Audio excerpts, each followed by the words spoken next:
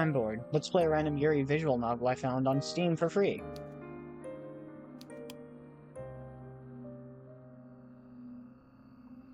You are running through a forest. It is late at night and the sky is black as pitch. There is nothing to light your way, save for the moon's milky glow. But its rays cannot reach you, not properly. The trees which surround you, jutting out of the earth like eerie monuments to a foreign god, are blotting out most of the light. You cannot see where you are going.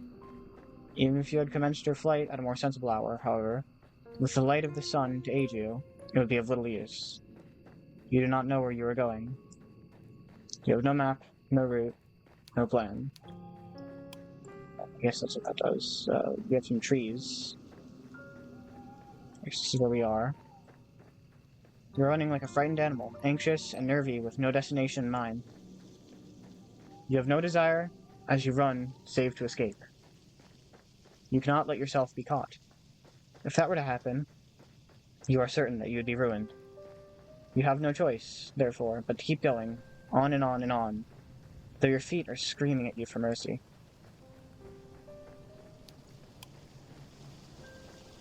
You have no idea how long you've been running. Time has begun to blend together. It has lost all meaning. Something sharp snags at the hem of your skirt, but you do not have the luxury to pause and examine what has happened. Instead, you tug. Your skirt tears, the sound splitting through the forest, and you stumble forward towards with a shocked gasp. You are free, but at what cost? Your skirt has been irrevocably damaged. It might be too late to worry about such trivial matters now, though.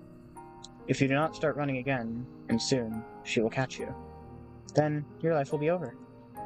You do not know if she is still following you, but you do not want to risk looking over your shoulder. If you were to see her, silhouetted beneath a tree, looking at you with those sickly, sweet smiles which had once ensnared you, you would lose what little nerve you possess. Your legs would lock up, your blood would freeze in your veins. Then you would crumple. You would fall, but you would not hit the ground. She would be there to catch you. Did she not promise, when you made that contract, that you would never be alone? You would like to take back that silly wish of yours, but it's too late for that. It is too late for a lot of things. All you can do is run.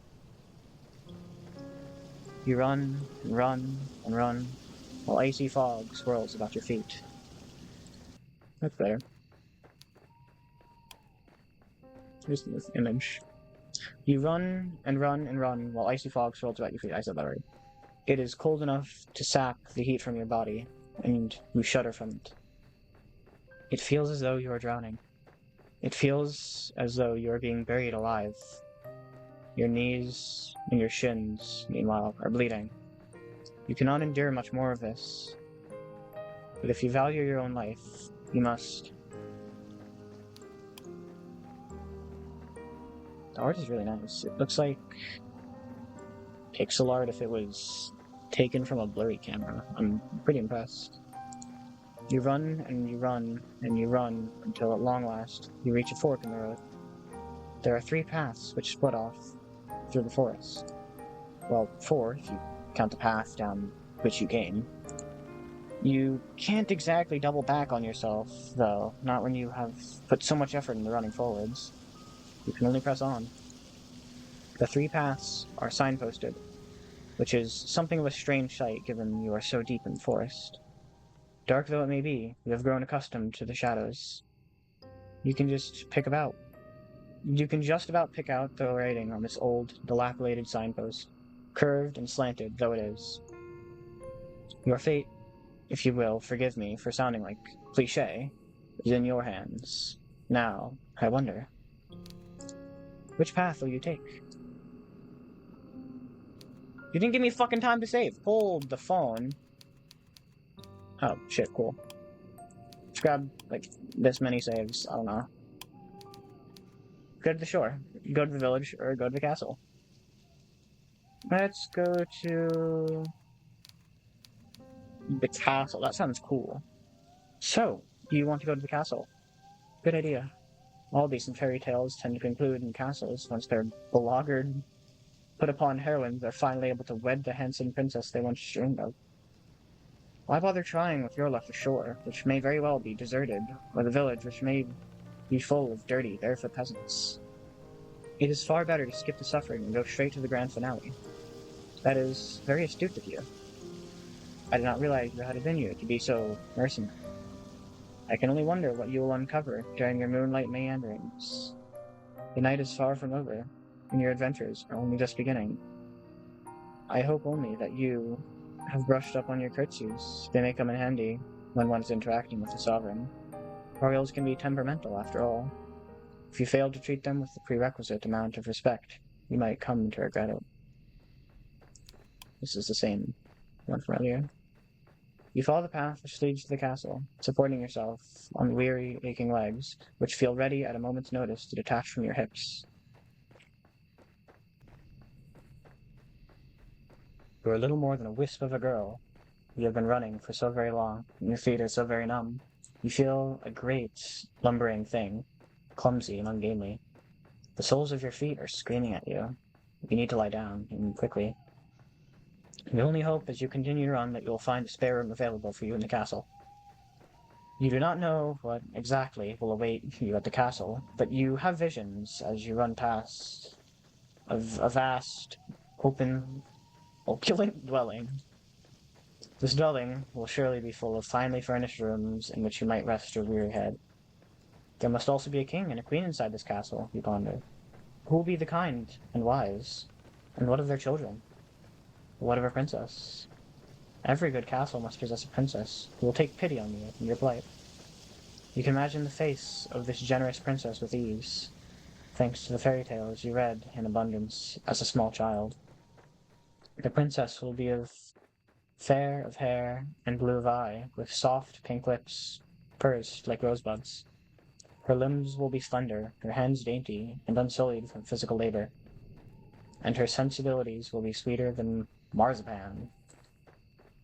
She'll be kind to you and compassionate, just like an older sister. You do not know what older sisters are like, though, or younger sisters, for that matter. You are only guessing. You are not a complete fool, however, despite your tendency to daydream, and you do have a few reservations. Monarchs do not, as you know from voracious reading, have the best track record when it comes to caring for the peasantry. Was there not a very famous queen who once said, with a cavalier wave of her hand, that the hungry peasants in her kingdom should content themselves with cake if bread was not an option? For anyone who doesn't know, this is referring to, like, cake as in, like, burnt bread crumbs, basically. Not cake. Probably just... I feel like people would know that, though. Anyway, pretty famous saying. You think that this might be a misquote, but the point still stands. Though royals are supposed to grant their royal subjects succor in their time of need, this does not always happen. In fact, it very rarely happens. Kings and queens and princesses and princes are just people at the end of the day, and they are subject to all the same caprices that humans are. They can also be careless and selfish and inconsiderate. There is no guarantee that this mythical princess of your imagination will help you. Why, there is no guarantee that this mythical princess exists at all. Still, you must try. It is this hope which keeps you going. You continue to run to the castle. It takes some time before you finally emerge from the woods, but you finally do it. Okay, it was just the buttons. I was like, what's making that noise? Very beautiful moon. How much time, do you ask? I cannot answer that. Did I not just say time had begun to lose all its meaning? The forest is behind you now, at least, and the awful nightmares which dwelt within. It is still cold, though foggy and very dark. Very, very dark. The sun has yet to arise.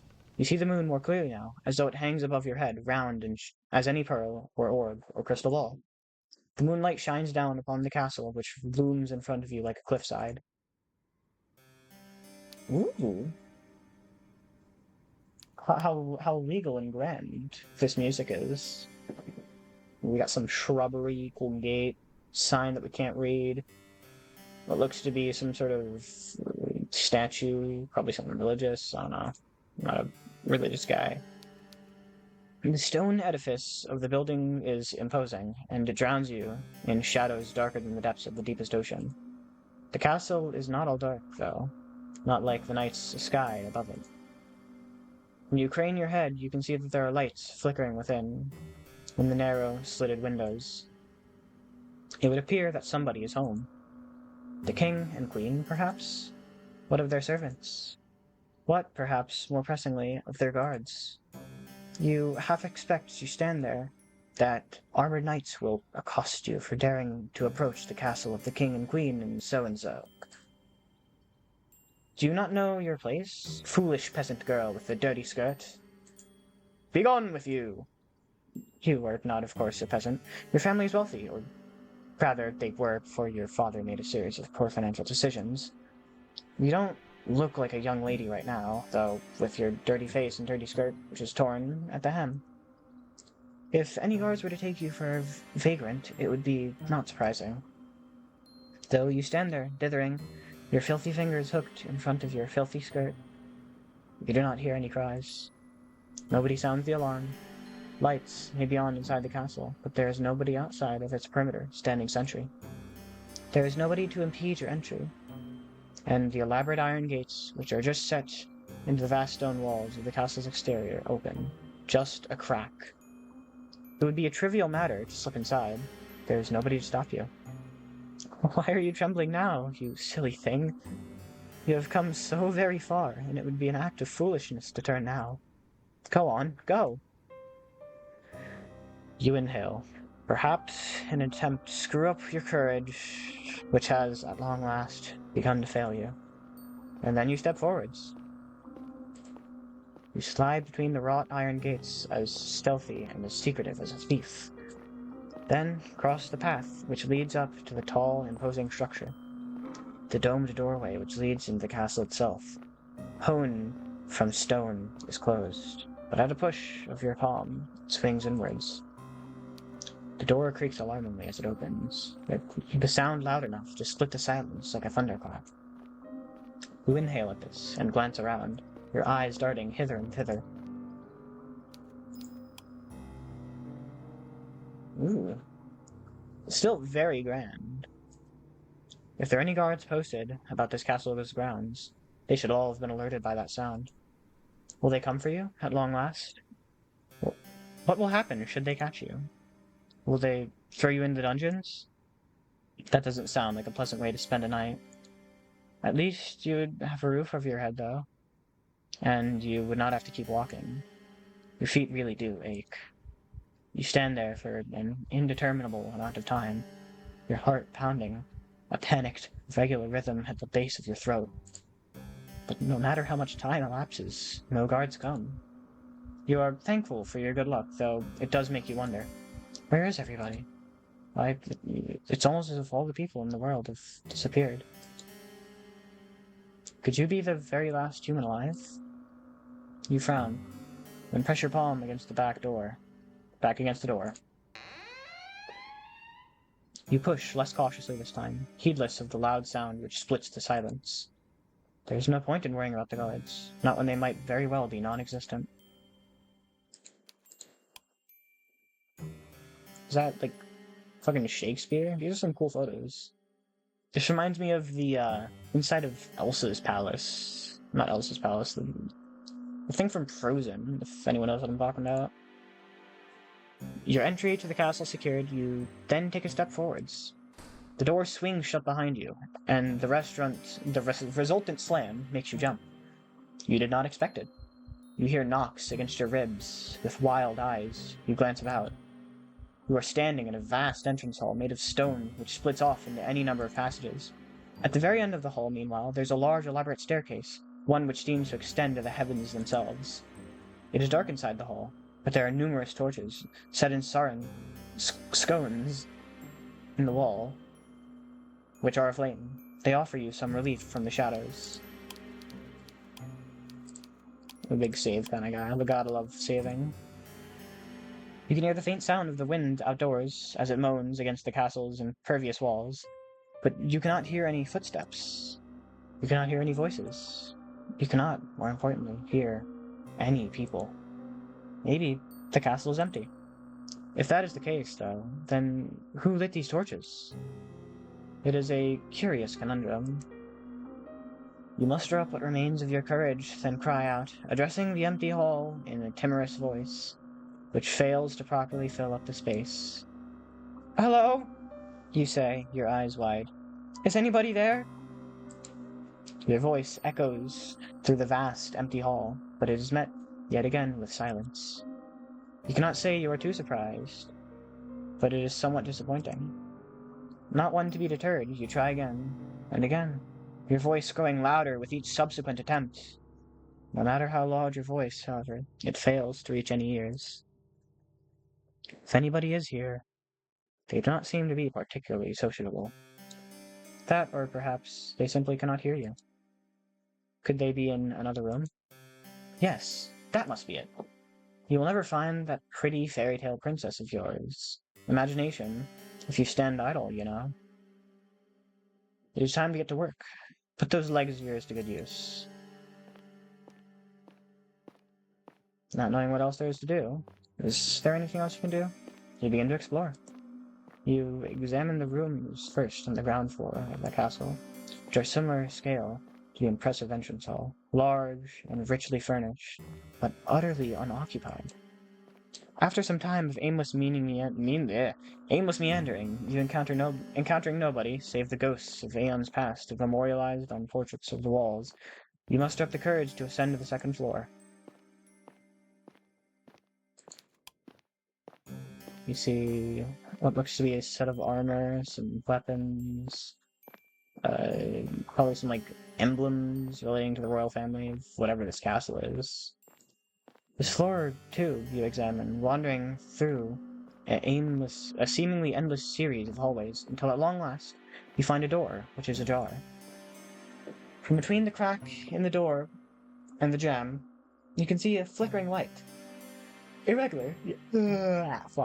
Irregular, yes, but it is light nonetheless. Could it be from a fireplace? That would suggest, then, that this room is occupied, unlike all the others. Perhaps the kindly princess you dreamed of will be waiting you in this room. It is with a trembling hand that you press your palm against the door. You push it. It's a bedroom. Looks like a tiny bed. A big, like, nightstand. Not nightstand, like a sort of wardrobe-looking thing with a mirror, table, some curtains. Looks like a medieval bedroom, specifically in a castle. Then you step inside the bedchamber, which unveils itself to you. Shyly, you stand in the threshold of the chamber, much of your courage extinguished and gasped. The bedroom itself is gorgeous.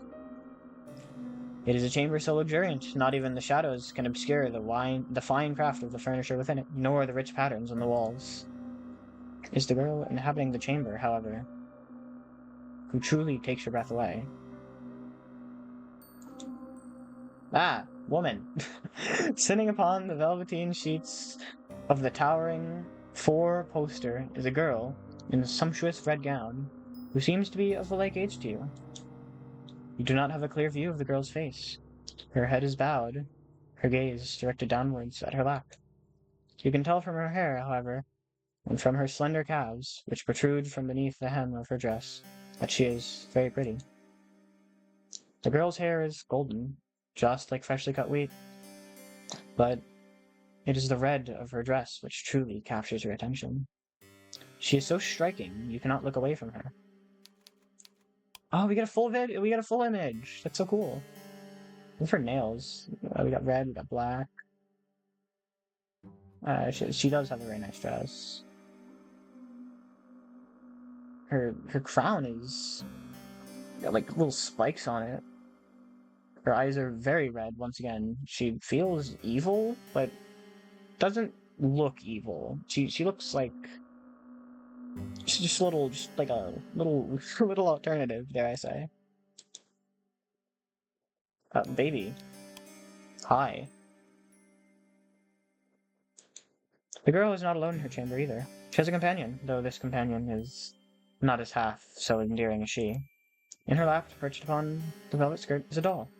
The doll's hair, like that of her mistress's, is golden, though much of it is hidden beneath the bonnet. The girl is adjusting the china teacup held in the doll's tiny hands, while the rim of the cup glints in the light which exudes from the fireplace. If the girl is of similar age to you, it seems strange that she would content herself by playing with dolls. She's not too old for it. This girl would be more at home, you decide, at a ball, wearing an extravagant gown. Speaking of wealthy noblemen, perhaps even princes. She should not be sitting in what you presume is her bedchamber, adjusting a teacup in a doll's hand. You are not afforded much more time to stand there, marveling at the girl, because she turns, and she raises her head. Then her eyes meet yours. You felt the girl, pretty when you first observed her, sitting on the edge of her plush, velveteen bed, examining her doll. Now she is looking up at you, however, her face illuminated by the flames in their grate. You can see that you were mistaken. She is not just pretty, she is beautiful. So much it is breathtaking. She looks as though she has stepped out of the pages of a picture book. She is simply too perfect to belong in this world. Perhaps she is some kind of vision, a walking dream, a hallucination. But no, she is none of those things. The doll in her lap is a cold, hard thing made of porcelain, and it is unflinchingly, reassuringly Leo. If she were a mirage, surely she would not be able to handle physical objects such as this. It is strange, though. The doll, though immaculately made, looks oddly imperfect when compared to the girl who is holding it. She is so startlingly beautiful, she even puts man-made representations of feminine charm to shame. The sight of her makes you feel rather weak.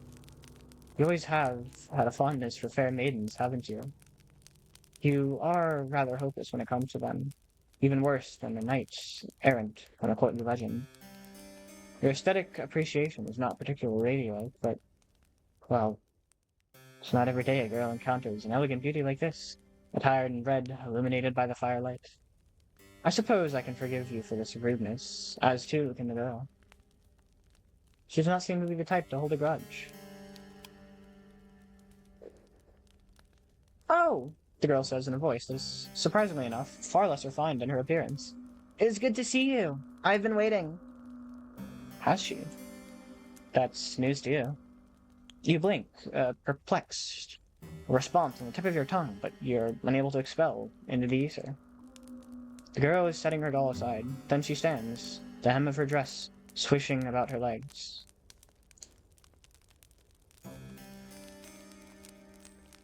Got a new image, got it. Nimbly, like a ballerina, she canvasses the space between you.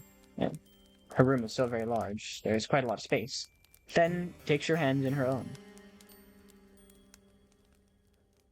You must, says the girl, her eyes aglow with excitement, be my new lady's maid.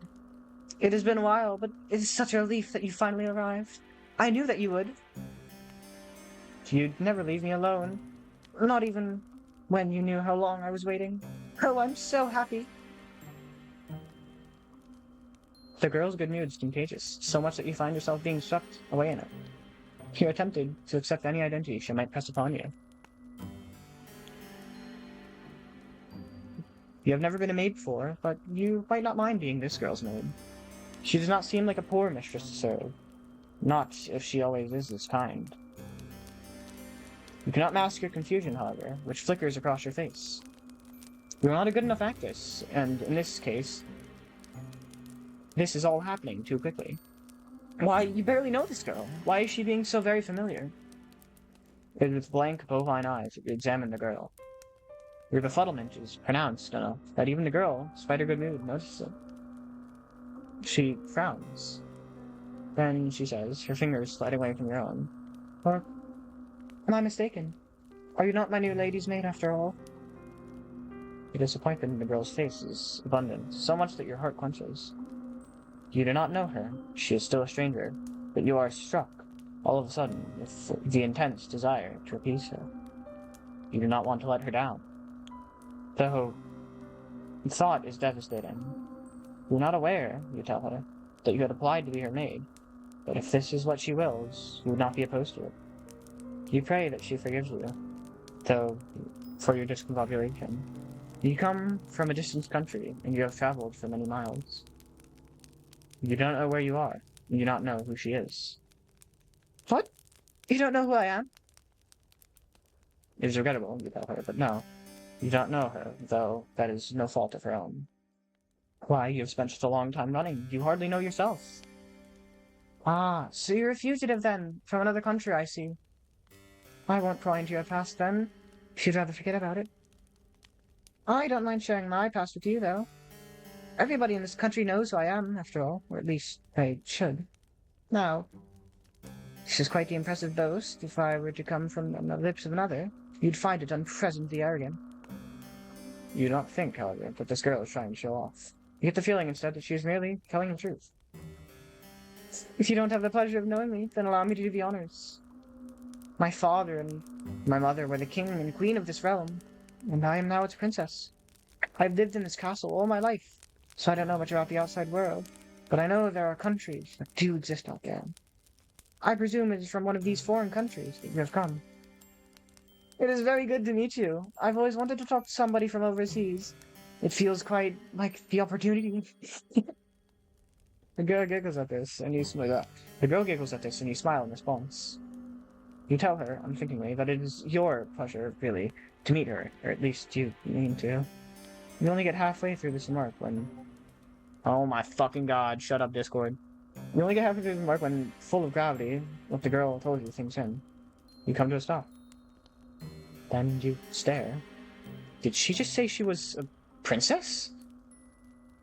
Yes, that's right. I'm a princess, and one day I'll be a queen after I've done a bit of growing up. My ministers don't think I'm ready to run the country just yet, but I've been doing my best at my lessons. One day, I'm sure I'll be the best queen there ever was. So, she really is a princess. That makes sense, you suppose, given she lives in a castle. But it comes as a surprise to you regardless. You hadn't known before you entered the chamber that you were trespassing on a lady of such great renown. Why, if she willed it, she could have you executed for your carelessness. An ugly red flush creeps up your face. Flush which is far more lurid than that princess's dress. As you look to your feet, bashfully, you stammer out a new address that you are very sorry for intruding upon her, and you hope she can forgive you. Oh, it's all right. Think nothing of it. I don't mind, really. We all make mistakes, and anyway, you weren't to know. You said you weren't from around here. You nod your head in silent affirmation. It isn't a complete lie. You really are not from this country. You are not from this world at all. Oh, wonderful. I'll look forward to picking your brain later. All of my servants come from the nearby village. Their tales are all the same, and they are so they are superstitious. And so are their superstitions.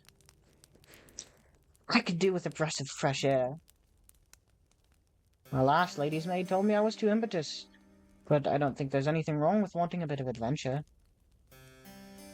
Not that I've ever been afforded much of that. I've been shut up in here for so long, I hardly ever get the chance to talk to other girls of my age. My last lady's maid was older than me, and so was the one before. The one before her. Some of the princess's fair mood seems to dissipate as she speaks, her expression turning, by degrees, into something rather more pensive. But I haven't seen any of my old lady's maids in a while, or any other servants, for that matter. They've all disappeared. Oh, that is quite curious. How could a household full of servants simply disappear? That I don't know. This castle was full of servants once. My lady's maids and my undermaids and my scullery maids and my housekeeper and my cooks and a large retinue of retainers. They're all gone now, though. I think my ministers must have sent them away. I don't know why they would have done that, though. They didn't explain it to me. But then again, they never explain anything to me. They still treat me like a little girl. It is so tiring. She said that. The ministers had sent her servants away. What of her parents, the king and the queen? Why would they not be the ultimate authorities in this castle's hierarchy? They would, yes, if they were still alive, but they're not. They died a long time ago. I was raised for most of my life by my servants. Oh, you answer, and then you flush. You hadn't known. It's alright. You don't need to apologize. I'm just happy that I have you now. I was getting sick and tired of only having my dolls to speak to. They aren't the best at conversational partners. You can imagine so, yes. You doubt any doll, even one made by the talented artisan, would be with the intelligence indistinguishable from the humans, would be very good at answering back. Oh, no, they aren't. They're hopeless at it, really. They're so stony-lipped. You've no idea how much of a relief it is to see you. This castle is so big, and without my servants, it feels so very empty. It gets so lonely here. Wait a second, the title drop? Da, da, da, da. Now, that is an interesting turn of phrase. It catches you inside your head like a burr. Have you heard it before? You don't have much time to ponder this, however, because the princess is speaking anew in that curiously conversational manner of hers, which does not seem particularly princessy. Maybe she learned how to speak from her servants. That would explain why her consonants are so unrefined. Oh, but listen to me, yammering on again. It's a bad habit. I really must put a stop to it. You're probably tired, dear one, from your travels. Would you like to show me to your room? Yes, the princess announces before you can say anything in reply. I think I'll just do that. I might show you around a bit of the castle first, though. It's like a maze in here, and I wouldn't want you getting lost. You'll be staying here for quite some time, after all. And the princess hastens, taking you on a tour of her home. Fortunately, she does not show all of the rooms in her abode. Neither does she offer you an overly long... Fortunately, she does not show all the rooms in her abode, and neither does she offer overly long descriptions as to what the few rooms she does show you are used for. She does, however, pause by the kitchens, where she offers you some victuals. Once the growling in your belly has been satisfied, the princess then resumes her journey. She leads you down a dark, twisting hallway, up a series of equally dark, twisting steps, until she arrives, at long last, before a door. The princess pushes this door aside summarily, thus permitting you to enter to a small, humble bedchamber. This chamber is not half so opulent as the grand bedroom in which the princess resides, with its resplendent four-poster and its richly patterned wallpaper. Oh, wrong button, Jesus Christ. Ooh, they have so many buttons. This room's ceiling is not as high as the singular bed shoved against the wall, thin and narrow. The walls are unassumingly beige, and the floor beneath you, or soles, is warped of wood. There's a malodorous scent, too, which hangs in the air, one of disuse and general decay. You get the feeling that nobody has slept in this room for quite some time. That might explain why it feels so very cold in here. Though, if the princess's tour of her castle has taught you anything, it is that cold in every room in her abode. Now, here we are, the final stop of our tour. This'll be your room, dear one. I hope it is to your liking. The princess, despite her exalted status, looks somewhat uneasy as she observes you, her eyes upturned like that of a loyal dog's. Is she concerned about your reaction to this room? Perhaps she is afraid that you'll turn your nose up at her kindness. For a princess, she is awfully eager to please. This unexpected contrast between the princess's soft, lofty title and her ingratiating attitude makes you smile. The room is rather scanty, yes, when it comes to its contents, but it is more than passable. It has a roof, four walls, and though it's cold, you fancy you'll feel warmer once you have slept beneath the bed sheets. The room is not quite so fancy as your dormitory at the conservatoire, and neither is it so large, but it does have one glaring improvement over your previous lodgings. You will not be expected to share it with anybody else. There is only one bed in this room, and that bed belongs to you. You think that the peace and quiet will do you a world of good. You tell the princess, as much as she smiles. That's good. I was worried you wouldn't like it here. I know it isn't much to look at, but it's one of the nicest servants' rooms we have in the castle. Most of the maids sleep beneath the roof in this teeny tiny room, which is all cramped. There's 10 beds up there, and they're so close together. There's barely any room to pass between them. I thought it was perfectly ghastly when I saw it the last time I went up there. Not that I was supposed to be up there. It was a rainy day, and I could not go outdoors. So I was doing a bit of exploring. If the housekeeper had known I'd been sulking around, I don't think she would have been pleased. Well, in any case, nobody sleeps up there anymore. The scullery and maids are all gone now. I couldn't put you up there, though. The attic, with all those empty beds, I didn't think it'd be very cheery. You're not just a scullery maid. You're my lady's maid. That means you deserve good lodgings. It'd be an insult to offer you any less than this. Now, it's getting late. You'll have to forgive me for rabbiting on. I've heard it's something I tend to do. It's a bad habit, one that's unbecoming for a lady. The housekeeper's warned me enough times. You reassure the princess. To the contrary, smiling as you do. You don't mind if you talk so much. That is better than not talking at all. Her affable nature makes it easier to spend time with her. And manners be damned. You were scolded too, back in the conservatoire, for your behavior. You know full well how aggravating it'd be to be upbraided, and not for a particularly misdemeanor, but for being yourself. Well, I'm glad you understand, the princess answers, with a giggle. I really should be off, though. It's bad manners to keep you, especially when you look so sleepy. Get some rest. We can talk more tomorrow if you don't mind my ceaseless prattle. I'm glad you seem to appreciate it, at least. Though I'm sure you get tired of it eventually. All my old maids did. The princess departs, and in her absence you take a seat upon the bed. Your new bed. You cannot help but think this is all happening very quickly. It does not seem like very long ago that you were still in the forest, running for your life amongst the tall, imposing trees with their gnarled, grasping branches. The forest might as well be a distant memory now, though. You are indoors, inside a castle no less, and you have been given a room in which to sleep, in your clothes that you might wear.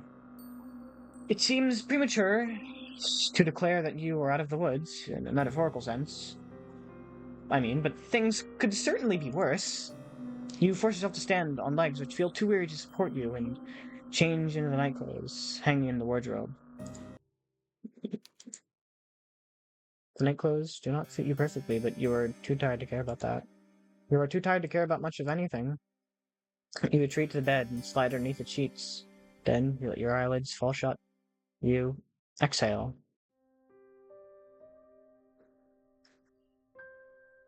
And lulled by the breeze which blows outdoors, you fall asleep. You are so very tired. Your sleep is a deep, dark one, darker even than the furthest abysses of the nighttime. Like the nighttime sky, however, it shimmers with stars. Your sleep is not devoid of those prismatic fragments you humans call dreams. Though, in this case, I rather think your nocturnal imaginings are worth rather more than that. They are not dreams, are they, to which your slumbering mind is subjected? You know that they are not. Otherwise, your body would not be so very cold, not so clammy. The images that flicker beneath your closed eyelids, like the ghostly images in the mind of Phenactoscope. I'm googling that. Phenakistoscope. Phenactoscope is an early 18... Oh, these things! It's like the wheel that spins around really fast and it displays an animation. I see. Thank you for your insight, Google. The images flicker from these are like a ghostly images in a phenactoscope. Were not conjured from within your mind. They were instead taken from your memories. You are not merely dreaming. You are remembering. You remember the girls who slept in your dormitory, and how they always hastened to use the shower first, so you would ask for breakfast.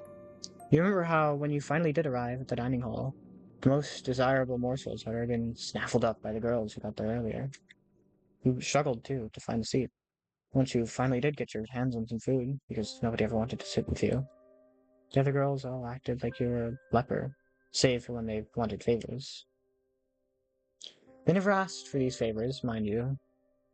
For why would they? To them, you were your father's prestige. It did not matter. To them, your father's prestige did not matter. They were all wealthy ladies too, many of them wealthier than you. When everybody has the airs and graces of a princess, how is anybody supposed to stand out? You stood out the least in your class, perhaps, because you were one of the smallest, frailest, sickliest, who always came down, with colds in the winter. Your poor health did not stop the other girls from treating you as a servant, though. When they remembered that you existed, of course. It was your lot in life, as you dwelt within the stone walls of the conservatoire, to carry school bags across the field like a pack mule. Then, come the evenings, the girls in your dormitory had you sewing on the missing buttons and ironing the creases and wrinkles in their uniform. If there was an odd job that needed performing, you would always be asked. But these girls did not ask you. That would have been too civilized. They ordered you instead, and as they ordered you, they laughed at you. They laughed, and they laughed, and they laughed. The laughter hurt, but it hurt considerably less than the kicks did, and the slaps, and the pinches. Once, during an embroidery wrestling, one of your classmates had an accident with her sewing scissors. She stumbled, or at least pretended to, and before you knew it, silvery blades of those scissors were embedded in your left palm. This happened quite some time ago, and you were even littler than you are now, but you can still remember it. It hurt a lot. The scissors were sharp, and they perforated your skin, not all the way down to the bone, but enough to bleed. Your wound bled bright red like strawberry jam all over your embroidery. Then, when your professor saw it, she shrieked. Her face turned pale, as way, when she looked for a few moments, as though she might faint, though you were the one who was in pain. Your professor looked at your face. She could not bear to look at your hand, then demanded to know why you could not be more careful. Her tone had been an accusatory one, almost as if you'd stabbed yourself in the hand with the scissors to goad her. The pain in your hand hurt, but the giggles of your persecutors hurt all the more. They never were punished for that. Perhaps your professor did not care enough to punish them. Perhaps she, like everybody else, thought it was all your fault. The wound, when all was said and done, was not too deep. You didn't even need any stitches. It healed, well, in enough time. On its own, though it still left a scar. White, raised thing like a crescent moon. You still have that scar. You do not know how much blood you lost. It seemed like a lot back in the classroom. You could smell it in the air, sharp as iron. But it could not have been much, evidently. If your wound had been more serious, perhaps your professor might have cared. Perhaps your classmates, too, would have felt some modicum of guilt of what they did. But this seems very unlikely. You know that your blood meant nothing to your classmates. Why should it? If you meant next to nothing, then the blood in your veins was, if such a thing is possible, even more inconsequential.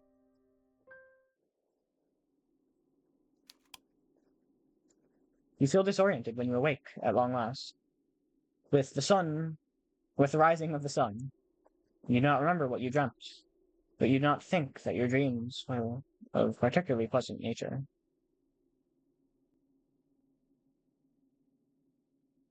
If they were, your heart would not be hammering so. Ill at ease, you glance around. You are lying in a narrow bed, in an unremarkable room, one with dull beige walls and a warped wooden floor. Where exactly are you? This does not look like your dormitory. In the conservatoire, unless it has been shrunk threefold overnight. Your brow furrows as you attempt to recall the events of the night prior, until, with a gasp, it all clicks into place. You remember now. You were running through the woods, trying to escape from... You shudder. You do not want to think of what it was you were trying to escape from. You presume that you must have given your hunter the slip, though, because you are still in one piece, awake and alert enough to face the dawn of the new morning. Still have all your limbs, and your facial features appear to be in the correct configuration. That is more than enough to be getting along with. You look to the foot of your bed and blink, bemused at your discovery. You can see, lying upon the sheet, a garment, two garments actually, of black and white, folded neatly into a white square. What could this possibly be? A maid's outfit? If so, it would not be too surprising. You can now recall your visit with the princess the night prior, and her assertions that you must be her lady's maid. Well, if that is the role she wants you to assume, you have no qualm with it. It is far preferable to the other role you played last night, that of a startled quarry running from its pursuer. You press your fingers against the humble maid's attire, which feels surprisingly soft to touch, not coarse like you expected. These clothes are rather fine. Did the princess put them here? If so, then this is all the more reason to wear them. You are not churlish enough to deny her hospitality. You rise from your new bed, then undress yourself, unbuttoning the front of your plain white nightgown, then setting it aside.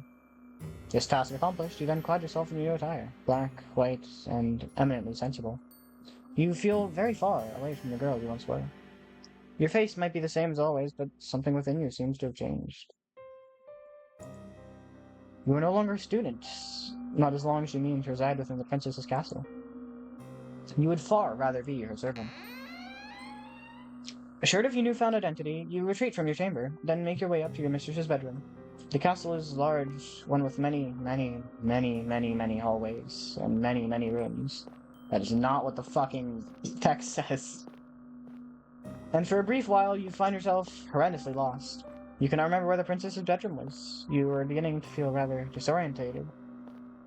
When, to your relief, your eyes snag upon a stairwell which looks rather familiar. Could this be the way? You ascend these steps, your footfalls cushioned by the plush carpet which lined them, and you then find your way down at the very same hall you traversed the night prior. If your memory does not fail you, then the princess's bedroom ought to be... Yes, it is here. You rap upon the door, and receive nothing in the way of response. Is the princess still abed? You wonder briefly whether you oughtn't wait until she has risen of her own accord. But no.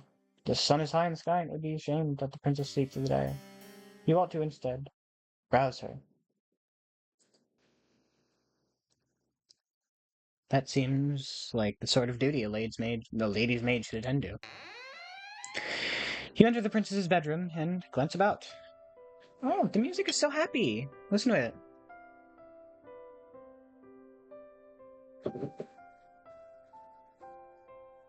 Her room looks much the same, as you remember it from the night prior, though the ceiling still seems even higher than when viewed in the mornings. Even higher when viewed in the wan morning flight. You can see now that there are fewer shadows to impede your view. How very opulent your young mistress's abode. Her armorage is imposing, as is the grate in which she will likely be expected to keep a fire lit during the nights. The princess herself, meanwhile, is curled on her side, beneath the sheets, looking rather less grandiose than her title would suggest. She is attired in a nightgown adorned with frills, and her hair is split across the pillow like spilled gold. In her slender arms, meanwhile, held to her chest, is a doll, the very same one she was cosseting last night. You suppose this doll must be her favorite. Idly, you wonder what the doll's name is, though you do not suppose it matters all too much. It is time to wake your mistress. You call to the princess, but she is largely unresponsive. Her eyelashes are still sewn tightly shut, and her lips pursed and slender. You purse your lips too and sigh. Well, nobody ever said to you your job would be easy. Once again, you call the princess, and this time she replies. Her response is not a favorable one, however. She sighs, then turns away from you. Her doll clutched to her chest. Just give me a little longer. The princess sounds so enfeebled, but you do not take pity on her. If you have learnt anything from the conservator, save for the knowledge pertaining to the respiratory tracts of fish, it is that one must be cruel to be kind. You do not think this adage was practiced with any great success in this conservator, but perhaps it would have more of an impact upon the princess. You tell her, once again, to wake up. More sternly this time. You will not let her sleep, for she has slept long enough already. It is very slovenly, really, to still be abed at such an hour. Oh, defeated, the princess sighs. Alright, I can see that I can't twist you around my little finger. Oh, new sprite. Chat, peep it. I'm up. You don't need to nag me. Once you have roused the princess from her bed, you have put her doll one side. You set up upon her toilet. You aid the princess in brushing her hair, a chore which she submits willingly, like a cat might allow its fur to be brushed. You allow yourself to ponder, as you run the bristles of the princess's brush through her hair, how wondrously soft it feels against her skin. But a curious query from the princess. Oh, are you all right, dear one? brings you back to your senses. You were rather lost in thought there. Look lively now. You wouldn't want the princess to catch wind of your salacious thoughts. Now that's another word I need to look up. Control Shift N for this one. IOUS.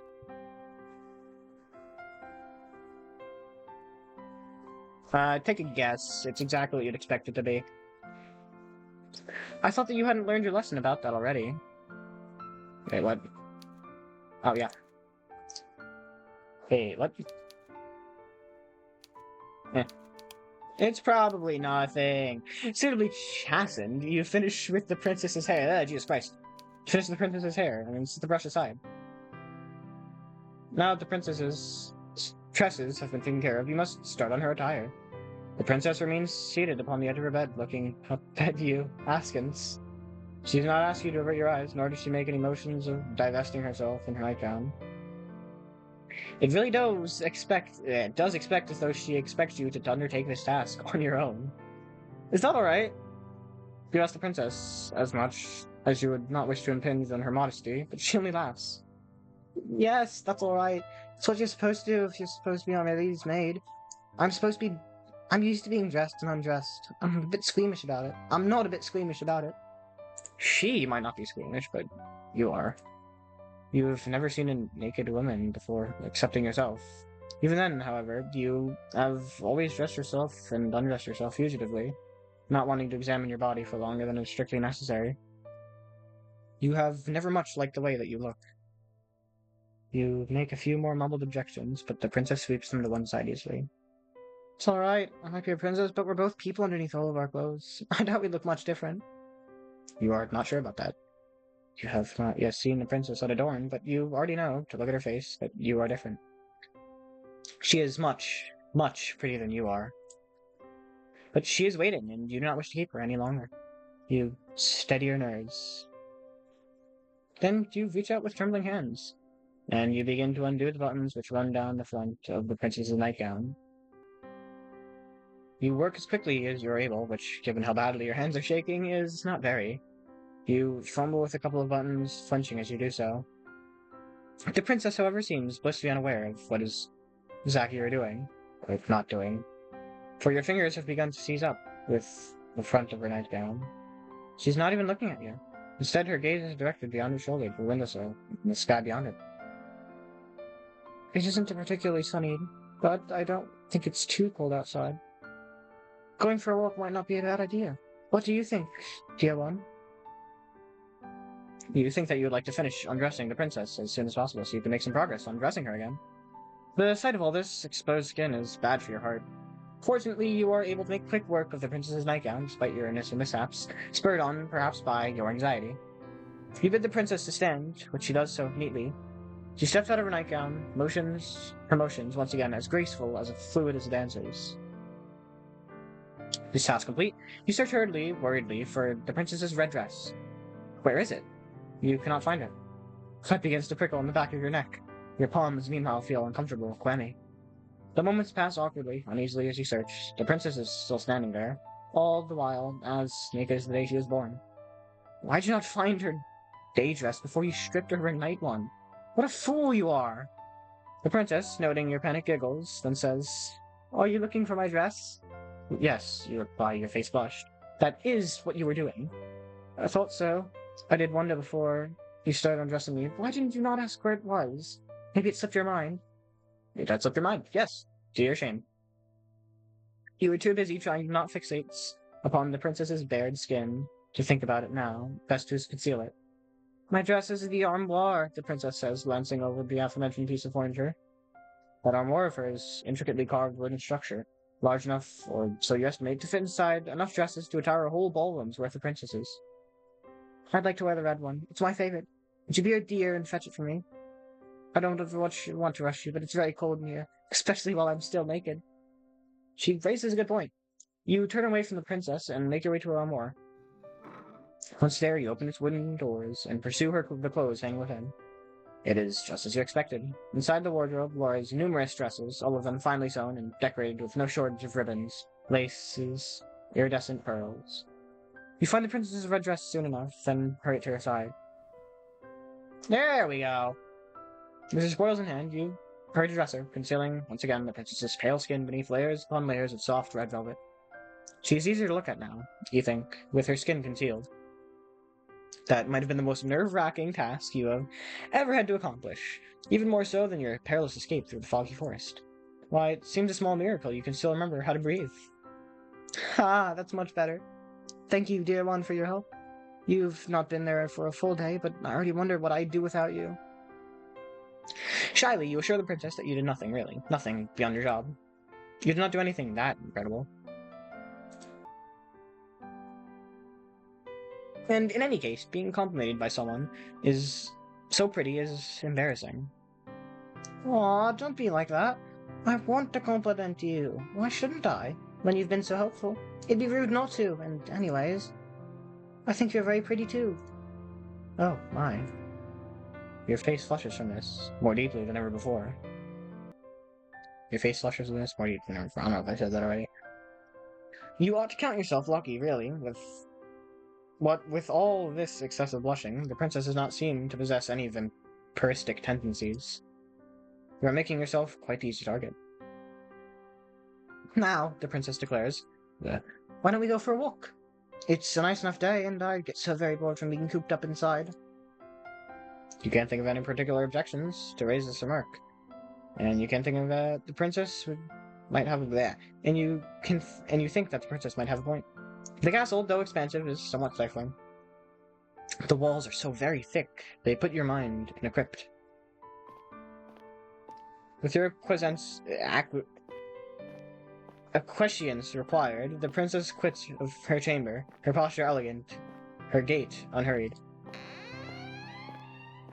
She seems to not walk as she navigates her way through the seemingly endless hallway of her home, but to float like a cloud. The hem of her dress swishes around her legs, and her hair shifts like a shroud. The castle's courtyard, meanwhile, is sadly lacking in comparison to the princess's beauty. The courtyard is fenced in by the castle walls, which look, in the stark midday light, tall and imposing, faceless, soldiers standing sentinel. Though the sun is out, it is not particularly bright, and neither is particularly warm. The courtyard itself, meanwhile, is in a state of disarray. The flower beds are in shambles, all overgrown with weeds. It is all rather depressing. The princess's castle might be grand in scale, but the courtyard itself is simple, hemmed into a claustrophobic degree, like a coffin. The princess, however, does not seem to share your dolorous mood. Instead, she looks elated by her newfound surroundings, her smile unwavering. She gambols about like a lamb, flitting hither and thither as she examines the weed-infested flower beds. Her frolicking comes to a cease, however, by a bush. One is full of bright red roses. Oh, how very pretty! Do you not think they are gorgeous, dear one? The flowers are not too disappointing, you suppose? That's a nice-looking flower. They make for a fine spectacle, in fact. A welcome splash of color when contrasted with the dullness and drabness which permeates the rest of the courtyard. Though the other flowers in their beds are wilted, withered things, it's not so for these roses. They're a rich, bright red, just like blood. Their heads so full they seem to almost droop beneath the weight of their own engorged petals.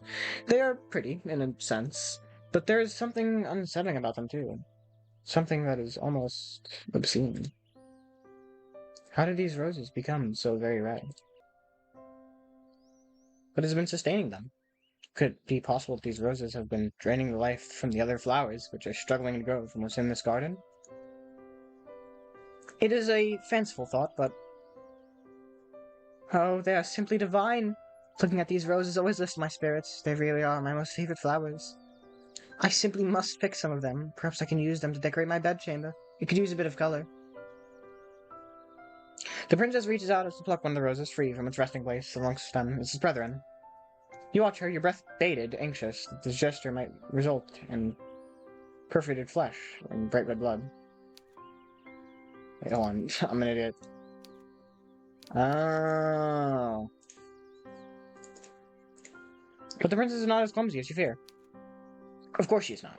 Who did you think she was? You? Rather than worrying about other people, you would be better served if you worried more about yourself. Princess holds her her newly pilfered rose to her nose and inhales, and her eyelids falling shut as the flower's sweet scent washes over her. A few moments of silence pass.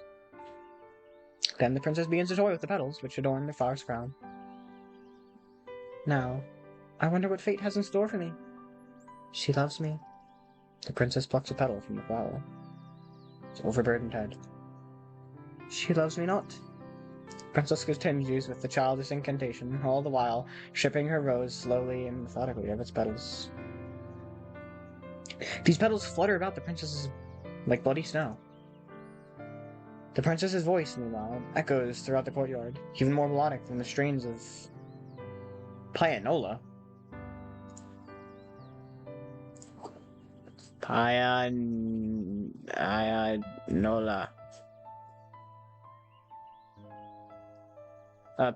Pianola is a self-playing piano mechanism patented by Edwin.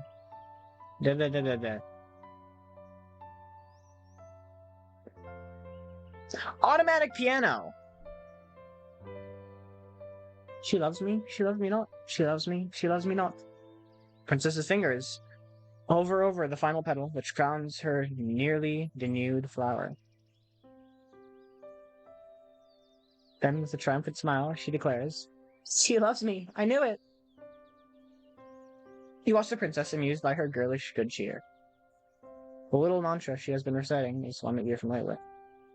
The girls of the conservatoire also used to engage in this little game, the younger ones at least, who believed that a fairy tale prince would whisk them away.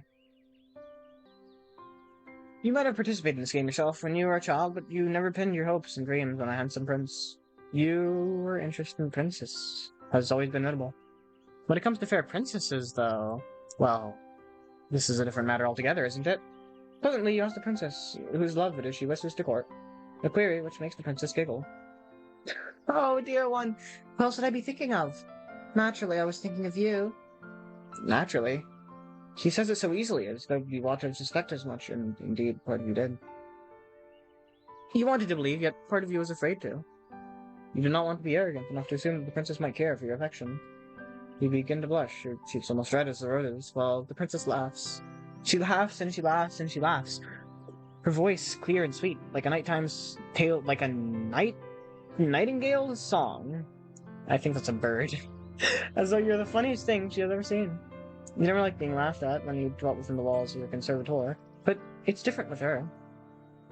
You have not known her for all that long, but you are already entranced by her, ensnared. She has you wrapped around her little finger. Oh my. The princess's laughter tapes off into a series of giggles, as, smiling, she wipes her eyes on the back of her hand. That was quite the amusing diversion, but I've just had an idea. You look at the princess curiously. What idea? You can't tell? You can't even begin to guess. I just thought all this washing must be boring you, the princess says, tossing up the roses stripped sun carelessly to the ground. You should give it a try. Please do. It'll be fun. The princess receives a second rose from the bushes, deftly snapping it between her fingers, and offers it to you. I want to see what fate has in store for you, too. You smile at the princess, touched by enthusiasm. Indulging in childish games like this might not be the best use of your time, but the princess looks so very determined that you would not wish to hurt her. What could be the harm, really, in consenting? The only really casualty of the game will be one singular rose, the rose that the princess is already holding towards you. You reach out, meaning to accept the princess's offering, but... Oh, no! You are clumsy, and you seize the stem of the rose with a touch too much strength. The head of the rose may be pretty, but there is more to a rose than white flowers. There's bright red flowers. Roses have thorns, too, a fact you are now painfully being reminded of. Pain flares through your finger, and you gasp. Take a step back, the hem of your skirt swishing around your ankles. Your fingers is stinging, and so are your eyes. You ought to have been more careful. Why were you so stupid? Oh dear, you're bleeding, the princess exclaims, alarmed. She then frowns. This is all my fault. If I'd not suggested this silly game, you would never happen. Please let me take care of you. And how's she going to do that? Perhaps she means to take a handkerchief from your pocket, with what she might staunch your wound. Princesses tend to carry handkerchiefs around with them, don't they? Silken ones. How else would they give brave knights tokens of their gratitude, once these aforementioned knights have successfully slain dragons? Princesses can hardly dispense kisses of favor. It simply is not done. That is what you've always thought, but... Please, hold still, this might sting a little bit. The princess is anything but ordinary. Rather than take a handkerchief out of her pocket, she instead encloses her white, slender fingers around your hand. Carefully, as though she is handling a precious object, she raises your hand, her eyes affixed all the while on the beads of your startlingly crimson blood which are oozing luridly from your wound. She licks her lower lip. She then dips her head. Rose red, but your blood is redder. She parts. Here, let's look at this. Well, what an image. Oh, it's a flower crown, I think? Those look like petals. She parts her mouth, and with a soft sigh, which borders on the senses, she slips your injured digit between her teeth. So much for Princess, not spending kisses as token of appreciation. This might not be a conventional kiss, but it feels intimate regardless. Almost startlingly so. No, wait a second, look at her earring. Is that a petal? It looks like teeth, almost. Anyone else seen this? She has a very toothy design. Pointy, almost. Kind of suspicious. The princess red as rose are enclosed around your index finger. You can feel the warmth of the princess's mouth about your skin, and the wetness of it. The sensations make your whole body quake. You did not expect this. Tremulously, in a voice which wavers, you ask the princess, "What is she doing?" "Oh?" The princess glances up at you, her mouth still enclosed on your finger. "Didn't I tell you? I'm trying to stop the bleeding." "Yes, you gather as much, but... Is there a problem? I'm not making you uncomfortable, am I?" "It is not, you say. She is making you... That she is making you uncomfortable, per se, but it's rather awkward. You did not expect it, that is all." "And is she not worried that this is unhygienic?" "Unhygienic?" The princess blinks. She's a very picture of innocence.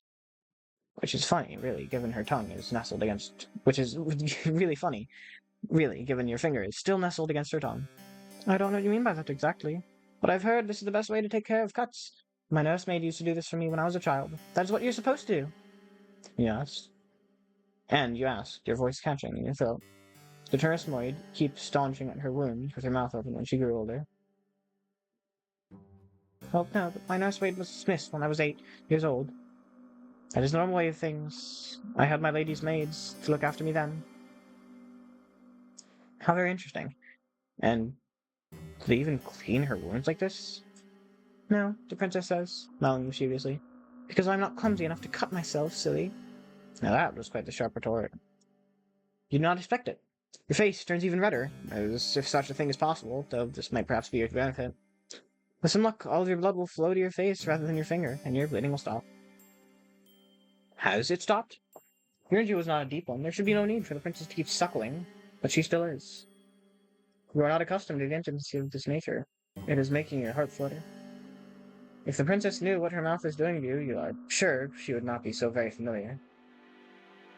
You feel quietly, crushingly confident that she would scorn you for your feelings and deem them unnatural. But it would not be the first time. At this point, you should be used to rejection. It still stings, though. It stings much more than any thorn on a rose ever could.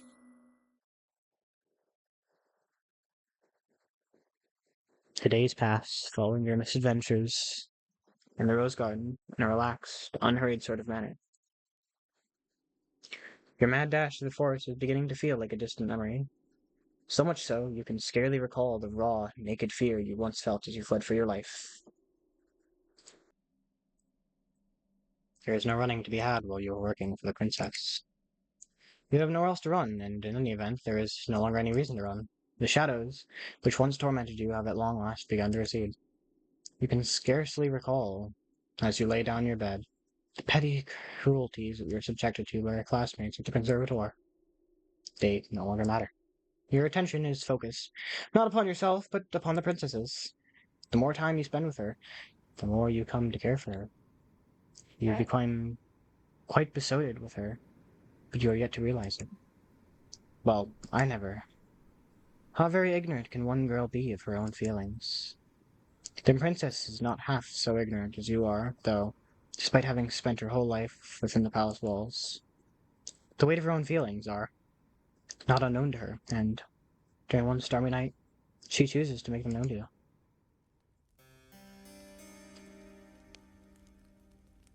You are in the princess's chambers. Perhaps, then, you ought to be. It is later than strictly appropriate. Wait, what? In the princess's chambers, perhaps... Later, perhaps, than you ought to be. Later than strictly appropriate. It is dark outside, and there is very little to save the light of the moon to alleviate it. That is, and the fire which cackles in the grate. You have only just finished stroking that fire, and now you rise. You look at the princess, who is lying in her bed, and you bid her a good night, as you have many nights past. With a neat curtsy, you turn and leave, but the princess's plaintive voice gives you a pause. Wait, dear one, do not go, not just yet. Perplexed, you pause, then look back at the princess. Though she's smiling, her expression is unusually wan. Is she alright? Oh, I'm sure I'll be fine. It's just nights like this, which make me feel a little out of sorts.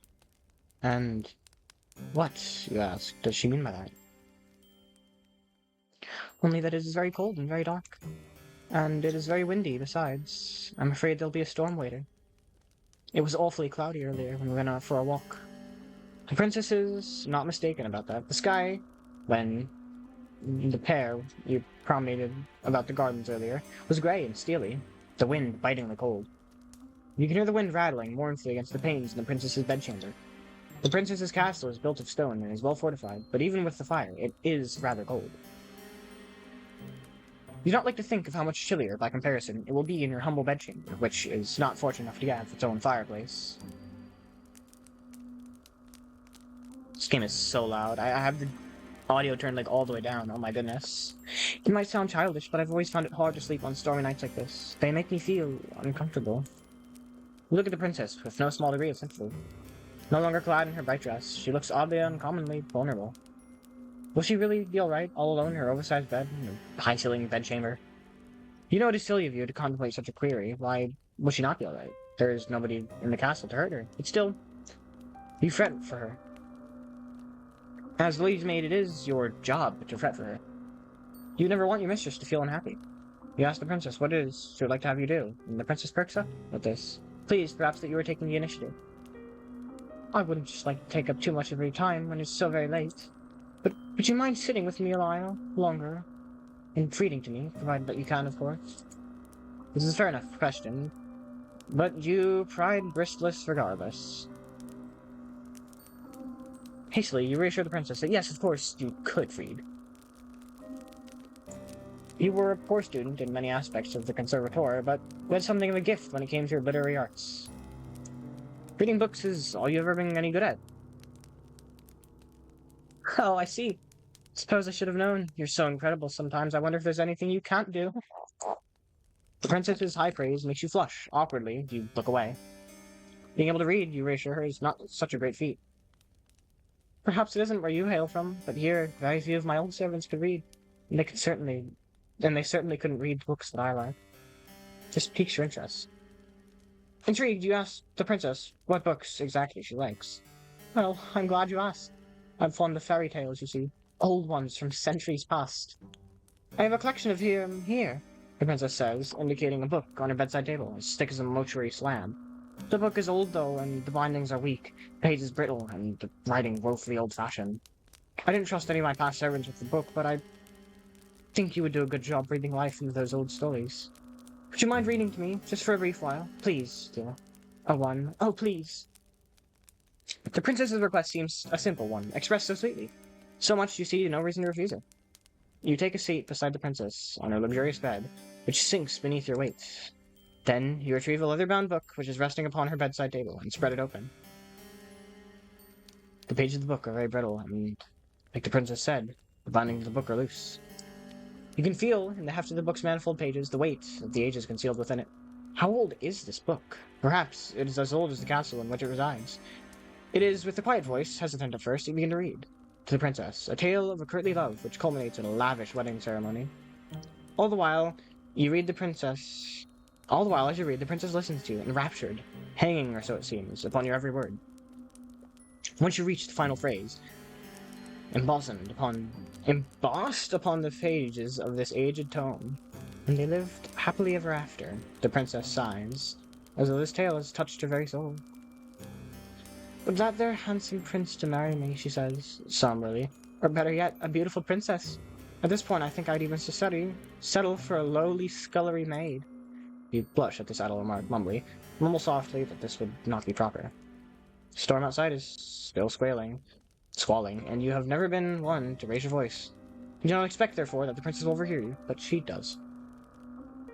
She observes you, her head resting against her pillows, and says, "And what would that problem be with that, As my maid, shouldn't my happiness become for any silly ideas of propriety?" "Well, of course," you replied, "but for a princess to marry a scullery maid—" "You're still hung up about that?" the princess titters. "Don't pay it too much heed.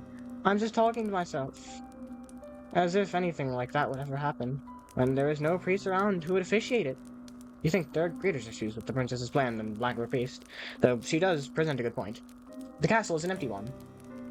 Even if the princess were to find that she loves somebody that she loves, there would be nobody to make such a wedding official. You cannot help but feel like you have avoided a good deal of nuisance. But by the same token, you do not feel a touch disappointed? Well, never mind. "That was a nice story," the princess said, "but I'm not sleepy yet, and it's still storming outside. Won't you read to me one more?" "You don't mind," you reply, "but it's getting late. You really ought to return to your own chamber." "I know, but can't you find it in your heart to read one more story to me? Just one? You can choose a short one. I won't complain."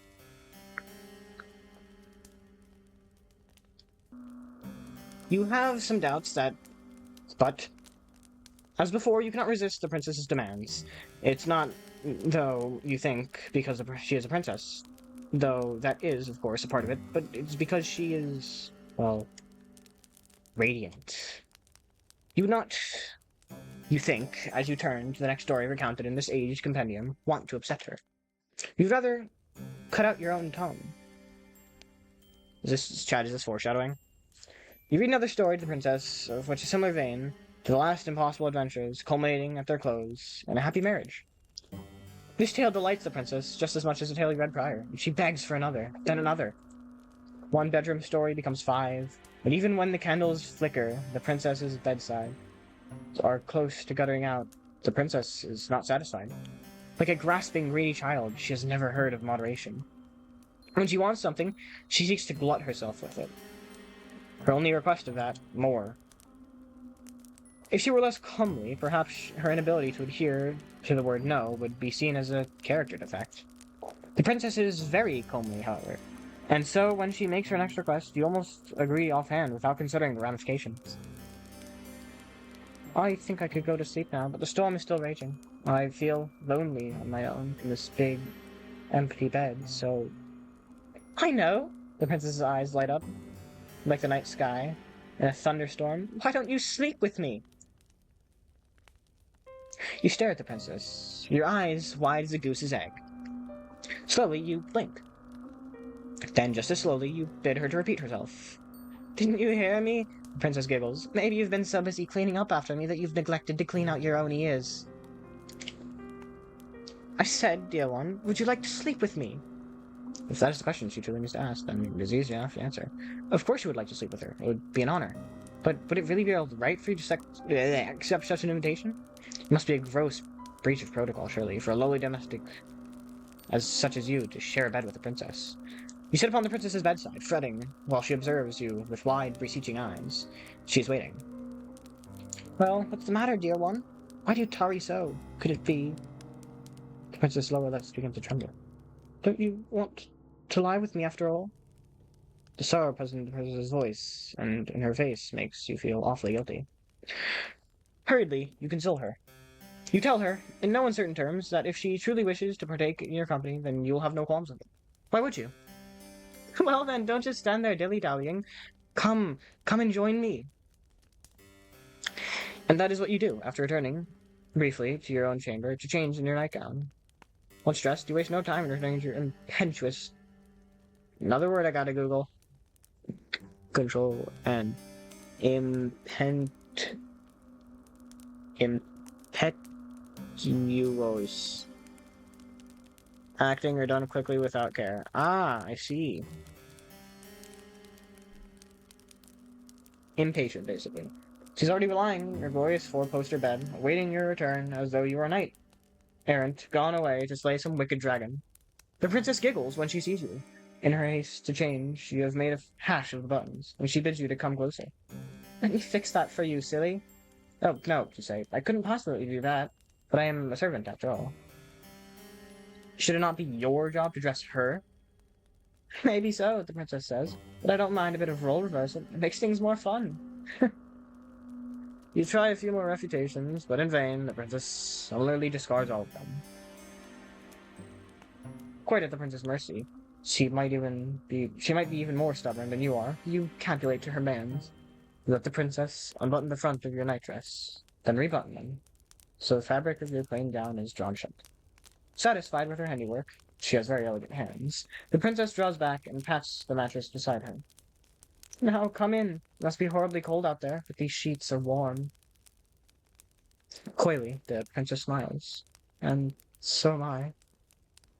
You feel warm yourself as you slide beside the princess. Your face is as red as the gown the princess often wears, as red as the roses in the castle's grounds. All the while, your heart is fluttering. Does the princess know what an effect she is having on you? Surely she must. How could any woman be so blind? There, the princess exclaims when her body is lying beside hers. That is much better. Do you feel cozy now, dear one? You swallow, and with a shaky voice, you reassure her. Yes. Yes, you are cozy. You are quite cozy indeed. Very good. The storm might be raging outdoors, but it can't get us in here. I know, when I'm with you, I'll be safe. It's strange, but the princess reaches out and then takes her hand in yours, twining your fingers together like a chain. When I'm with you, I feel so very light. It's as though nothing in the world can hurt me. You make me feel so safe. I want to make you feel safe too. I'll take very, very good care of you, I promise. You return a smile with one of your own, touched by her thoughtfulness. Though, something about her promise does make you wonder. Should it not be your job to look after her, as a domestic? In a way, the princess replies after a pause, but you've been taking good care of me, already. Now, I need to return the favor. As a princess, I'm supposed to look after my vassals. It's all part of the job description. You got aware that being a princess came with a job description. You thought the profession came with far fewer responsibilities and far fewer forms to sign than any. Becoming a doctor, or an astrophysicist, or a math professional. You tell the princess this, sleepily, and she laughs. You do say some funny things, dear one. I think you must be tired. Rest your head. You've been working so hard. I think you deserve it. Yes, you think, only half-conscious. You think you deserve it too. I just got back from a really long break. What the fuck are we doing? Excuse me while I catch up. You do say some funny things, dear one. I think you must be tired. Rest your head. You've been working so hard. So hard. I think you deserve it. Yes, you think, only half-conscious. You think you deserve it too. You've been working hard for a long time. I've been running for even longer. But now, at long last, you feel like you can let your fears go. My audio seems to have glitched, so I'm gonna have to close and reopen the game now. This is so wonderful. Much better. Now the game works again. I can hear! This is so wonderful! You've been working hard for a long time. You have been running for even longer, but now at long last, you feel like you can let your fears go. Your eyelids begin to droop, your body beleaguered by a sudden, all-consuming fatigue. In a quiet, understated sort of way, your consciousness is conveyed to a Morpheus's kingdom. Yo, shut the fuck up, Discord. Your sleep is a deep one, despite the storm that rages outdoors.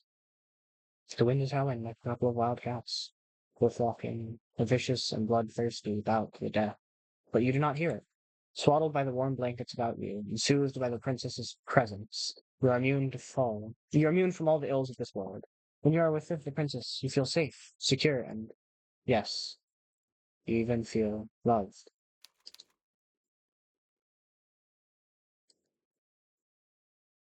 It is a pity, then, that these feelings do not last for very long. You know that something is wrong, catastrophically so, the moment you open your eyes.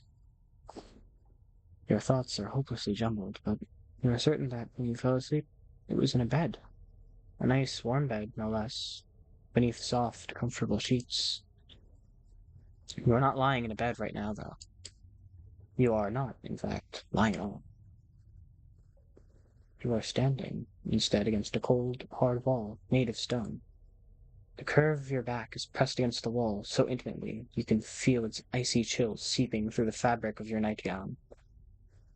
Your feet, which are bare, are simply pressed against the cold, unfeeling stone. They feel so frigid you cannot help but tremble. You are trembling so much you can feel your teeth chattering together. They sound like castanets. The sound is almost jaunty as it echoes through your cell. For that is, indeed, where you are. The princess's bedchamber, wherein you fell asleep, is now a thing of the past.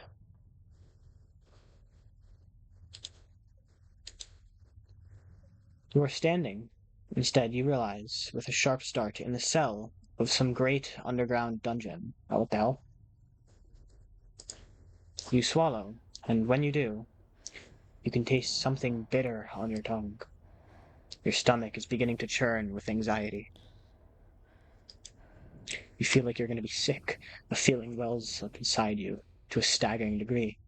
And when you catch notice of the stench, you're not, you realize, the only in the dungeon. There are others here.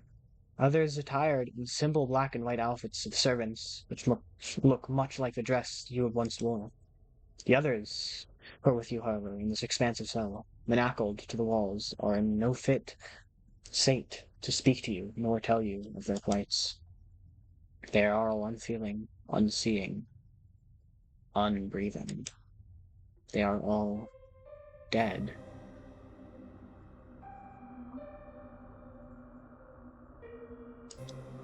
You cannot approach these servants to check their pulses, for you yourself are restrained. But even if you could, there would be no point. There is no way any human could survive the wounds which have been inflicted upon these sad, slumped bodies. Over there, you see a woman, slumped, the front of her once white apron stained with a blackish blood.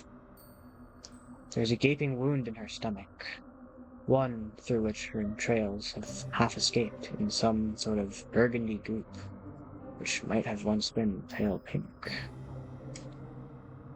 There is another woman, slumped beside the first, of a smaller stature. She is skinnier. Maybe she's not a woman after all, but an adolescent like yourself. She might even be young. The girl's age, or lack of, did not preclude her attacker from inflicting upon her horrors. Alas, for her body is even more mutilated than the first. Her body is peppered with even more wheals, and her face has been half smashed in. Only one eye remains, staring fixedly at the wall opposite her.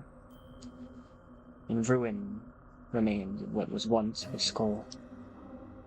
Over there you see a woman who is missing both her arms and her lower jaw. Over there you see another woman who is missing her entire lower half. Where have her legs gone? You have no idea. The injuries inflicted upon these bodies are ghastly. Their advanced decay is enough to turn your stomach. You know not how long these carcasses have been lying down here, but they have begun to putrefy. You fear a similar fate might befall you, should you stay here. You need to escape. Fitfully, you struggle against the manacles which bind you, but alas, it's no use. You cannot free yourself from these walls. Your restraints are much too strong, and you are much too weak. Panic rises up in your throat, cold and icy, while terror seizes your heart. This, too glacial. It is obvious that escape is impossible, but you squirm and writhe like a rat caught in a firestorm. There is little point, however, to your struggles. You succeed in nothing. As you attempt to free yourself, save making the steel manacles dig into your abused wrists, more sharply than ever. You gasp. That hurts. Well, you ought to have known that wouldn't work. The very definition of insanity, performing a set action over and over again, hoping for a different result. In that sense, perhaps one could argue optimism is not so very different from insanity. Now, that is an interesting point to consider. Would you not agree? No, evidently not. You are still trying to escape. You foolish girl! As if that will do you any good. The clangorous rattling of your steely restraints is rather starting to get on my nerves. You're making enough noise to raise the dead down there in your dark, dingy cell, and all your screaming is hardly helping matters. I wish that you would seize this infernal racket, but I know you will not. Nothing I could say could ever get through to you. Not that you have ever listened to me in the first place. Perhaps you would listen to her, though. Is she not your kind, considerate mistress? Now look, she's come all this way into the dark depths of the castle's cold, inhospitable dungeon to see you. Is that not kind of her? Oh, dear one! The princess froze, entering the dungeon with a series of light, littling steps. It would seem you've finally awoken. How are you? Based on all that infernal racket you've been making, it would seem like you have no shortage of energy. Carefully, turn your head, and so to meet the eyes of the princess. She is standing but a few paces away, beneath the roughly hewn stone arch, which bids one entry, but barely one exit, to the dungeons. The dungeons are dull and drab, but the princess is wearing her favorite red dress. It is so bright and brilliant that, for a few moments, it hurts you to look at her. Once, the red princess's outfit made you think of romance. Now it makes you think of violence. You must forgive me for leaving you down here for so long. That was unfair of me. I did not think of waiting here with you by your side until you awoke, but... Once again, the princess giggles, a light, airy giggle, which does not at all suit the situation which you have found yourself in. A dungeon is not a fit place, after all, for a princess. It's horribly cold in here, and so very drab, and there's nowhere nice, soft to lay my head. I could have brought my pillows down from my bed, I suppose, and my blankets. Then they would have gotten dirty, and that would have been a disaster. I need to be more careful. I won't have anybody left to clean up after my messes soon. Not one I've just touched of you. Once again, the princess laughs. The laughter is light and littling, like the chiming of a silvery bell, but it's not too little to alleviate your concern. If anything, it makes you feel even more alarmed. Did she say she meant to dispatch of you? Yes, that's right. Could you not tell? I thought you might have figured that out already after waking up in a dungeon, silly. Still smiling, the princess takes another step towards it. With that, you would cringe away from her, but you cannot. You are completely powerless.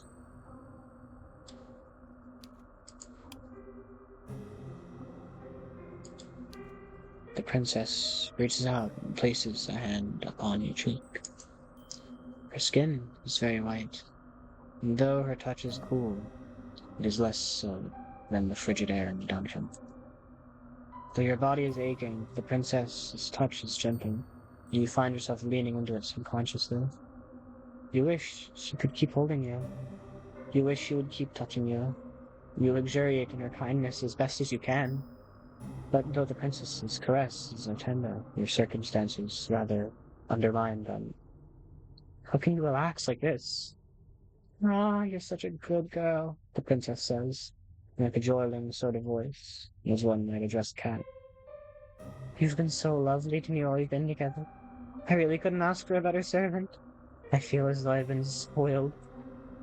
Why, when you ask her, why is she doing this? Improbable though it sounds. She must be the one who chained you up. There's nobody else in this castle who could have committed such a feat. Everybody else is dead. Ah, yes, very astute of you. I was the one who orchestrated all of this. Naturally. Naturally, she says, as though her betrayal is a matter of course. Naturally. Why, you ask? Why is this so natural to her? What does she mean to do with you? Oh, only what I've done to all my other servants. I have experience with this sort of thing, so please, don't worry. I'll take good care of you. And by take good care of, she means... Naturally, I'll kill you. There it is again. That word which seems grossly inappropriate, given all that has just transpired. Naturally. There's nothing natural about this. Do you not think so? The princess examines you, her expression ponderous. It is natural to me, even if it isn't natural to other people. This just feels... right. Imprisoning her servants in the dungeon, letting them die? Yes, exactly. There's a bit more to do than that, though. Oh, of course there is. I like you, dear one, the princess says in a voice which sounds uncommonly serious. You have been very good to me. Like I said, and kind. For that I will be eternally appreciative. You have been so good to me, in fact. But simply being with you is not enough. Not anymore. Your company can no longer content me. I'm a greedy, selfish girl, you see. The princess's smile widens into something sinister, her eyes flashing with a fiendish fervor you've never before witnessed. I don't want to feel you beside me. I want to feel you inside me. Well, all the things your charming captive could have said, you did not expect that. The princess, perhaps noticing her confusion, begins to giggle. A giggle even lighter than the meringue, and just as airy. It is just as inoffensive. I can see that you don't understand, dear one. But you aren't the only one. My last lady's maid said that too. Wanly, the princess sighs.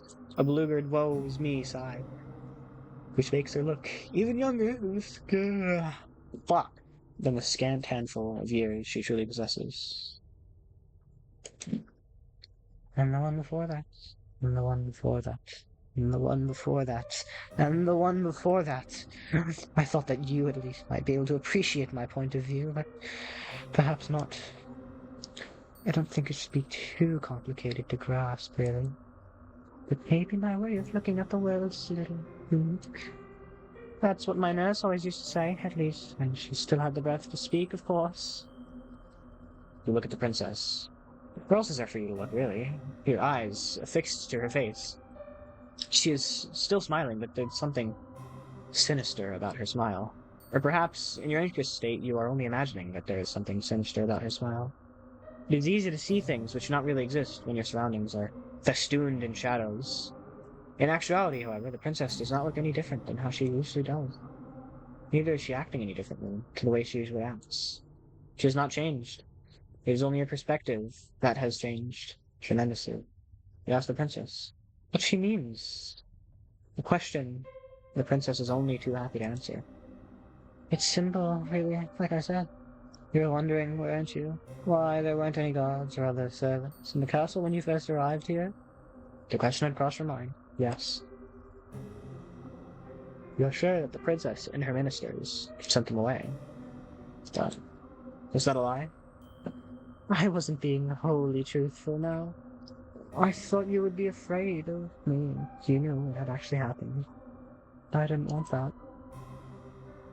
I wanted you to stay with me. My ministers didn't send anybody away, because I don't have any ministers. I dispatched them to...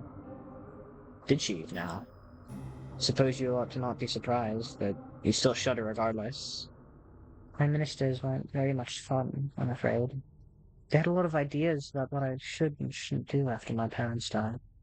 The princess stares at you, her eyes wide like black holes. Empty, yawning abysses. So, I killed them. I killed my servants too, though I did a more thorough job with them than I did my ministers. I do not care for my ministers, you see. They were all fusty, old men. But I did love my servants. I loved my ladies' maids, and my undermaids, and my scullery maids, and my housekeeper, and my cooks, and my large retinue of retainers. They were like my family. They raised me in my parents' absence, and I adored them. It was so very dear to me that I had no real choice. I had to eat them. Does that follow? Not logically, no. Why, you asked the princess, your voice trembling. How would you eat the people you love? It seems a poor way to repay them for their kindness. Well, why wouldn't you eat the people you love? I don't think there could be any greater way of showcasing one's gratitude, unless you have any better ideas. You weren't expecting the princess to turn the table quite like this, and dumbfounded you stare at her. You know precious little about love yourself, so it is hard for you to form a convincing rebuttal. But you muster up a few token arguments. You tell the princess that eating people isn't very nice, and neither is it strictly legal. A better way to show your gratitude to your servants would be with increased wages or increased holidays. The princess listens to your arguments, her expression astute, like a student poised to take notes on a very important lecture. Once you are finished, however, her concentration fails her. Her shoulders begin to shake, but it is not for remorse for what she has done. Instead, she is laughing. Oh, dear one. That is very funny.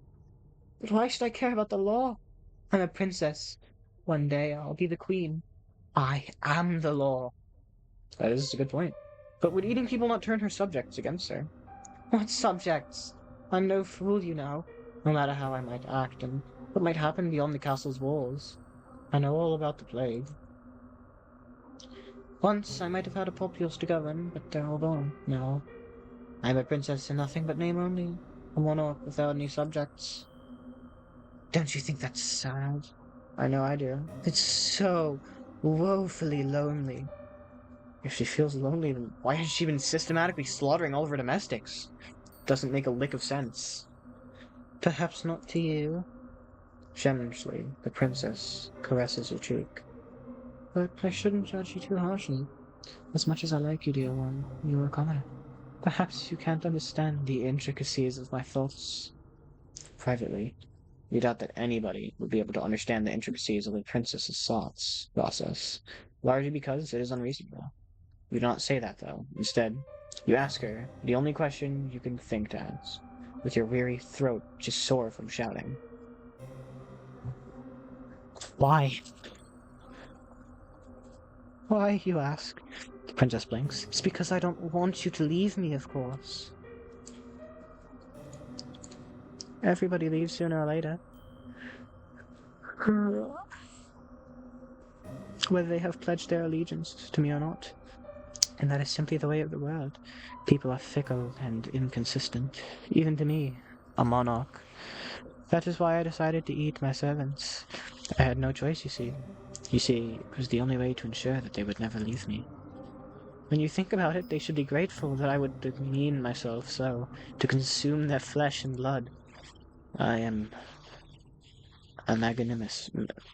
Fuck, dude, this is ruining the mood. Magnanimous. I am a magnanimous ruler, you see. And I treat all of my subjects equally. I love every single one of you. And naturally, I love you too. You have been awfully nice to me, and you are very pretty alongside it. If you were a plain, ugly girl, perhaps, I would not shower you with affection quite as intense as this, but you've captured my heart. I think you're lovely. So I'll bestow upon you the highest honor I can conceive of. I want your body to mix with mine. Then we can stay together forever and ever. The princess leans in. You can feel her soft, silken hair brushing against your cheeks. You can feel, too, the warmth of her breath. What? You can feel her soft, silken hair brushing against your cheeks. You can feel, too, the warmth of her breath as it goes against your skin. Jesus Christ, what a weird paragraph. It's cold in the dungeon, but the princess's close proximity is perverse, though this may sound something of a comfort. Her eyes are wide, and her lips are so red. Her smile, meanwhile, is so sweet. I've been doing my best to fulfill the role that fate has dictated for me, but really, the princess exhales. Her eyes, which are boring into yours like two dark tarns. Finally, you think you can see in the alarming lack of light, the lack of anything, in the princess's gaze, some degree of humanity. It gets so lonely here. Title drop. Oh my god. But this brief flicker of understanding which passes between the pair of you is too soon cut short. The princess dips her head. She parts her lips, which are as red as the petals of the carnivorous flower. You feel the princess's breath against your neck. It is warm, in the icy chill of the dungeons, and you shudder from it. For a few moments you think that this overture of the princess could be romantic in a way, but this too comes to a swift, restless close. The princess's mouth is on your neck. The princess's teeth, sharp as needles, are in your flesh. The princess is draining your blood. She is supping on it, great, greedy gobbets, like a hungry animal, one who cannot truly comprehend the harm it is causing. Even as the princess sucks from you, her arms twined around your waist, you cannot hate her. She is far too unworldly. You are sure, as your consciousness begins to fade, that the princess was being sincere when she spoke of her love for her past servants. This is simply the way the princess expresses this great love of hers, a love which is so very abundant that it borders upon the monstrous. It is a love you never thought you would ever experience. This love of the princess's eclipses anything you've ever known before. It eclipses sanity. It eclipses reason. It eclipses all notions you might have once had for right or wrong. The princess, as you know full well, does not care about such concepts. You've always possessed a stubborn core, nestled beneath your weak-willed exterior. But the princess is even stubborner than you are. In the face of her love, you have met your match. The princess draws back, desperately. You cast for air, but she does not give you any quarter. As before, she dips her head, her red lips redder, still, with your blood. Then she spits apart her jaw. Her teeth, which are impossibly, inhumanly sharp, glint wickedly like little knives. Then she tears out your throat. The front of your nightgown was white once. Now it is red. There is so much blood, you can smell it when you inhale, sharper than metal. It is so potent you can taste it on your own tongue. You try to inhale, but this task proves to be beyond you. With what the twin perforations that have been ruptured upon your skin. Your attempted breaths, while they escape your lips, they sound like sad, sorry wheezes. Your whole body, meanwhile, feels as though it is on fire. You wake for quite a sorry sight indeed. But you'll forgive my sympathy is limited.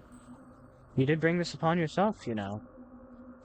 You reap what you sow, and in your case, you made a series of bad decisions which ultimately led to your demise. So now, what do you want to do? Will you accept this fate of yours and rest in peace? Or will you truly try to fight against it? Oh boy, it's time to press the save button. We make... Oh god, they only gave me 6 slots! This is the worst day ever. Presumably I can just make multiple saves. It's fine. I have the skip forward button probably. So we're gonna save right here. And right here. Cool beans. Well, let's accept our fate first. What? Really? You're fine with being eaten alive in a dark, dingy dungeon and being left to rot? That doesn't sound like a very satisfying ending to this particular narrative, but if that is what you want, then so be it. I do not mind indulging you.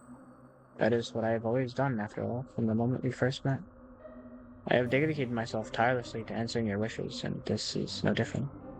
Do not be so foolish to think, though, that you can escape me, even if your life's blood has mingled with that of the princess's. I'm not going to relinquish my hold upon you that easily. I did pledge, after all, to remain by your side, come for what will, fire or flood. I never will leave you. A love that consumes. How does it feel to be adored so adornedly? You will never be lonely again. Because I'm too busy being dead! Woo! Alright, yeah, that's not what we're getting off, though. I know it's been like 1 hour and 50 minutes, Jesus fucking Christ, but we have more to do on this path, right? So I'm gonna go down there and do that. I really didn't need to make 2 saves here. Fucking hell. Let's fight against it, chat. That is a good answer. I must admit, I like it. It is impressive how very defiant you can be, even in a situation as discomforting as this. Now, try not to cry. Keep your chin up. This is but a minor setback in your story. Like all fair maidens, you are deserving of your own happy ending. You need only the strength to try and seek it out. Why don't we give this another go? Just try not to ensnare the hearts of any more monarchs, particularly those with unusual appetites. You are destined for far higher purposes than being an entree, and there are vastly more enjoyable ways to be eaten in this world. What? What does that even mean? Hold the phone, sorry. Well, serious, very serious game. There are vastly more enjoyable ways to be eaten in this world. Yeah, I wonder. Yuri, your fate is once again in your hands. Now, I wonder. Which path will you take? Oh shit, we're back here. Well, to do more now or not? I'll end it off here. Thanks for watching me play, the Yuri game. I am assuming that this is one path, like, I'm gonna take a guess. If I go now back and do the shore first, and then the castle, or do the castle, then the shore, it'll be different from itself somehow. If you ever played Slay the Princess, it kind of reminds me of how that works, sort of? How going a different route the first time, and then going a different route the second, it like, affects things. I don't really know how to explain it, but, I don't know how I want to do this series just yet. I want it to be in parts. After seeing this whole screen, I was thinking 3 parts, but maybe I'll just go for it all in one shot. Fuck it, let's keep going. There's no reason to stop. We're going to the shore. I've always thought the shore is very romantic. So, you want to go to the shore? Good idea. What will you discover there, I wonder? This night is far from over. There are any number of adventures still awaiting you. I hope that you have prepared yourself in advance, and I do hope for your sake that you have learned how to swim. I have a sneaking suspicion that this skill might come in handy. So it is different. I should have saved. Hold the phone. We will be saving right here, because this is the first place I see there being any more overlap between things. Da-da-da-da-da-da. You follow the path which leads to the shore, supporting yourself on weary, aching limbs which feel ready to snap at the knee beneath the burden of your weight. You are little more than a wisp of a girl, but you have been running for so very long, and your feet are so very numb. You feel like a great lumbering thing. You lie down quickly. We've already done all this before, so I'm just going to speed past it. You only hope that you continue around, blah blah blah. You do not know what awaits you, but you have a feeling. You have visions of a harbor extending to the horizon, cradling with a fleet of white-sailed fishing vessels. Surely there will be a kindly fisherman willing to take you far, far away on his boat to a place where your pursuer will not be able to find you. 1 second. I've got shit to test. We're going here. If I load here and go to the shore, what does it tell me? Oh, okay. It is the same. I guess...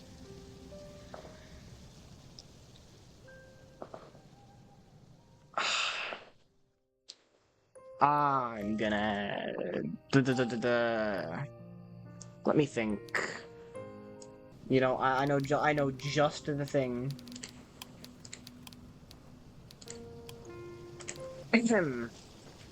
Hey Siri, flip a coin. Heads we do it, tails we don't.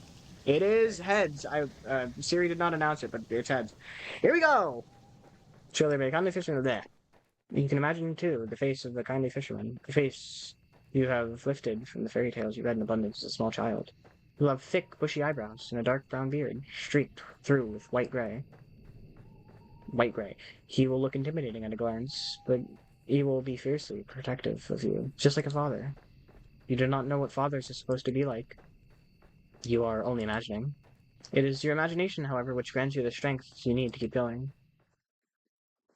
You run to the shore. It takes some time before you finally emerge from the woods, but finally, you do it. How much time, you ask?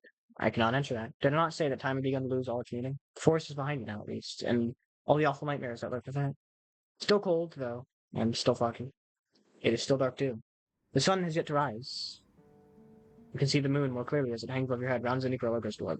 Moonlight shines down upon the vertiginous cliffs, which plummet sharply downwards to the ray of sharp, spiky rocks below. You felt, upon escaping the woods, a degree of hope, but the sight of these weather-blasted cliffs gives you pause. You inhale. Then, you frown. Now, what are you to do? You did not think this plan of yours through very well.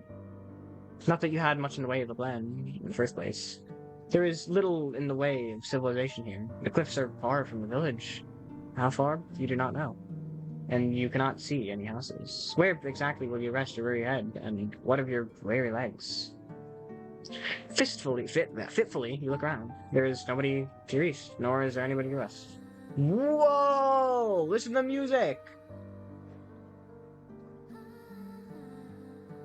This shit is fire! There's no point in looking south, that is where you came, and when you look to I cannot. Oh my goodness. This is going on my playlist.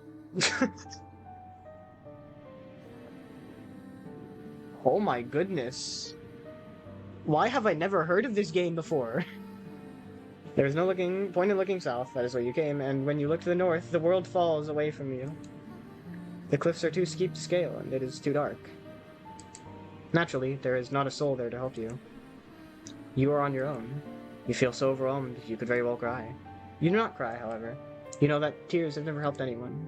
You got yourself into this mess. Now, you need to get yourself out of it. It is with this, though, it is with this thought in mind that you inhale a lungful of salty oceanic air. Then you begin your exploration in earnest. You keep away from the edge of the cliffs, afraid that you might slip and take a sudden, unfortunate tunnel into the abyss below. You are not attached to your mortal body, as some humans are, but you do not want to die. You still care for yourself, if only a little. And it is this sense of self-preservation which compels you onwards.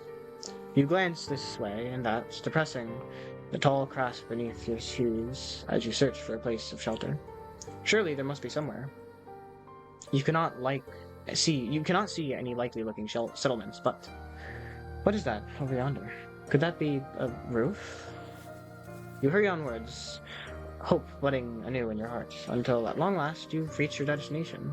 There is a house, after all, out here in the wilds, though it doesn't, at a glance, look very welcoming. The solitary house that you've discovered is not so far from the cliffs, rather, it is unremarkable. It is so small and squat that you can imagine it contains within one more. It is so small and squat you cannot imagine it contains within it more than one floor. You cannot even imagine that it contains much more than one room. Though it is dark, it is not dark enough to mask the cottage that is something of a slant to it. It is leaning listlessly to one side like a drunken sailor. Thatched roof, meanwhile, which tops the dwelling, has certainly seen better days. There is a hole in the thatch. There are several holes, in fact, and parts of it look to be particularly bare, almost bald. This is rather concerning. Should it rain, you will not be able to properly protect yourself from the elements.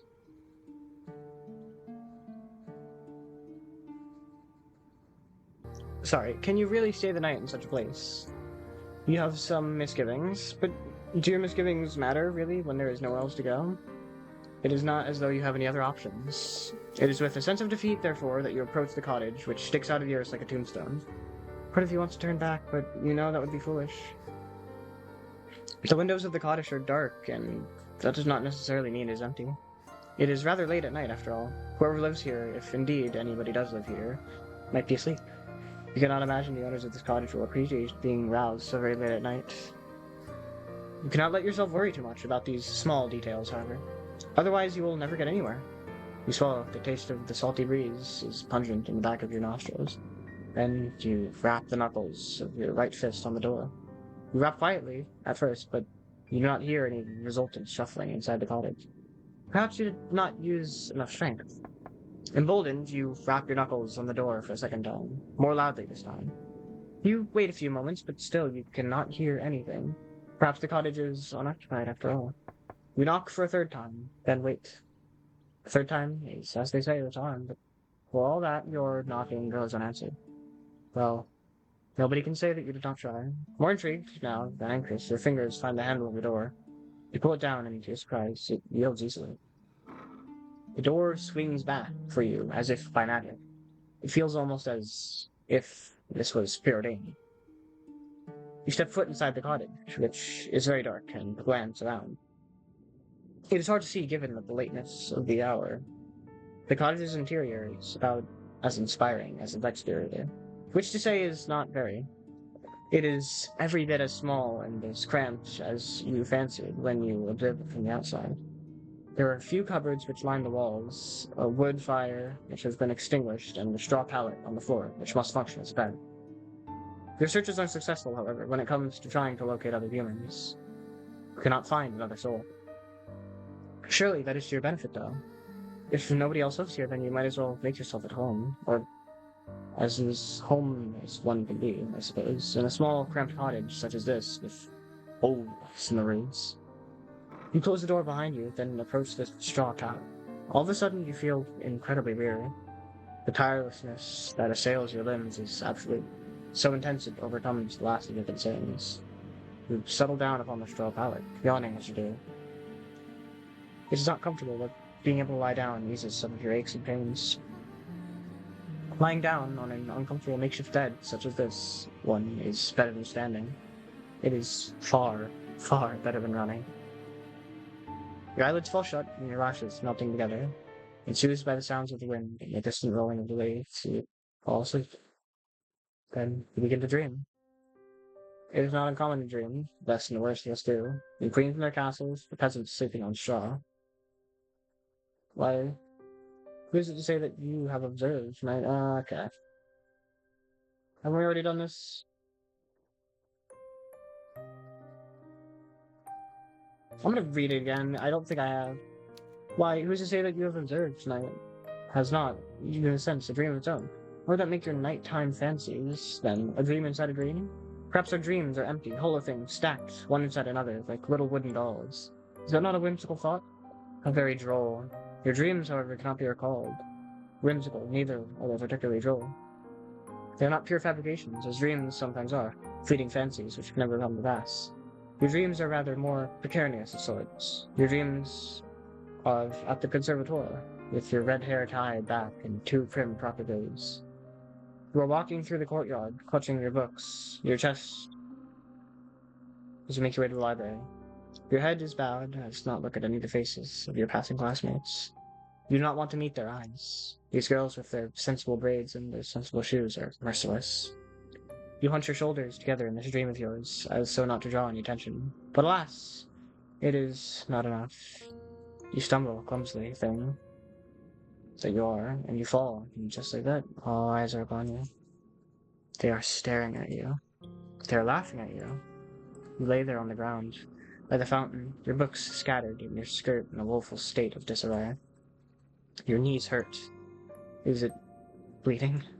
You examine your injured leg, and trying not to cry. And as this transpires, you hear a voice. One of your classmates is calling out to you. She has acknowledged you. You look up shyly, tears beating in your eyes. At a girl taller than you, prettier, and much more refined. She extends her hand towards you. Does she mean to help you? Can't hurt to try, can it? Hesitantly, you reach out to accept the offer. Her fingers curl around yours tightly, perhaps too tightly. Her nails dig into your skin. It hurts. Deftly, the girl pulls you to your feet. Your legs feel weak from your fall, and your knees still aching, still bleeding. You stumble, feeling out of sorts, but you are not afforded much of an opportunity to gather your bearings. Bill's hands are on your shoulders. She is laughing at you. Then, she is pushing you. The sound of the fountain and running water drums against its basin is all of a sudden very loud. It is overwhelming. It surrounds you. Then again, it engulfs you. It is cold as ice. You cannot breathe. The rushing of the water continues echoing in your eardrums, over and over again. And then, now, you do not want to remember this. What good will it do? Yeah. Fuck. No, stop. I was just doing a bit of save scumming to test. The story is the same in just clicking the shore, so I guess then nothing really matters. Let's just keep going. It is in the past, where the past ought to remain. You are never going back, not even in your dreams. It is with just determination which forces you back in the world of waking at the start. You gasp like a fish as you sit upright, your eyes unnaturally wide. You feel wearied from a lack of sleep, with half-lidded eyes. You glance about. It is still dark inside your cottage. The sky visible from beyond the windows, splashed still with stars. How long were you asleep? You are not sure. Your dream was so very detailed. It really did feel like you had been transported into a different time, into a different place. When you inhale, you can taste rank, foated water in your mouth. Tentatively, you pat yourself down, your fingers trailing against the front of your own uniform. So vivid that your dream was you half expect to find your clothes are damp. This is not the case, however. You are, in fact, perfectly dry. Well, now what are you going to do? Will you go back to sleep? That sounds like the best option available to you. You are very tired, but your senses feel too overwrought, and all of a sudden, for sleep. You do not think you could bear it.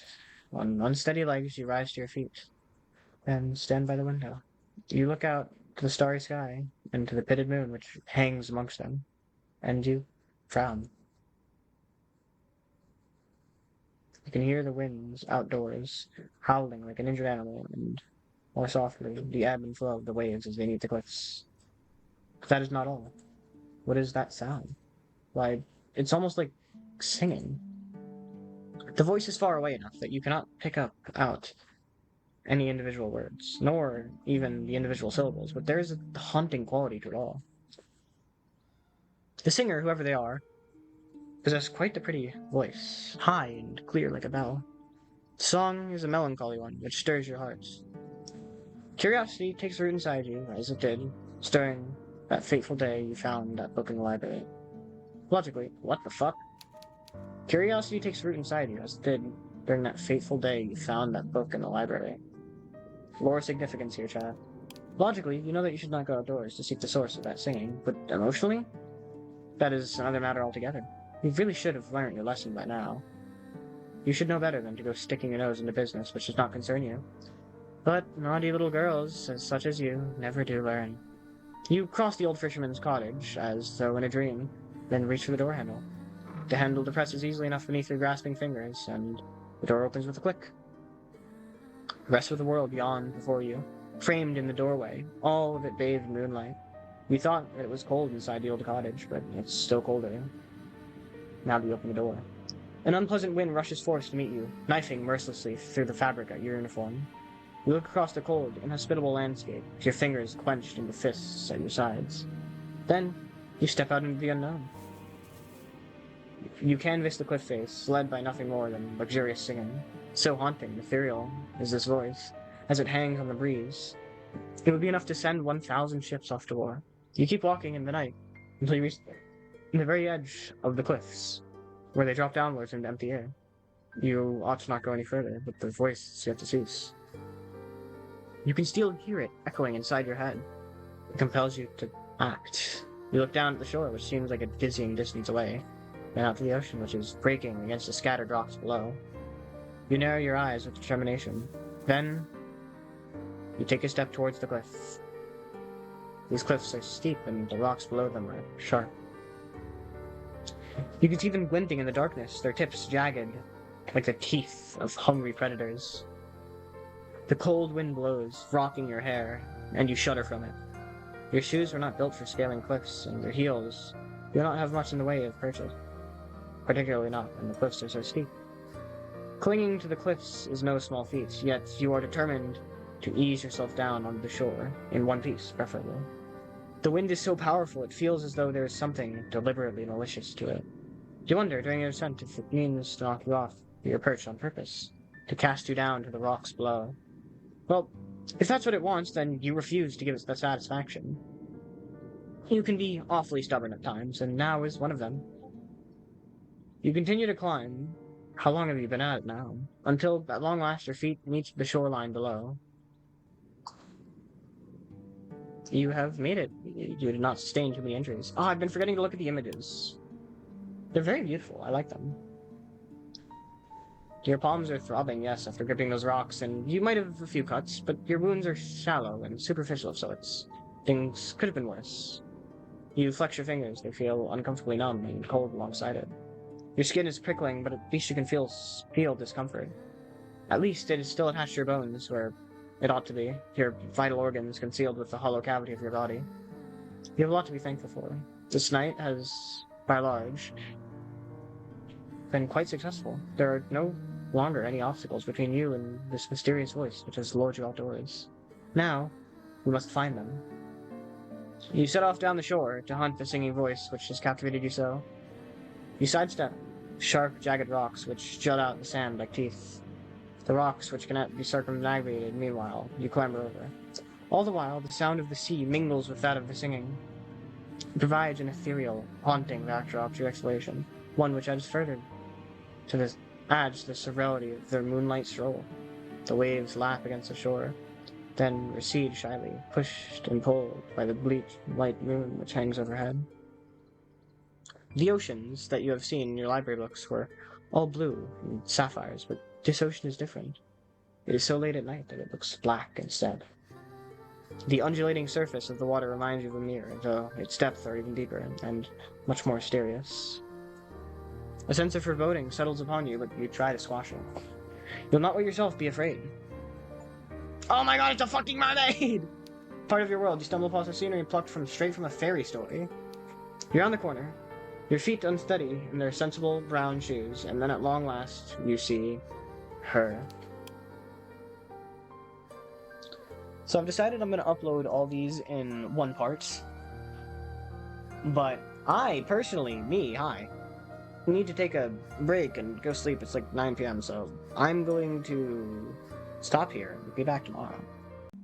See, I'm back already. It's as if I never left. There's a woman sitting upon a rock out in the ocean. The woman's eyes are closed and her lips are parted, her expression soulful.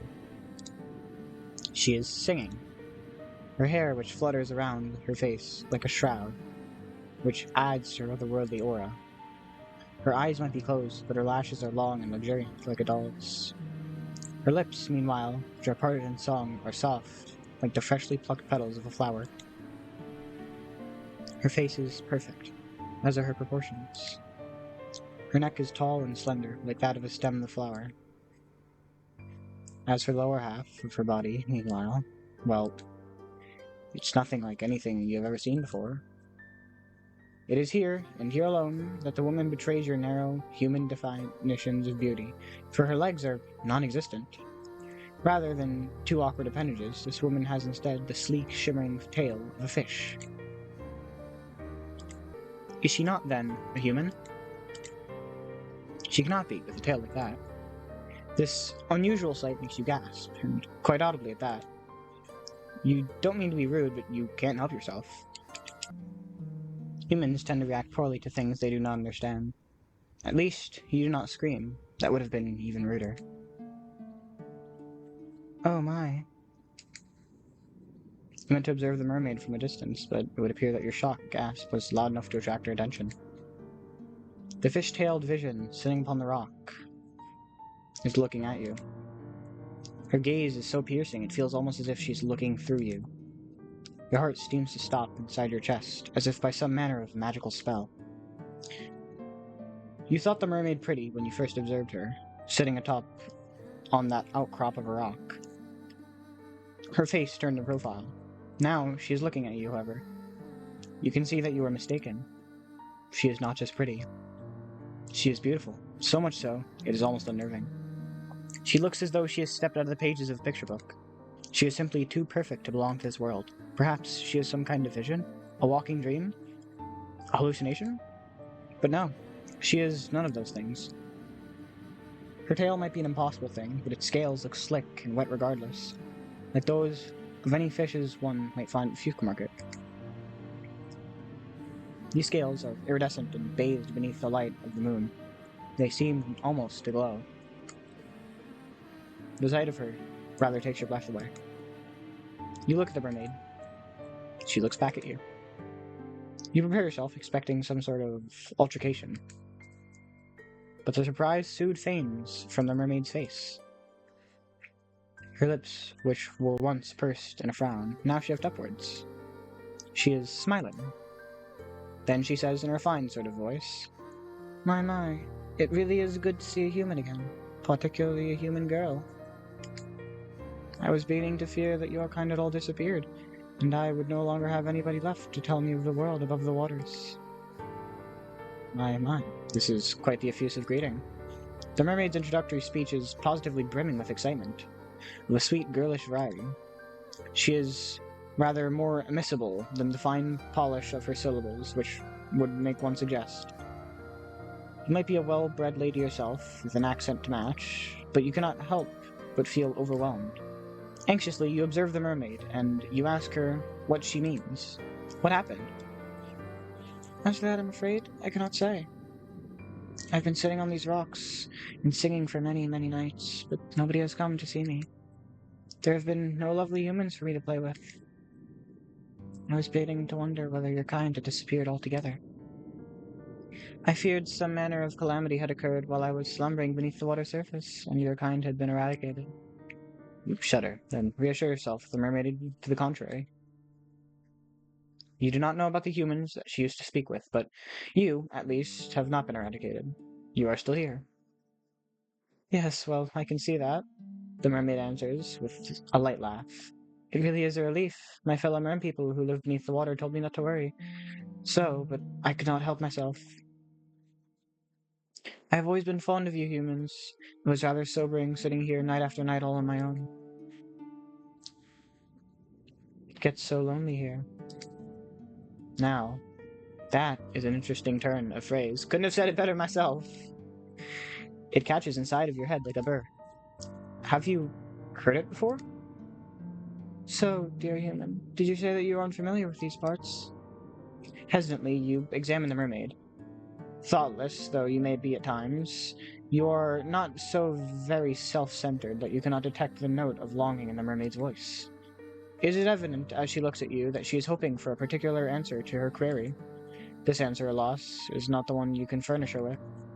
You do not want to lie to her. It is after some hesitation, therefore, you reaffirm your earlier words, though this time you embellish them. You tell the mermaid that you are a traveler from a far-off land, one which is very dissimilar to this one. It is not a complete fabrication. You tell her that you have only just arrived by this shore, and you are unfamiliar with both your imminent surroundings and those further afield. If there is a village nearby, then you have never set foot in it. You do not know what this village is like, nor how many inhabitants it boasts. You do not know if a calamity, as the mermaid grimly supposed, has struck this land. But if she fears all the humans within the immediate vicinity have been laid low by some mysterious malady, then she needn't worry overly on that score. You are still alive. Are you not, you wonder, enough to satisfy her curiosity with the human realm? Yes, that is true. You are here. I am grateful, naturally, for your company, although... Although? Wistfully, the mermaid sighs. I was rather hoping you might be able to bring me some news of the nearby village and its inhabitants. This makes you wonder. Was there a particular person from this village she was close to? So, you were able to work that much out? The mermaid answers with a small smile. You are an intelligent one, aren't you? Your past professors would beg to differ on that score. You were always off when it came to academics, mathematics in particular. You could never get your head around all of the numbers. Your stern, stony-faced math professor used to despair in you. But she is not here. None of them are. It is just you now, and the mermaid, and she does not need to know about your dismissal academic record. You allow yourself a small smile, touched by her compliant compliment, and tell her that it was nothing more than a lucky guess. For a guess, it was remarkably accurate. You are quite right. I did have a close friend from a nearby village. She was very dear to me. Internally, you congratulate yourself on this piece of detective work. How very clever you are. There are many humans in this world, of that I know. The human who spoke with me, however, was special. She was my human. You do not fail to catch the possessive note in the mermaid's voice. And I cherished her dearly. She would come to me on my rock late at night when she was finished with her chores, and we would talk. I asked her a good number of questions about the human realm and about her customs. I fear my endless inquiries must have been rather tedious, but she was always happy to indulge me. She never once scorned me for my ignorance, and neither did she make me feel like a fool. She always made time for me, no matter how many demands she had on her time. She was a farmer's daughter, and she was awfully busy from dawn until dusk, threshing hay and taking the animals out to pasture. She told me of her work, and I marveled at her. Slender though she was, she possessed a truly tremendous amount of strength. I, who have lived in the ocean all my life, cannot countenance working as hard as she did. But she bore her burdens without complaining. She was not the prettiest human who had walked the earth, but that mattered not to me. Her conversation was engaging, and I knew, through our continued encounters, that she meant no ill will. She did not have even a single drop of malice in her heart. The wistful manner in which the mermaid speaks of her friend makes you feel, for a few brief moments, a flicker of some ugly, primordial emotion. Could it be jealousy? It is painful, isn't it, to hear others wax poetic about those they hold dearly, particularly when you yourself have never been regarded in such an intimate manner. You, for many years, many years, have been woefully alone. But you aren't alone now. You are with the mermaid, and she is with you. And though she might prefer to be in the company of an industrious farmhand, the farmhand is not here. Where did she go? Oh, if only I knew. She was quite simply disappeared one day, almost as if she had been whisked away by a wicked spirit. That seems like quite the anticlimactic ending for such a close relationship. Did the farmhand not tell her companion beforehand that she might one day disappear? No, she did not. Nothing of the sort happened. It was all very sudden. So, you ask, feeling affronted upon the mermaid's behalf, did she not give you any warning? Not a single one. And when you ask, did she disappear? I do not know, in truth.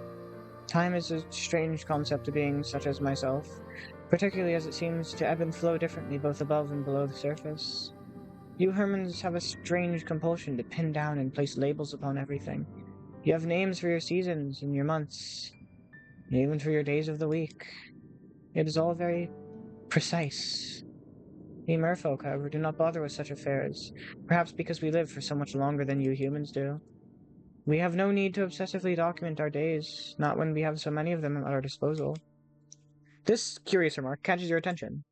How long exactly do mermaids live for? The mermaid does not look much older than you, but you cannot help but wonder. My, nosy aren't we?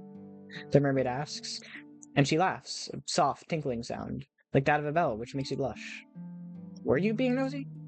Perhaps you were. You have always had a thirst for knowledge, but not of the dry, dusty academy variety, but the stories people with strange personas. Literature was the only subject you were ever any good at.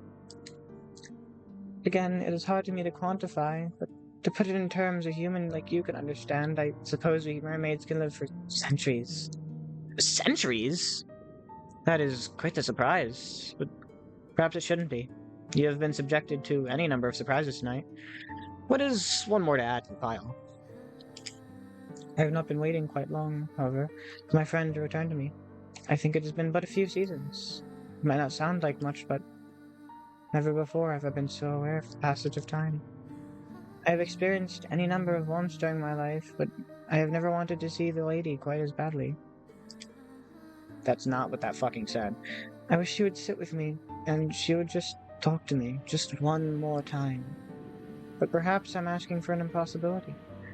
I have been waiting for long enough now, to presume that she will not be returning to me. I fear that something must have happened to her, or her family, or perhaps to her whole village.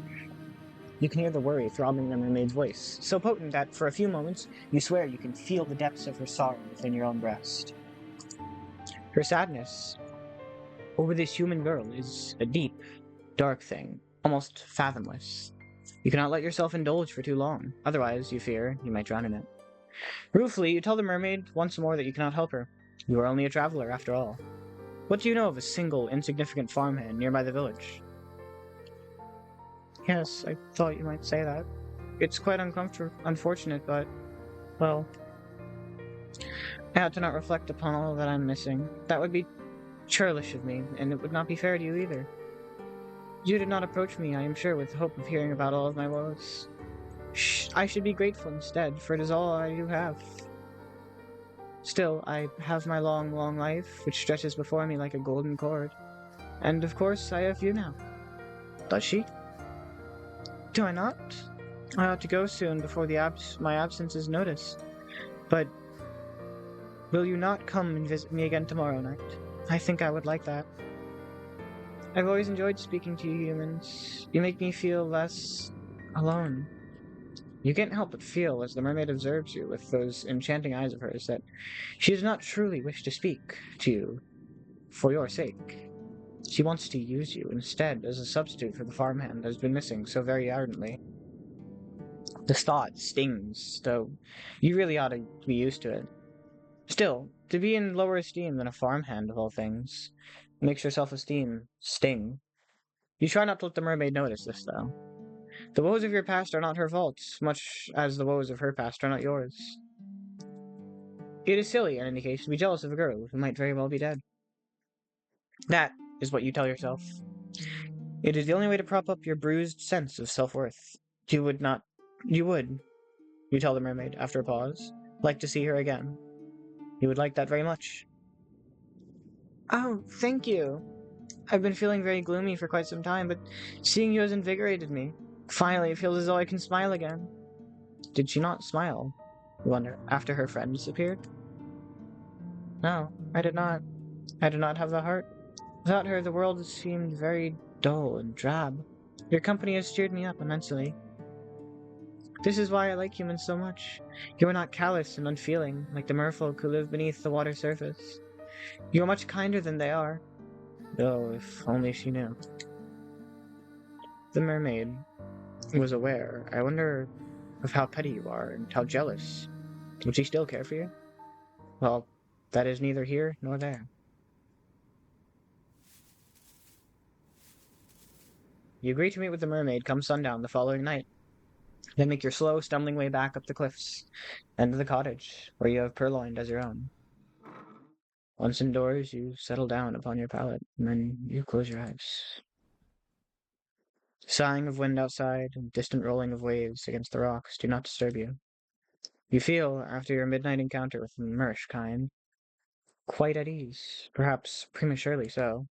What happened to the icy fear which prompted your frantic flight through the forest? Where has all of that gone? Don't you think you're being a bit too complacent? No? Oh, well. You will. The following morning, when it arrives, it is cloudy and overcast. If not a particularly pleasant morning, but at least it is not raining. That is some small consolation. You rise from your straw pallet, stretching, then glance about the interior of the fisherman's cottage. It looked dilapidated last night, when much of it was obscured by the shadows, but it looks even more so when subjected to the morning's light. The cottage's interior has a distinct, disquieting appearance of having been abandoned in a hurry. There is broken pottery strewn up upon the ground, and the singular wooden chair, which once must have stood by the singular wooden table, is lying on the floor. The doors of the cupboard, meanwhile, are ajar, the shelves within depressingly bare. A quick search reveals a handful of edibles. What? Food? Or drugs? But there is precious little to be getting on with. If you wish to live here comfortably, you have to look into foraging. You ate very little last night, and your stomach is empty. It was the malcontented rumblings of your stomach, in actual fact, which roused you from your slumber. But your body seems to be very far away indeed, much like the grey clouds which choke the sky. You are not thinking of your own physical discomforts. You are dwelling, instead, upon the night's prior events. You cannot help but think of the mermaid. Did you truly meet an aquatic maiden last night during your nightly stroll when you could not sleep? It sounds unreal, especially now that the sun has risen and the shadows from the night before have disappeared. You can't quite believe it. It must have been a dream. But why, then, can you recall it so very clearly? You help yourselves to the scant food and drink available to you, all while thinking of your next course of action. Now what are you to do? You plan, of course, to return to the shore come nightfall, so you might once again see the mermaid. But the night will not arrive for quite some time. You need to find some means of keeping yourself occupied until then. The uninspiring interior of the cottage does not furnish you with any particular ideas, so you decide to go for a walk. Your soles still ache after your exertions last night, but if you do slowly, you ought to be all right. That is what you hope, at least. You don't want to spend much longer than you have to in the fisherman's cottage, no matter how cold it might be outdoors. It's almost as cold inside as it is out, and in any case, the cottage is far too small. You leave the cottage behind, and you set off. You do not know where exactly you are going, but you suppose it does not matter overly much. You don't have any particular destination in mind. Oh, it's so pretty. Look at it in the daytime.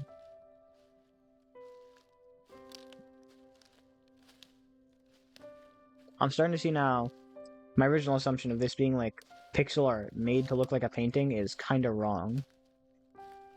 I think it's a literal photo with like a filter slapped over it, because you can see what looked to be people on the beach, and this guy just took a photo of it and called it a day. I think that's kind of funny, but we'll ignore it. Your meanderings lead to the cliffs, which are sharp and steep. The drop to the shore is a perilous one, so much that you have to wonder how you were able to descend the cliffs the night prior to meet the mermaid. You are rather more determined than you ever realized. Though I, of course, could have told you that much. You are surprisingly capricious for a small, slender human.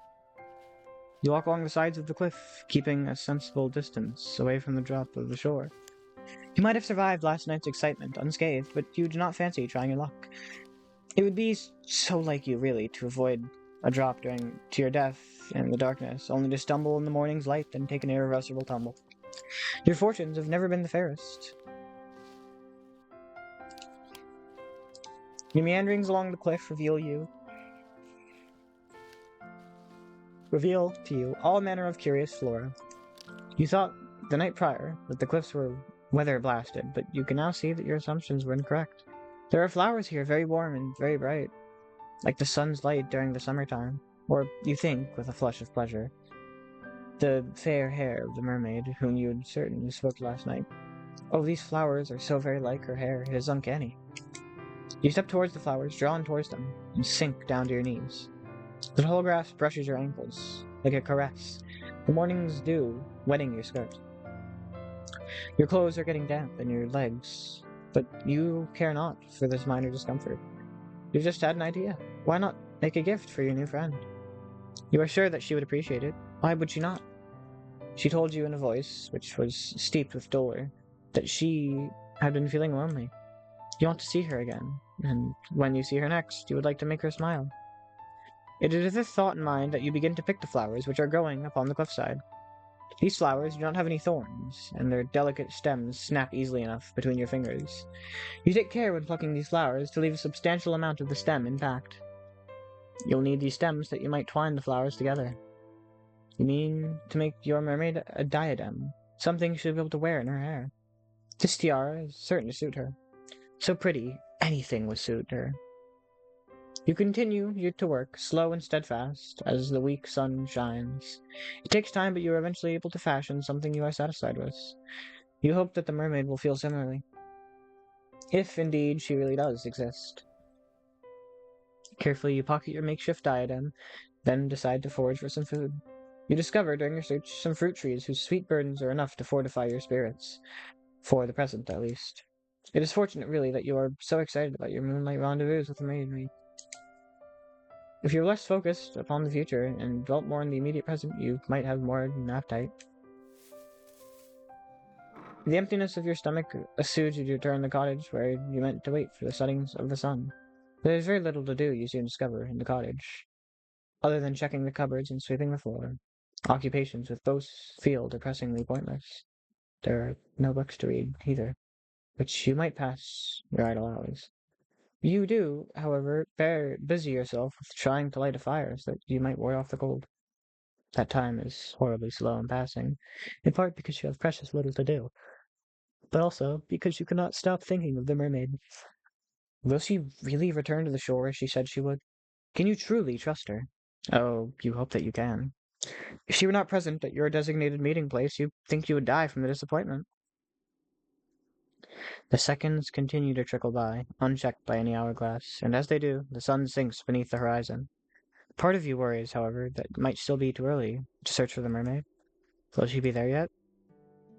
You sit there, your stomach tied up in anxious knots, and as you listen to the wind, which buffets your windows, you hear it. The sound of faint, but you recall it well from the night before. There is a single solitary voice outdoors. Tempest tossed amidst the Tempest tossed amidst the whirling waves. The voice is high, clear one, silvery, if indeed voices can have colors, like a finely polished dinner plate in a nobleman's home. The voice belongs, of course, to the mermaid. Who else do you know with a voice as angelic as that? Relief begins to bubble up inside you. A relief so potent you feel dizzy from it. She did not abandon you after all. Why, you wonder, did you ever think she would? She said that she wanted to see you. Did you think that a mere nicety? Buoyed, as if by a gentle breeze, you hurry to the door. With trembling fingers, they are trembling, I presume, rather from excitement rather than fear. You seize the handle, then turn it. Then you step out into the dark, inky night. You walk towards the cliff, as you did the night prior, beneath the cover of the inky blue sky, the wind moaning fitfully with every step you take. Your soul still ached from your expedition the day prior, but you were able to ignore this discomfort. It seems irrelevant, really, when compared to the prospect of one meeting again the mermaid. You have known her for only one night, yet she has come to mean more to you than your own well-being. You would do anything for the mermaid if she asked. Well, what's that? Almost anything. You hurry down the sharp incline of the cliffs, which to the shore, almost stumbling in your scuffed brown shoes, which really were not built with rock climbing in mind. So frantic are you in your attempts to once again make the mermaid's acquaintance, you very nearly fall. It is a good thing that you still have enough sense about you to regain your footing. Otherwise, this tale would come to a premature ending.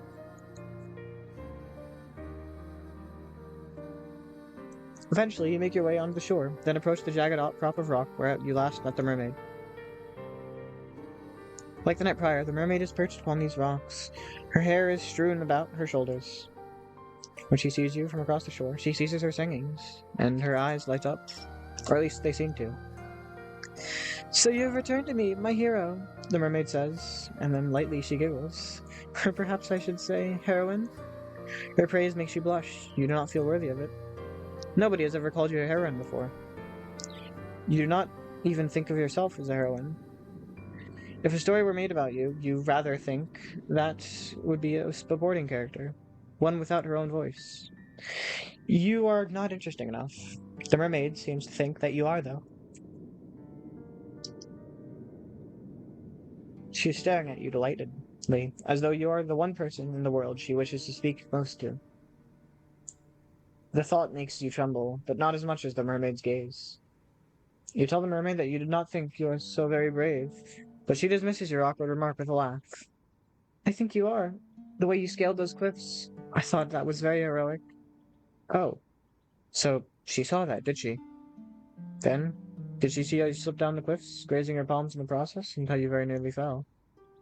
You have never been the most graceful of girls, but to have your fallings exposed before a being as poised and as perfect as the mermaid, it stings a little bit. More, in fact, than the resultant grazes of your palms. Clumsiness has wrought you. I don't know where I was. I'm just going to start from here. It stings a little bit. More, in fact, than the resultant grazes on your palms. Your clumsiness wrought you. You tell the mermaid that there was nothing so very heroic about all of that. You were simply excited to see her again, that is all. You weren't thinking. Well, that makes two of us. I was excited to see you again. She was? Naturally. I had a good time speaking with you last night. I'd hoped that we might resume our correspondence. That is why I came to these rocks a bit earlier than usual. I was waiting for you. Did you hear my song? Yes, you reply with a nod of your head. You heard it. You heard it all the way in the abandoned cottage. It called out to you. That was the general idea. I was singing for you. She was? You do not think that you are worthy of the mermaid song, but if she does not mind dedicating her voice to you, then... Well, who else would I dedicate my voice to? There is nobody else to hear me. I don't know if I said this is... Who else would I dedicate my voice to? There is nobody else to hear me. That is a good point, you suppose. Shyly, you look back at the mermaid. You thank her for her song. It was very beautiful. Then, tell her before you can lose your nerve that you have prepared a present for her too. Oh, have you really? You have. It is a small thing, nothing more than a silly trinket, but if it would not be too much of an imposition, then, with clumsy fingers, you reach into your pocket.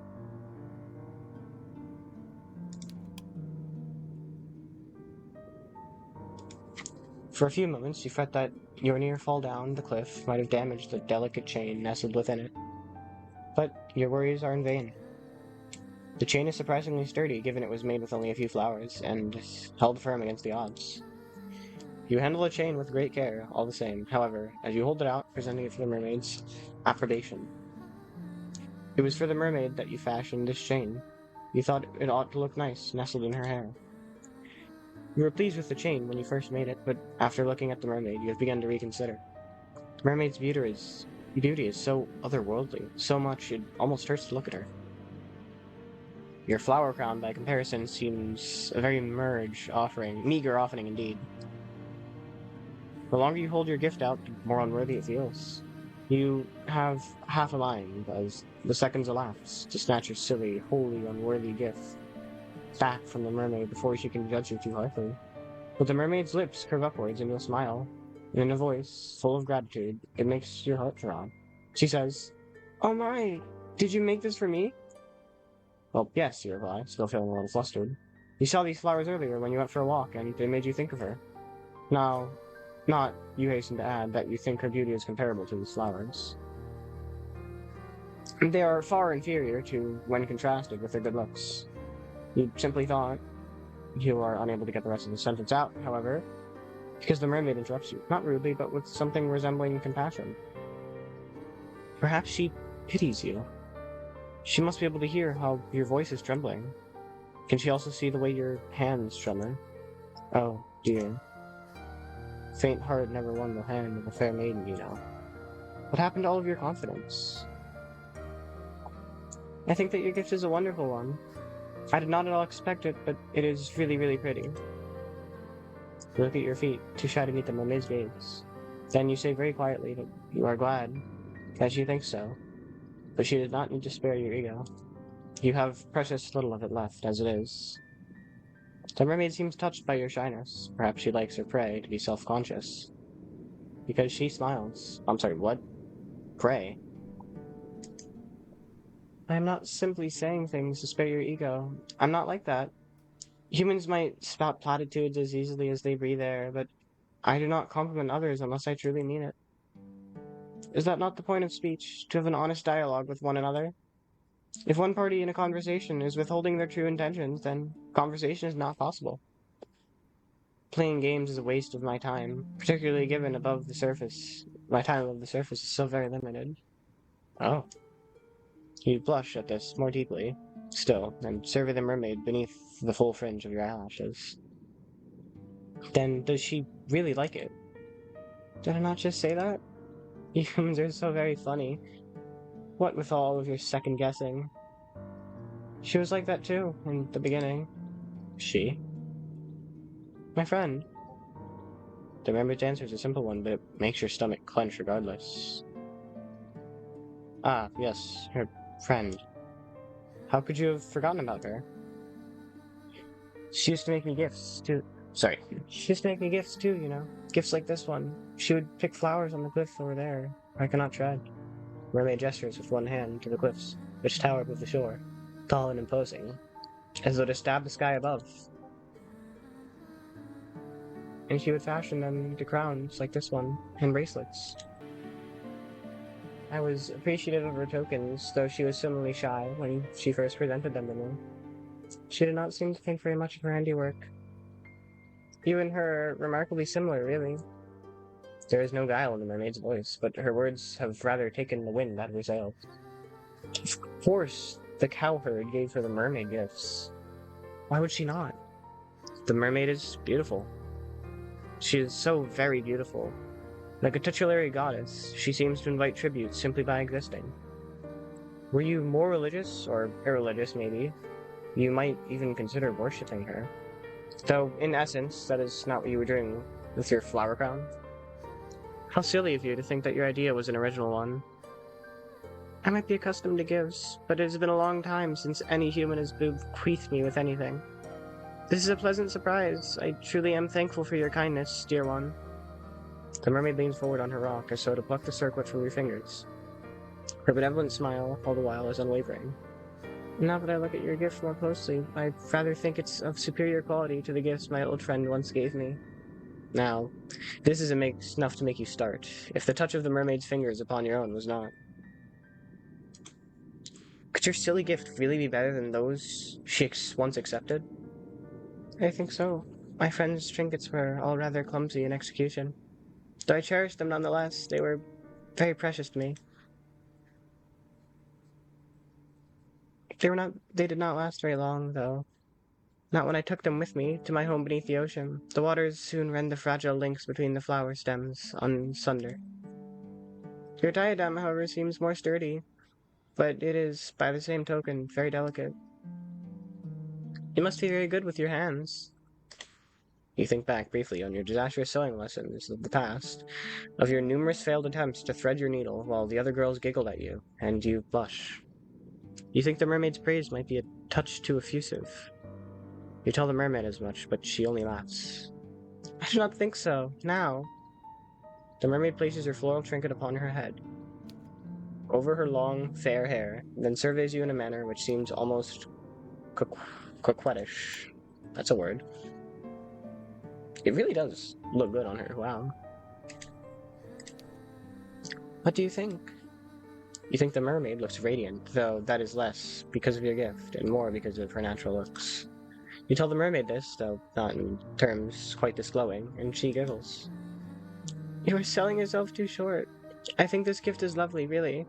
The flowers are really rather match my hair. Yes, you answer with a nod of your head. That is why you picked these flowers.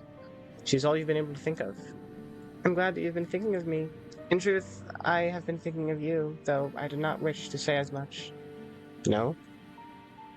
No, it would be embarrassing to confess how much I've been looking forward to our reunion if you did not feel similarly. I do not care to pine for humans from afar.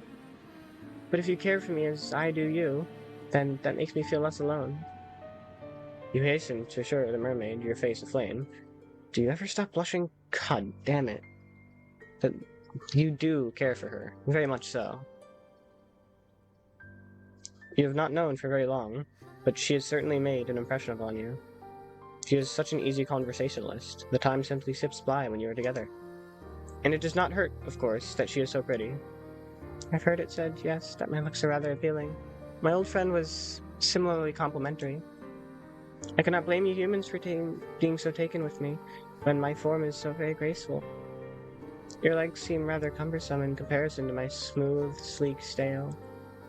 It must be so very depressing to lumber about on land as you do, living your days beneath the harsh sun and the cool, unfeeling moon.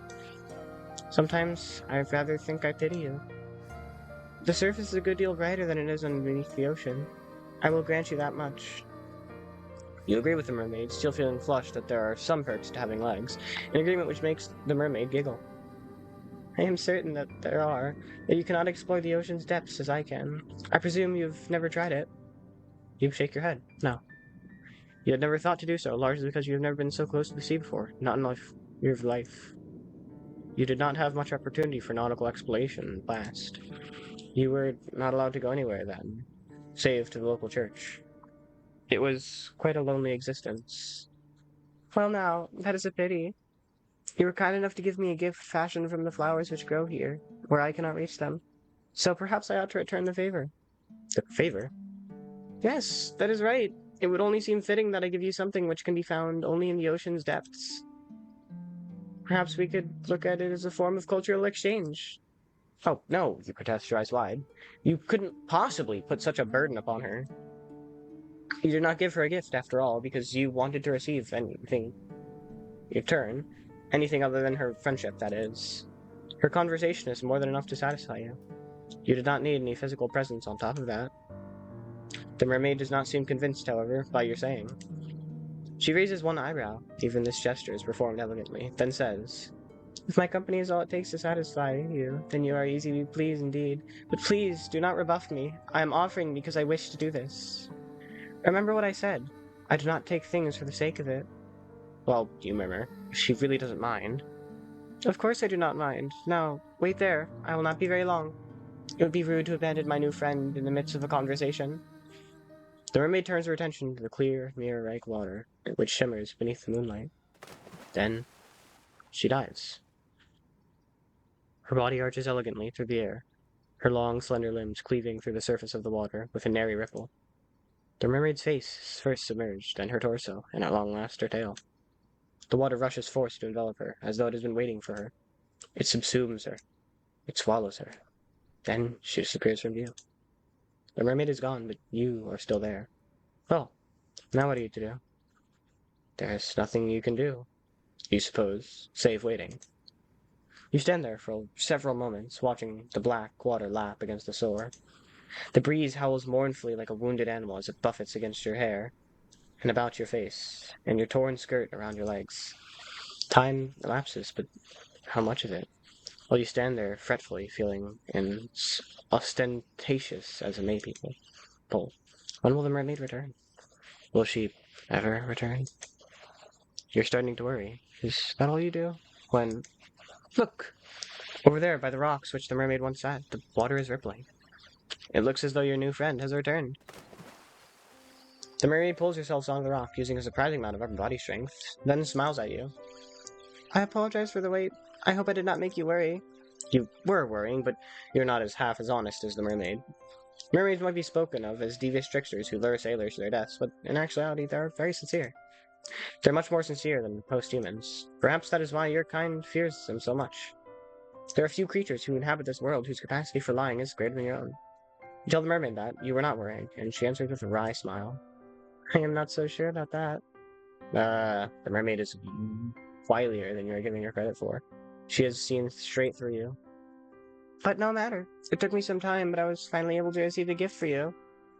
I do not have the means to turn this into a pretty piece of jewelry as you did with the flowers, but I wish to give it to you nonetheless. I hope that you do like it. The mermaid leans forward and holds your gifts out towards you. Her slender fingers unfurl, like the petals of a flower being folded back and... Oh, what a pretty gift it is.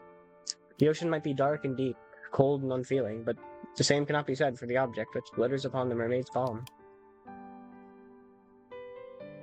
She has fished from the depths of the water a beautiful shell, one which shimmers prismatic colors beneath the moon's light, much like the scales on her tail. The shell is so very pretty, it takes your breath away. You look at the shell worriedly, your teeth biting, your lower lip. That is a bad habit, you know. You will make yourself bleed. Then, Ask the mermaid if this is really alright. Would a gift like this not be wasted on you? Of course not. I want you to have this shell because it makes me think of you. It does? How so? I thought it should be obvious. The shell is a lovely find. As are you. Oh, did she just call you lovely? Surely you must have misheard her. You can scarcely believe it.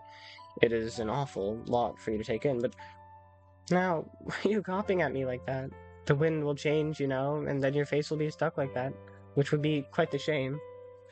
You would waste your good looks, which, for a maiden such as yourself, would be nothing short of tragedy. It seems as though the mermaid really does think you are pretty, after all. The mermaid, with her smooth skin, her fair hair. You can scarcely believe it. There's something almost laughable about the mermaid's compliments.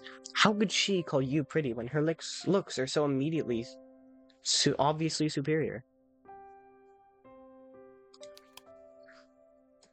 Tongue-tied, you look at your feet. You do not know how to reply to the mermaid. You're half a mind to refute her words, to tell her that you are not pretty, really. But your fear that might look rude. You do not want to rebuff the mermaid's well wishes. There is nothing for it, then, but to take the shell, which the mermaid retrieved from the ocean's depth for you. You do not think that you are worthy of it, but neither do you want to refuse it. Now, that is a surprise, the mermaid says, amused as you reach for the shell. I do not think you'd be bold enough to take it. Not without more coaxing on my part. You've exceeded my expectations. What a good girl you are. Your heart flutters with this particular phrase, and it flutters all the more when your trembling fingers brush against the mermaid's palm. She presses the shell into your skin, and your own fingers tighten about it. The shell is sharp and pointed, and it digs uncomfortably into your skin. It hurts, but there is pleasure in the pain. This too feels like a gift from the mermaid. You don't want to spurn it. Even pain can be a precious thing when dealt by one whom you care for. You never knew that before. You hold the shell to your heart, which is beating in a regular rhythm, and look at the mermaid. Then, very softly, you thank her. It is quite all right. It seems only fair after you shared your part of the world with me. I wish to share part of my world with you, too. Humans cannot normally descend beneath the ocean's depths, and even if they do, they cannot remain there for very long. You are far too fragile. Would that I could, I would bring you with me to my underwater kingdom, where we might be together. The mermaid's melodic voice trails away, suffused with something resembling melancholia. She sighs. Then she shakes her head and smiles. But this will have to do for the present. Please take good care of that shell. Look at it from time to time and think of me. That would make me very happy indeed. The days pass, following this nightly encounter with your aquatic acquaintance, with an almost intolerable slowness. You endure the hours of sunlight as best you can by going for long, bracing walks amidst the heather, foraging for berries and fruits among the hedgerows. You even, when you have mustered up enough courage, take an old fishing line uncovered by the fisherman's cottage and try your luck by the shore. Your initial attempts at angling are without success, but as the time passes, your proficiency grows. Some time after you take up your rod, you find you're able to catch the odd fish here and there. Small, scrawny things, but the meat goes a ways to bolstering your rudimentary diet. You teach yourself how to remove the scales of these saltwater fish that you have captured, and how to gut them. You learn, too, how to cook them over a simple fire. Sometimes you skewer these fish of yours on spikes and roast them, slowly, innards and all. You're able to sustain yourself well during the day, though the faint pangs of hunger you experience never quite go away. Your physical discomfort, however, is secondary when compared to your desire to visit the mermaid. Your days might be dull and drab, but your nights, comparatively, are made of magic. It is only during the night that the mermaid emerges from beneath the waves, and when she does, you hurry to her side. You have never before had anybody who took such great interest in you, not until you met the mermaid. That is why she has grown to mean so very much to you. It is the first friend you've ever had, but if you do not temper your obsession accordingly, I fear she may very well be your last. You care little for the potential danger, however, which lurks beneath your interactions with the mermaid. You want only to show the mermaid how much you value her, and you hope, within time, she will come to value you too. If you keep seeing her, surely she will stop thinking of her human friend whom she lost so suddenly. That is your plan, at least. Fortunately, your self-serving wish to go closer to the mermaid seems to be getting granted. Your nightly conversations when you greet her come easily enough, the words tumbling from your mouth like thread. You have grown rather comfortable in the mermaid's company, and she yours. She must have, for it is not long that you have bequeathed your diadem of flowers to the mermaid, that she looks at you, then it posts... What the hell? She must have, for it is not long after you bequeathed your diadem of flowers to the mermaid that she looks at you, then posits a curious question. I was wondering, dear one, whether you would mind indulging me. I know that this might not seem like an appealing proposition, but I thought it would be remiss of me not to ask. I have seen some of your world, for I have sat on this shore for many, many nights hence, but you have seen nothing of mine. It seems unfair that I should know some of your world and that you inhabit, while you know so little of mine. So, would you care to come with me beneath the ocean's waves? There is much that I wish to show you, sights that I cannot, I fear, be accurately represented in the language alone. Words can be awfully stifling when it comes to communications of experiences such as this. It is quite forward speech, but at the heart of it, it beats a simple enough request. A mermaid wishes to bring you beneath the ocean's surface, that she might show you her home. You know, after the last girl, I'm a little worried about what might happen under the liquid that kills you. You were flattered initially that the mermaid wishes to show you something so personal, but after this flutter of flattery, there comes an uncomfortable sense of unease. The mermaid might feel at home beneath the water's surface, but what of you? You are a human girl, with two awkward, ungainly legs, and you are not made to live under the sea. You frown, and mistrustfully, you look at the ocean. It is late at night, and always when you speak to the mermaid, as it is always when you speak to the mermaid, and the water does not look blue. It appears instead to be obsidian. The waves moan as they break against the rocks, which jut out of the shore like the mighty dragon's bones. They sound angry, violent almost. Salty sea spray arcs through the air, caught in the moonlight as it shimmers as sharp as knives.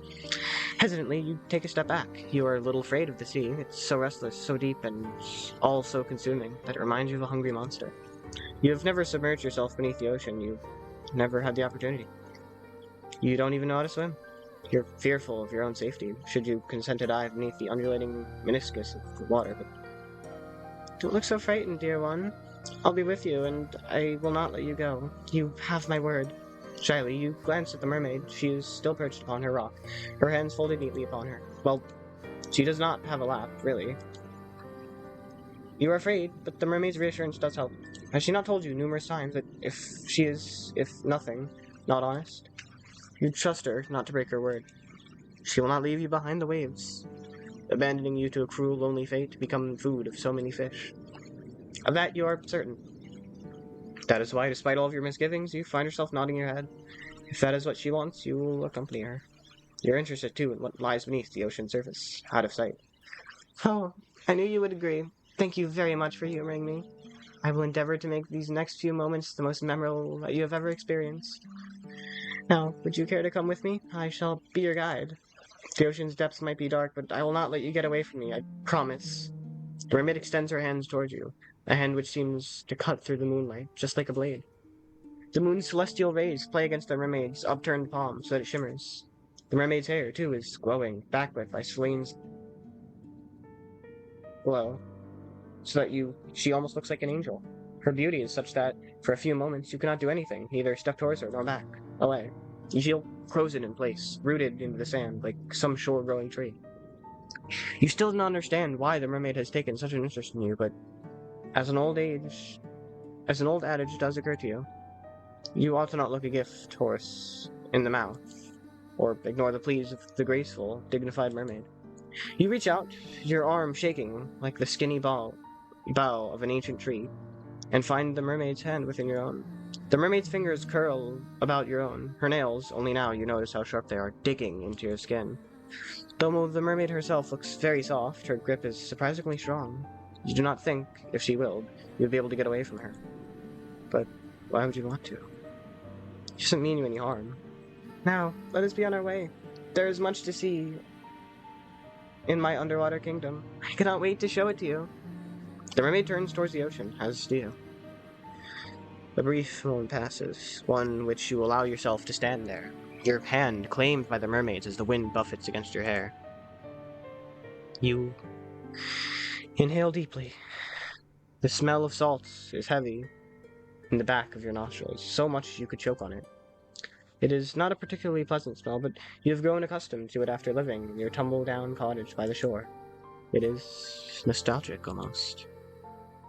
You have a vague feeling as you stand on the precipice between your world and that of your aquatic companions, that you might never again be able to smell the salt in the air like this. That is just a silly supposition, though. You are being foolish.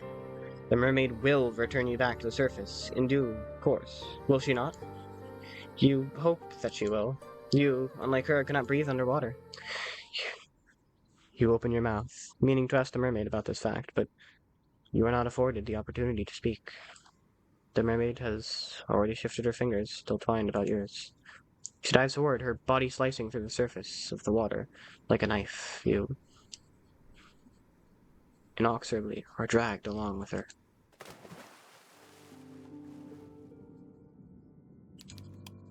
Oh my god, look at the fishes! This is so cool.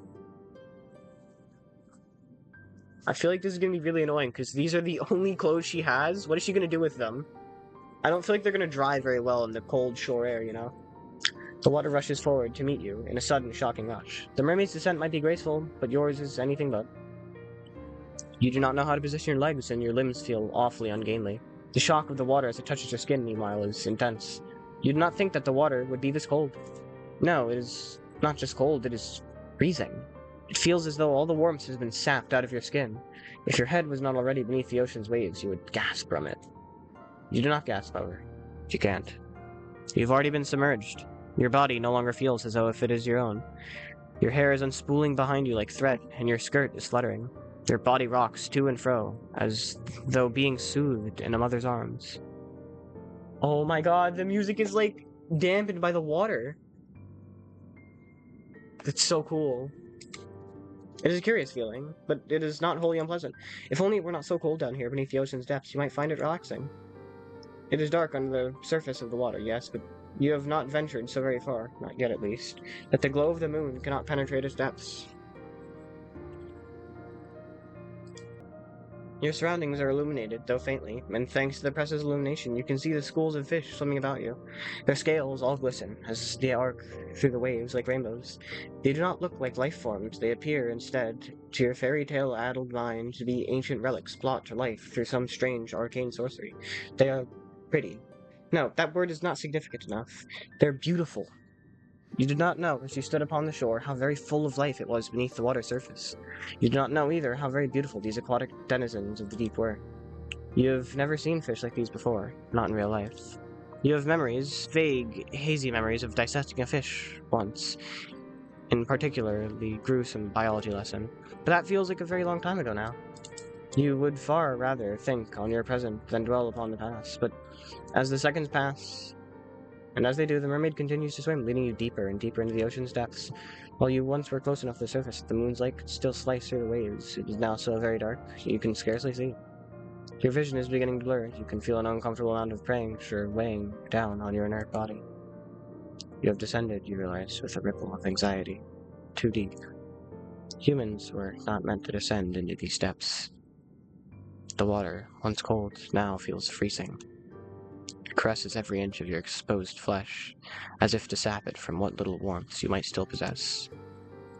You shiver, and when you do, you swear that you can hear your teeth chattering, despite the water which stopped your ears. The water is stopping up your nostrils. There's so much water down here at the bottom of the ocean. It is endless. The mermaid might be able to breathe underwater, but you are not so very fortunate. Your body is far less sophisticated than hers, and it requires oxygen with which to furnish your body with continued strength, not salt water. The thought of trying to inhale the endless water which surrounds you makes you shudder. You would rather not attempt it. You do not have gills. When will the mermaid take you back to the surface? Surely she must know that you have fast begun to near your limit. You have been under the water for too long, and it is too cold, and it is so dark now. In any event, you cannot see much of anything. Your underwater adventure has begun to dissipate, just like the last of the oxygen you still possess. It is time to return to the surface now, but how can you communicate this to the mermaid? You cannot speak, and she is not looking at you. She is staring instead fixedly at something beyond your comprehension, something far away, perhaps in the water, gloom that you cannot see. Not knowing what else to do, you try pulling your arm free from the mermaid's grasp. You hope that this will signal to her that she has grown too carried away in her endeavors, and she ought to cut short in your expedition and return you to the shore. The mermaid does not react, however, to your attempts to escape her. Her grip does not slacken, as you had hoped, from about your wrist. In fact, it is quite the opposite. It feels as though she is gripping you more tightly than she was, as if to prevent your escape. But why would she do that? You tap the mermaid's shoulder to get her attention, a gesture which prompts her to turn at long last. Her fair hair billows about her, suspended in the water like a shroud. Then she says in that calm, measured, incredibly reasonable voice of hers, "Yes, dear one, what is it?" If you could, you would open your mouth to reply, but alas, you are a human girl, not a fish. You cannot speak underwater. Any attempt to do so would accomplish naught, save filling your pretty little mouth with water. The mermaid really ought to consider that before she started to ask you questions, but your comfort seems to be the last thing on the mermaid's mind. She smiles at you gently, then says, I understand. Being underwater? Sorry. I understand being underwater for so long must be beginning to take its toll. Do your lungs feel like iron? Are they heavy? So she does understand your woes. You might not be able to speak, suspended as you are in the dark, murky depths, but communication is not wholly impossible. You nod your head emphatically, hoping that this will be enough to make your distress apparent, but yes, that will happen. It is a natural part, or so I have heard of drowning. Not that I have ever had the opportunity to experience it for myself. I am capable, you see, of meeting my demise in such a manner. Now, what was that? What could she mean? I mean, the mermaid answers. Can she read minds? That this was calculated act upon my part. Forgive me, dear one, but the moment you consented to sinking beneath the water with me, your fate was sealed. Your lungs will be flooded with water soon enough, then you will die. It is not a pretty way to go. You didn't worry about your corpse bloating, disfiguring, or being eaten by fish, though. I will take very good care of it.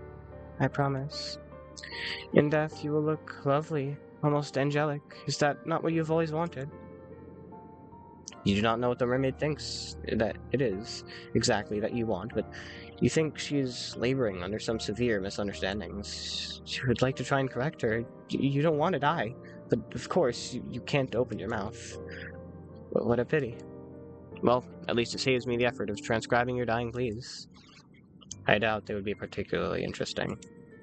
If you want to know why I am doing this, then I would not mind obliging. I have no secrets to keep from you. Other than the secret, perhaps, that upon your first meeting she nursed within her cold fish's heart the desire to bring about your watery murder. You might have liked to know that before you agreed to sink beneath the ocean's surface with her. I'm only doing this because I have no choice. The other girl I liked, after all, the one who I adored, disappeared. She went away. I was never again afforded the opportunity to see her. You remind me of that girl, though. You do not look much alike. You do not act very like her either. But you are both humans who, despite your delicacies, have no shortage of determination. How your kind is able to live when your lifespans are so very short, and you are susceptible to so very many diseases is a mystery to me. Though my lifespan far eclipses your own, I am far sturdier. I cannot help but marvel in the tenacity of you humans. I know that if I were as fragile as you are, I would not be able to exist in this world. I would be far too afraid. I would see my own death lurking behind every corner. Just as you can see your own death looming before you. It is not so very far away now. You can feel it coming closer and closer, enclosing its cold, icy fingers around your throat. You humans are incredible. I cannot help but respect you, weak and pitiful though you are. She respects your tenacity so very much she wishes to extinguish it? That does not make very much sense. Perhaps my words are confusing to you, but it makes perfect sense to me at least. My beloved cowherd left me. I do not know where she went or what happened to her. Perhaps she was murdered by bandits. Perhaps she was contracted a horrible disease. Perhaps she simply fell and cracked her skull. I do not know. I will never know. For many, many, many, many days and nights, her disappearance has tormented me. I could not help but wonder how it came about, but there were so many possibilities, I could not imagine all of them. This thought terrified me. It still does. That is why I'm going to take you to my underwater kingdom with me. There we can be together forever. Nothing will be able to tear us apart then. I will brush your hair. I will dress you in the finest pearls found at the bottom of the seabed. It will be lovely. Much, much lovelier than any sort of miserable existence you might be able to eke out above the water. In my citadel, you will never be attacked by bandits nor ravaged by diseases. You will be quite safe there, I promise. Quite safe, yes, and quite dead too, surely. Well, yes, that is the only fortunate aspect of my plan. She considers your death nothing more than a mere misfortune. The mermaid might be surprisingly cold, after all. But perhaps you ought to have predicted this. She is our fish. Our fish not cold-blooded like lizards. You probably learned this at some point during biology class, but lessons are beginning to feel very faint and far away now. Your body is beginning to fail you. You cannot take much more of this. It is a necessary sacrifice, though. If we are to be happy, I am doing this. For you, you know, for both of our sakes. I do apologize for tricking you, but please try to understand. I really have been lonely. You'd be more inclined to sympathize with her, perhaps if your loneliness was not ushering in your inevitable demise. But you are too preoccupied with your dwindling reserves of oxygen to feel much in the way of anything for your captor. You can feel the pressure of the water against your eyes. They're beginning to ache. Perhaps you are crying. You do not know. The water masks much of your anguish. You have been drifting underwater for almost 3 minutes. That is a remarkably long time to go without any air. Your vision is beginning to cloud. Your surroundings already dark. Look darker, still unpleasant and obscure, and not all like the paradise that the mermaid promised you. The pain of being suffocated is far stronger and far more oppressive than the sensation of the mermaid's hand would tight be around your arm. Is there no escape for you? The prognosis, I am sorry to say, is grim. Your fate, as the mermaid said, really was sealed the moment you met her, luxuriating on those rocks beneath the moonlight. But you'll forgive me if my sympathy is limited. You did bring this upon yourself, you know. You reap what you sow, and in your case, you made a series of bad decisions which led to your untimely demise. Now, what do you want to do? Will you accept this fate of yours and rest in peace, or will you try to fight against it? Another fork in the road.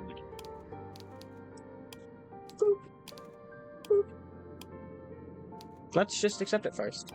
That is a bit of an anticlimactic answer at this juncture in your life story, but I suppose it would be remiss of me to lecture you too much. I am sure you are well aware of what a terrible series of decisions you have made.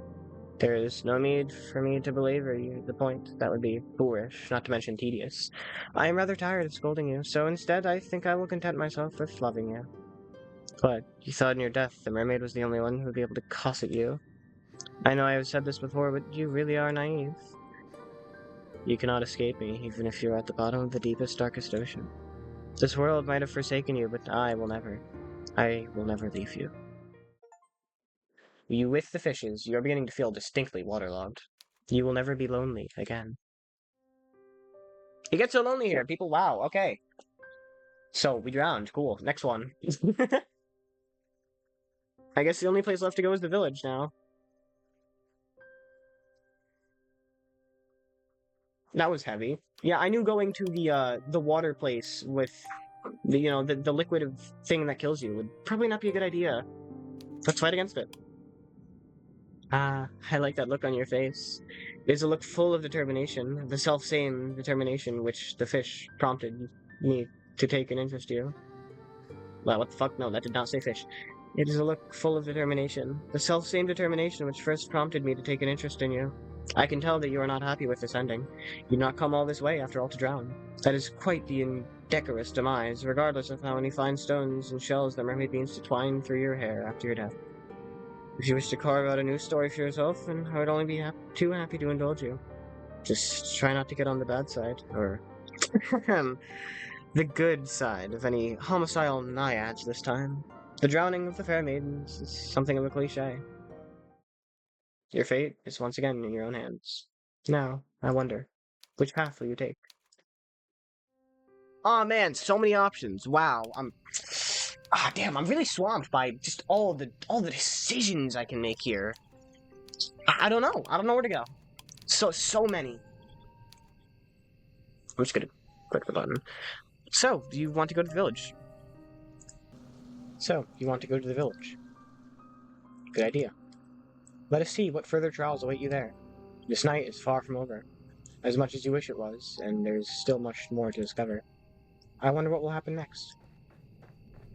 You follow the path which leads to the village, supporting yourself on weary, aching limbs, which feel ready at a moment's notice to snap the knee beneath the burden of your... Aw, fuck. How long was I paused for? I'm gonna go check.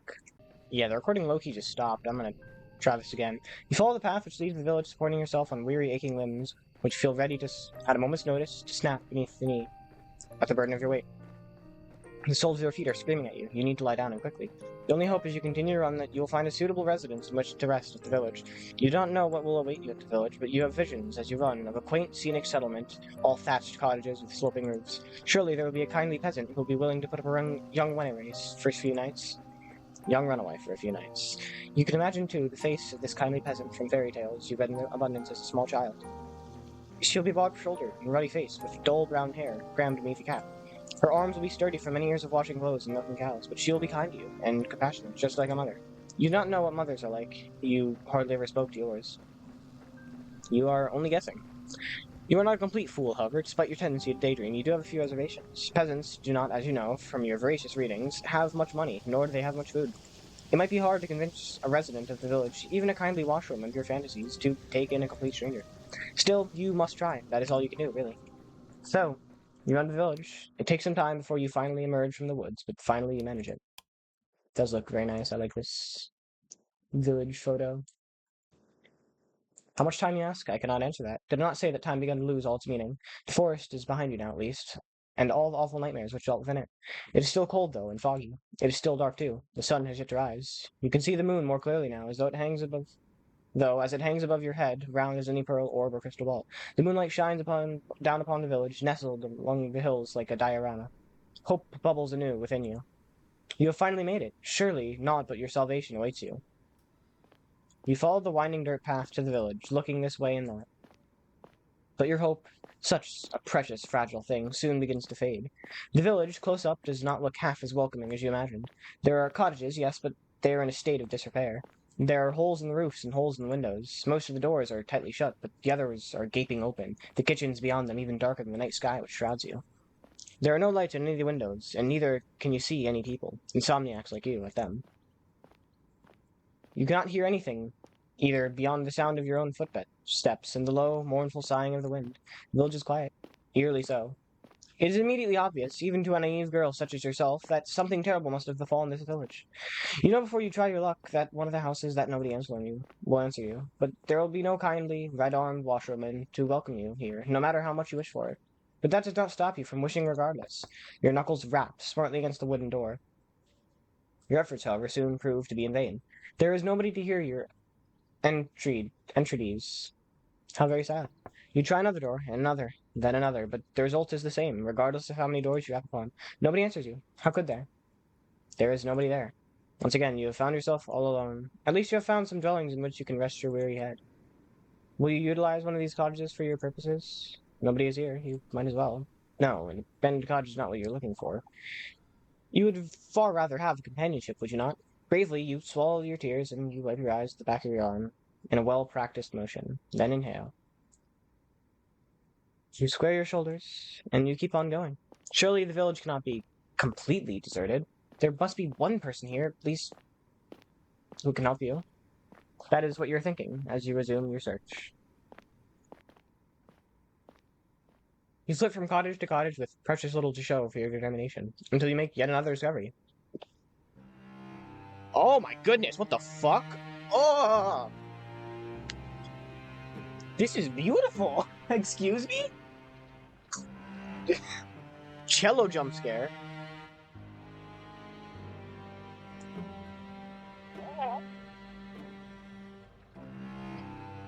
This game has some outstanding music. Wow. Let's listen for a little bit.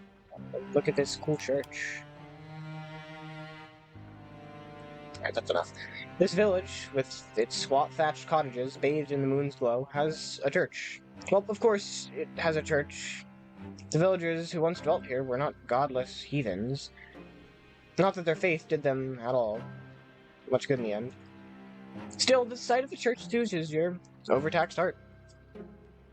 You were so focused on your fantasies of a kindly washwoman taking you in that you did not pause to entertain the fancy of a kindly nun doing much the same.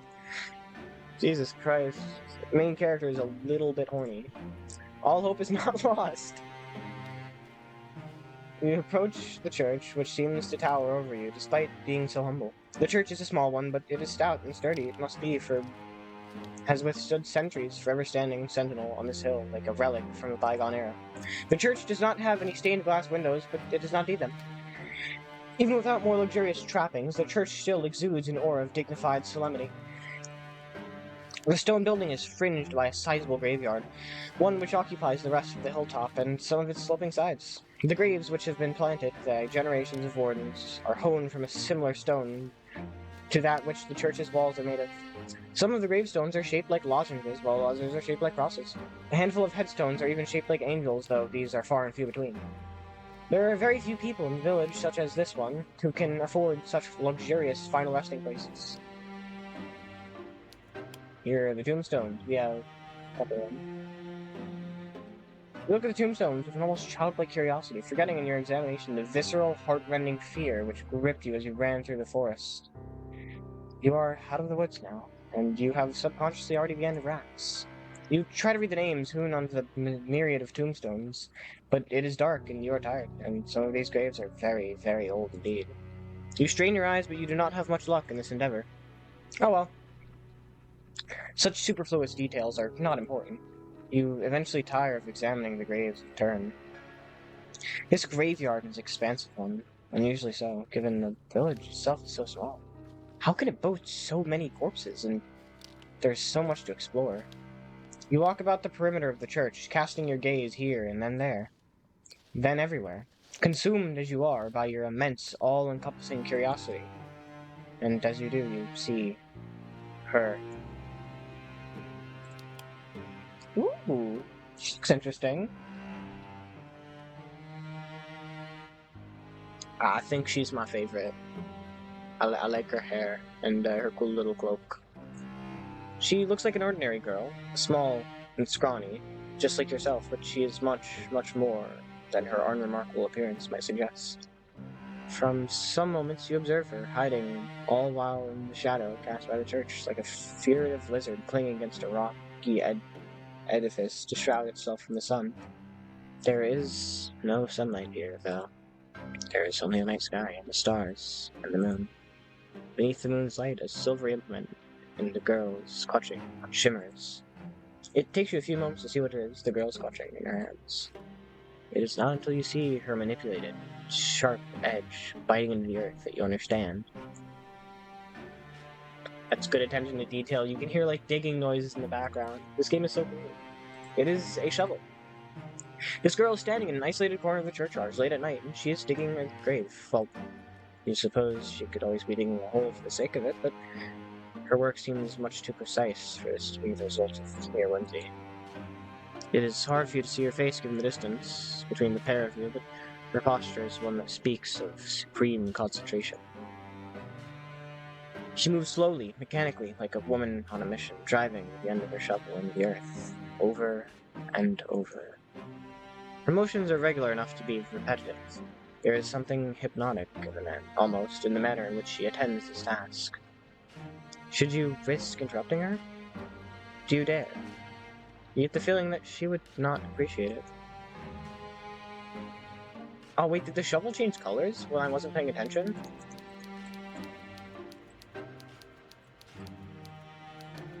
Never mind. I'm tweaking.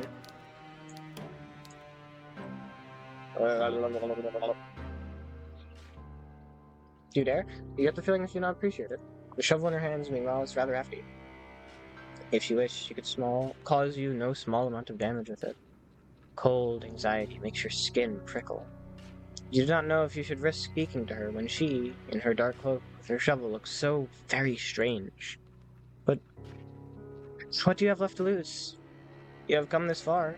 It would be folly to turn back now. It is with this thought in mind that you decide to approach the strange girl. Your footsteps are quiet. You have grown accustomed to slinking around like a cat, but they are not quiet enough. The girl's senses must be finely tuned because she blinks. Then she turns. Your eyes meet, and once they do, you feel your breath catch in your throat. You did not have a clear view of the girl before, concealed as you were in the shadows, but now she is looking at you, and you can tell that she is pretty. Her skin is very smooth, and her hair, though obscured by a dark hood, is very fair. Her eyes, meanwhile, are clear, cool blue, like ice. Those eyes of hers, which are large, with unease, are fringed with very long, fair eyelashes. She looks as though she has stepped out of the pages of a picture book. She is simply too perfect to belong to this world. Perhaps she is some kind of vision, a waking dream, hallucination. But no, she is none of those things. The shovel she is clutching in her hands looks solid enough, its pointed tip glittering wickedly in the moonlight. You steel yourself, expecting perhaps some sort of outburst. But the tension soon drains from the girl's slender shoulders. Her fingers, which were once gripping the handle of her shovel, tightly relax. Her lips curve upwards at the edges. She is smiling, and what a smile it is. It is transformative. When she smiles, she looks radiant, elegant, angelic almost. Hers is a smile that is so suffused with light that your eyes begin to prickle from it. You are so relieved, you almost feel as if you could cry.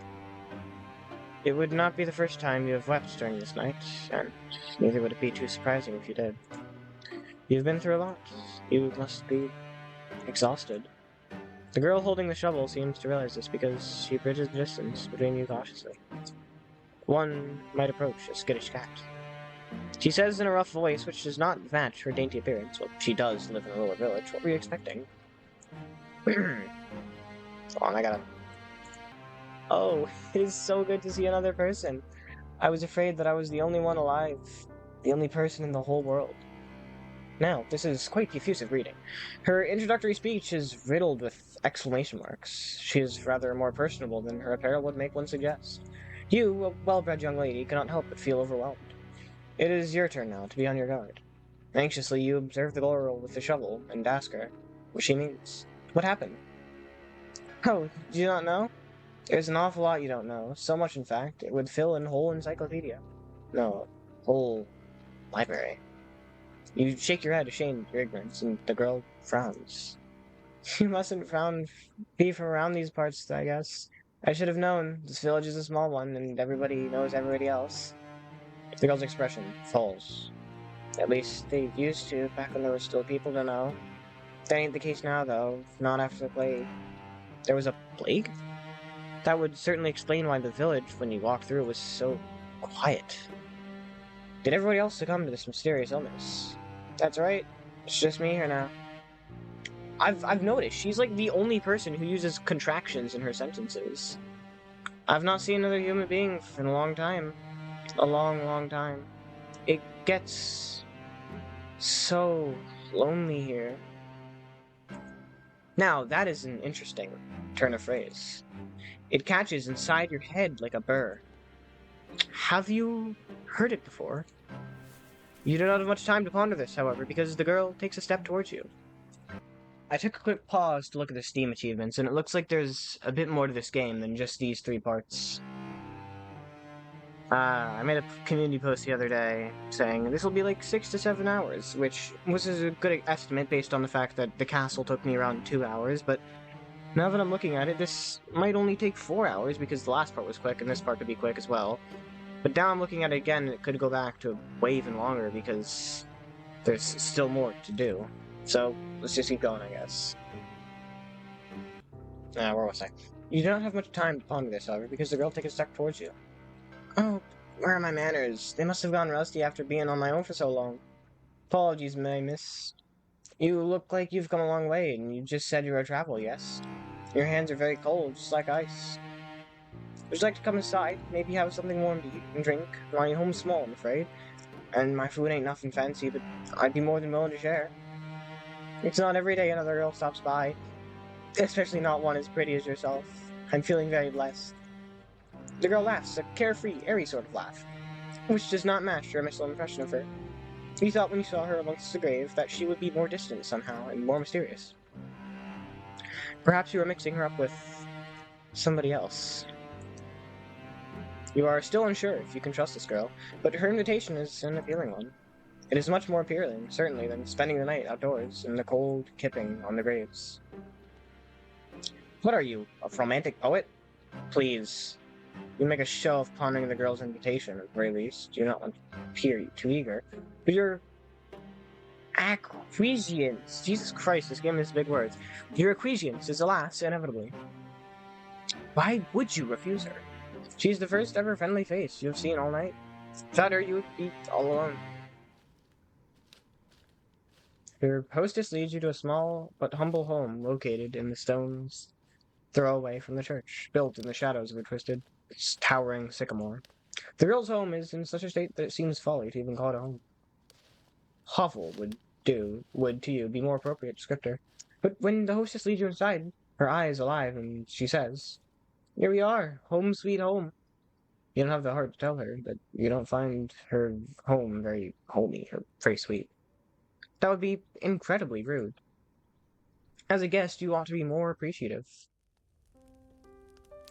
This place seems nice. I don't know the issue. It's better than the cabin from earlier. We just keep getting progressively better living conditions if we go in order.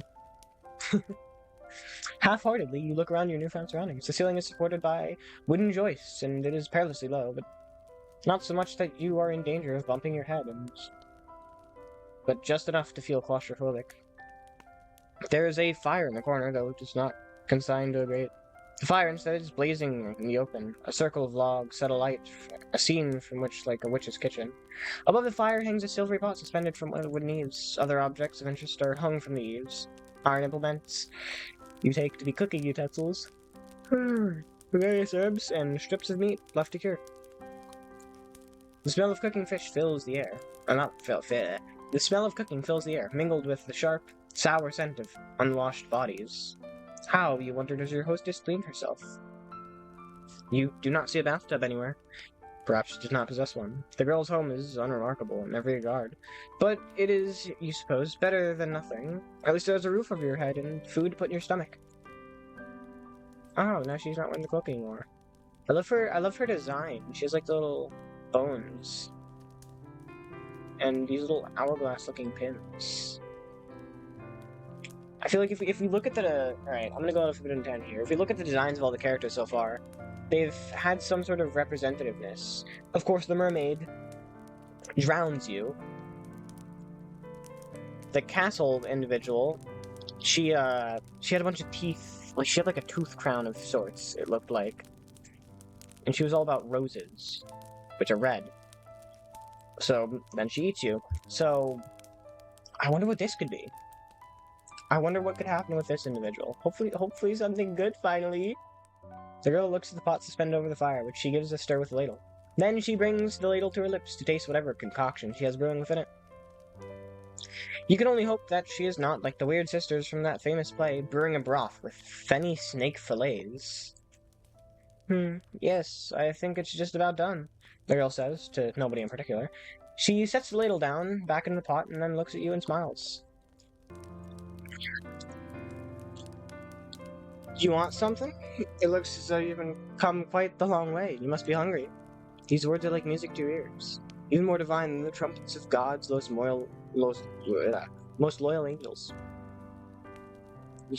You are so hungry, you could eat a horse. Oh man, I'm so hungry.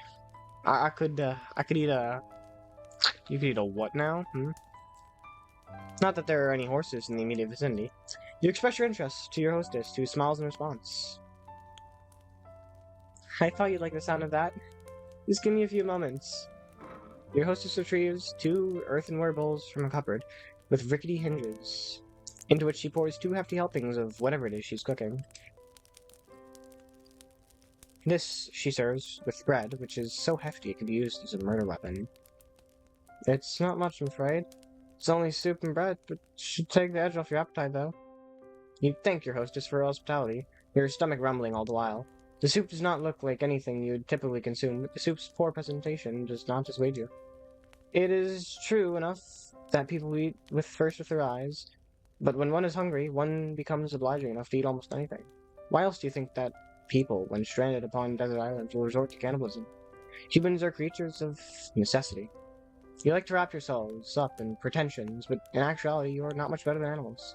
You are so hungry, your stomach achingly empty, that you certainly descend upon your food like an animal. Your teeth glint, your incisors gleam, and soon you'll have consumed all that your hostess has offered you. Your hostess watches while you eat, and she giggles when she has finished. Did you enjoy that? Oh, you catch your hostess's gaze, suddenly abashed. You were so hungry you failed to account for her judgment. Now you have some food in your belly, though. You've been suitably warmed. Your old self-conscious is returning. Did you not make a fool out of yourself? You're demure, shyly looking at Lap, fearful all the while of what your host might think of you. You do not want her to take you against you. Fortunately, you, however, and your fragile ego, your hostess is not the judgmental sort. She is not like the girls you grew up with. Well, I'm glad you enjoyed it. It's nice to see my food being appreciated so heartily. I know I'm not the best, but I've been practicing for a while. I used to cook for my father all the time, you see. Just remark catches your attention. Quizzically, you look your hostess, your abashment over animalistic eating habits suspended. What happened to her father? It seems a grim thing to contemplate having eaten, but didn't your hostess mention something about a plague? Yes, your hostess says in her voice, now soft and serious. That's right, there was a plague. And what of the villagers? What of her father? They're all gone now.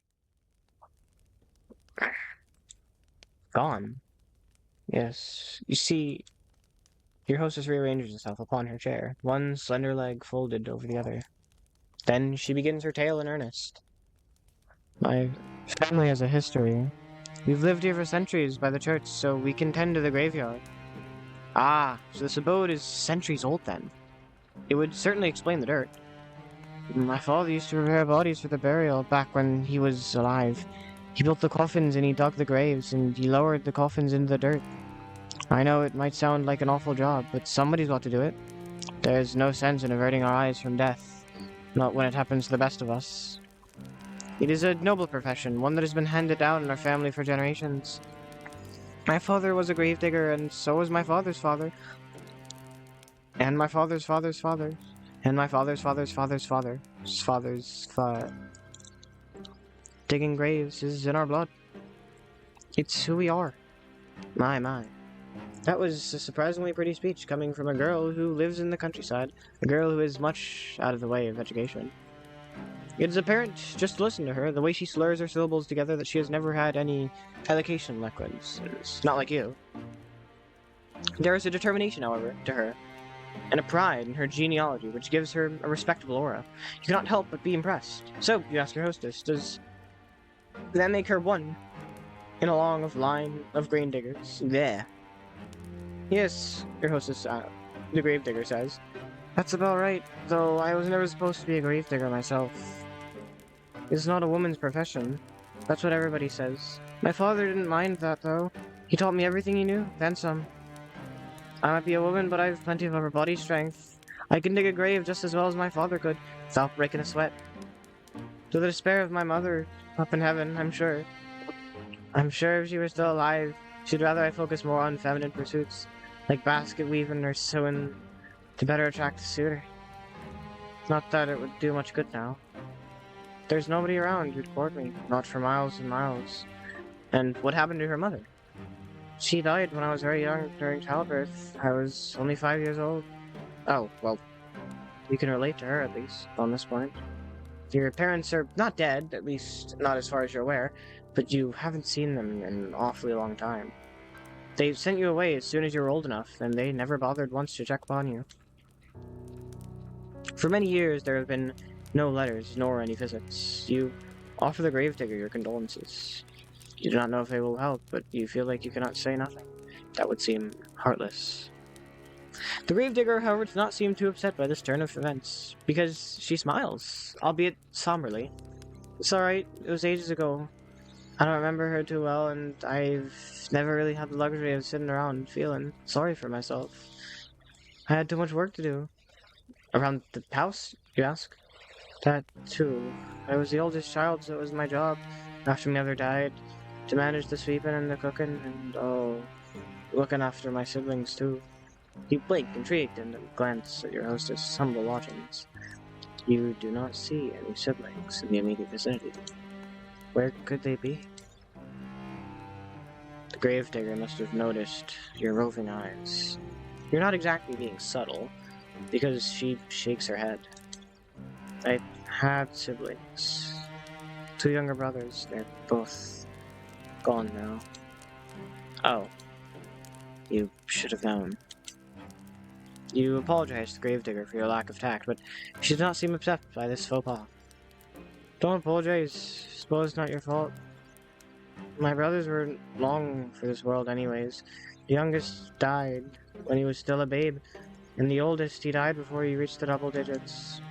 I'm starting to get used to this accent. I think it might have shifted a little bit over time. I was sad about it at the time, of course, but I've come to terms with it now. Life's a fleeting thing in this wicked old world. That's something you learn in this trade. Digging graves, I mean. I've dug up graves for the elderly and the infirm, but I've also dug up graves for young babes still in their swaddling clothes. That's the nature of death. It comes for us all in the end, no matter how old we are. No matter how much money we have, no matter how good or bad we've been. It's the great equalizer. Or so I've heard. A chill creeps down your spine as you listen to your hostess' speech. She's not wrong, but inherently, morality of all humankind is not something that you contemplate. It is too disturbing. For the longest times, my family was a small one. It was just me, father, and me, but that was fine. It was how I liked it. I was very happy, even if our lives weren't the best. I've never had any fancy clothes to wear, and we can't dine on the finest of foods. In the grand scheme of things, we ain't anything that special, but I've always felt otherwise. I thought I was blessed. We knew hardship, of course, and famine, but that was just the way life is around here. When food supplies were low, we always helped one another out. I had my father, but I also had the rest of the village, and we all looked after one another. And things always worked out in the end. At least they did. Until the plague happened. Yes, she had mentioned the plague. You'd been wondering when she was going to return to that topic. You suppose the plague is the reason that the village, as you traversed it, was so very empty. You'd suppose, right, plague tore through the village. I don't remember when. It feels like it was all a while ago, but maybe it wasn't all that long after all. It feels like I've been on my own for centuries. But Rose's eyes begin to cloud over. She looks as though she's entranced with her own memories. What could she be remembering? You have never seen a plague before, though you have heard of them in your history lessons. Your history professor was quite enthusiastic about the subject. He talked about piles of dead bodies stacked upon the streets, and stacked up in the wooden carts, come to take them away, with no shortage of aplomb. She was a strange woman, your history professor. The plague came on very suddenly. There was no warning. One day everybody was fine, and the next, they were all dead. It is with no small amount of anxiety that you eye the gravedigger. Then you ask worriedly, surely they could not have all died. Is that not an exaggeration? Oh, if only. I wish I was exaggerating, but it's the truth. Honest to God. The people in the village died, one after another. Just like that. I saw what the plague does to people firsthand. My father was one of the first people who got it. I think one of the bodies which came through that we buried must have had it. Not that I know for certain, I'm still just guessing. My father didn't have an easy time of it. His skin turned grey and clammy, and he complained of a horrible fever. There were night sweats and stomach cramps, and there were boils. Boils? Useless. They were the size of an egg. They were the size of eggs, and they were full of pus. When they burst, it stunk. The whole house was full of it. Stink of death. The wise woman of the village came to see if she could be of any use, but it was no good. My father was too far gone already. She took one look at him lying on his deathbed, and she shook her head. She said she didn't want to get any closer. I can't say I blame her. It was a ghastly sight. I didn't appreciate it at the time, though. Felt like she was turning her back on us. I wished her ill. I remember that after she left. Until a few days passed and she felt sick too. Then I felt bad for cursing her. I couldn't help but worry if it was all my fault. Silly, I know, but... The gravedigger closes her eyes. She seems to squeeze her lids together until her lashes melt like flecks of fallen snow. Her shoulders, which are very slender, are shaking. She looks as though she might, at any moment, fall apart. It wasn't long after that the rest of the village fell ill. They had all the same symptoms as my father. Clammy skin, fever, boils. Boils grew and burst. They died in screaming, stinking agony. My father died too, only 3 days after he fell ill. But even I think that was 3 days too many. I didn't want my father to die, of course. I did everything I could to save him, but it was all pointless. None of my herbal salves had any impact. I couldn't make a slight bit of a difference. All I did was stand at his bedside, telling him it'd be alright. Until his eyes sank into his skull like 2 black stones and his mouth dried out. During that last day before he died, he might have been a corpse already. He didn't look at me. He didn't speak to me. He just lay in bed with his eyes closed, groaning. I'd never wished any ill on my father before, but during those moments, The gravedigger squeezes her hands, which are resting upon her black-clad lap, into fists. She trembles. Then, in a voice throbbing with awful emotion, she says, I wish he just died. Well, based on her anecdote, it does not sound like she had overly long to wait. I wonder if she would consider that a silver lining. No, perhaps not. The gravedigger is still shaking. She will not cry, will she? You hope not. Awkwardly, you look at the gravedigger. You are not sure how to soothe her, but you know you must make some sort of an effort, even if it is a token one. You shift upon your chair, which feels very cold and hard beneath your thighs. Then you say, very softly, that you are sorry. It is not much, but it is all you can think of saying. You had the thought initially that your situation was comparable to that of the gravedigger, but now you see that is not the case. Her suffering has far outstripped your own. Not that... Suffering is a competition, of course. Your apology feels inadequate to your ears, largely because it is, but the gravediggers did not seem to mind. She is very big-hearted, that girl, to smile at you no matter how foolish you might be. Do you really deserve such kindness? Oh, again with the apologies. It's alright, like I said. You didn't cause any of this. I'm not upset at you, I'm just... Recount what happened, that's all. I do wonder, though, why I never fell sick myself. I thought I was gonna die, so I'd already prepared for the Reaper to come and take me away. But maybe he wasn't interested. Maybe he'd already satiated appetite on all the others. Or maybe he thought he'd have to leave me alive for practicality's sake. With my father gone, who else would tend to the dead? I was the only person left by the end of it all, so I had to bury all the people in the village. All resting peacefully now on the earth, and the plague can't reach them. On the one hand, I'm happy for them. They were able to escape from all their suffering. When I think about all the people I've lost, the gravedigger tenses. Then, she sniffs. When I think about the kindly washerwoman who helped me scrub the mud and dirt from my clothes. Aha! So this village did have its fair share of washerwomen after all. It would seem that your early insistence upon this particular point was not without merit. And the handsome young farmhands who'd flirt with me.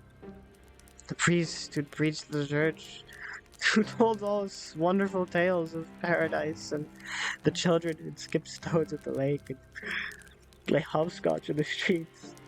I can't help but feel so lonely. The gravedigger's eyes begin to shine once she finished her address with tears, but she does not let them fall. She's being very brave, much more than you are. Anxiously, you extend a hand towards her, meaning to, what? Give her a hug. You don't know her well enough. Pat her head? That would be infantilizing. Squeeze her hand. Perhaps that could be misconstrued as a romantic overture, and that's the last thing you want. You endured more than your fair share of teasing over that. You sit there for a few moments, paralyzed by indecision as the gravedigger poorly suppresses his nipples.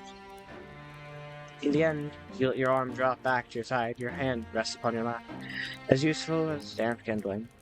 You do not know what to do with it. You do know that you ought to say something, though, to show that you heard her plight, and that you care. You do not know what this something should be, however. No words could ever console the gravedigger. They would never be enough. They can offer some balm, however, to the bereaved, and so after a pause, just long enough to be awkward, you offer your condolences. I mean, what else can you say? I am currently recording very late at night. I have my hand on top of my mute button. This is a terrible idea. What else can you say? Oh, no. Wait, hold on. Oh, no. Oh, no, the gravedigger replies, wiping a few stray tears away with the back of her arm. It's alright. I've grown used to it, really, being on my own. I mean, it ain't so bad, really. And I'm not all alone now, at least. I've met you. You'll keep me company, won't you? Oh, what can you say to that? You aren't callous enough to trample this poor girl's hopes, are you? You know full well yourself how awful that feels. You can do nothing but nod. A response just makes the girl smile. More widely still. That's wonderful. I know you're just a traveler who's passing through, but I can offer you bread and board until you leave. I have enough food and a spare bedroom. I can make it up for you right now. You must be tired after a long journey. Just give me a moment. The gravedigger rises to her feet in a flurry of excitement, then retreats. You watch as she departs, a little too eager to please and frown. The girl's home is small but humble, one with a low ceiling and slanted walls. You cannot imagine such a small dwelling possessing a spare bedroom. This so-called spare bedroom is, in all likelihood, the room her father slept in before the plague carried him off. You do not think that you would much like to spend the night in the room of a dead man, but what choice do you have? You are tired, wretchedly so. Why, it is all you can do to keep your eyes. Why, it is all you can do to keep your eyes open. While you were running through the forest, desperate to escape your pursuer, you had no thought in your mind beyond finding some safe sanctuary in which you could recuperate. Now that you have found this said sanctuary, it would be unreasonable to find faults with it. You ought to learn to be more thankful for what you have. There are many, many people in the world with less. You rise and follow the gravedigger once she finished her preparations in a so-called spare bedroom, which is every bit as cramped as you feared it would be. At least there's a bed which comes as something of relief. The rest of the lodgings are so humble, yet you were half expecting a straw pallet. As tired as you might be, you cannot lie to yourself. You have no desire to sleep among the hay like an animal. The sheets of bed are clean, too, a fact you discern with a cursory glance. So you will not be expected to sleep on the sweat-soaked linen of a plague-ridden man after all. This really is your lucky day. I got used to, the gravedigger says, somewhat shyly as she hands you a folded gown. Sleep in. I thought it might come in handy. Your own clothes are a little shabby. She can say that again. Your skirt is covered in mud, and the hem is torn and ragged. This nightgown is one of my old ones, so it suffered a bit of wear and tear, but I hope it's fit alright. It's clean, if nothing else. You accept the nightgown from your benefactress with words of thanks.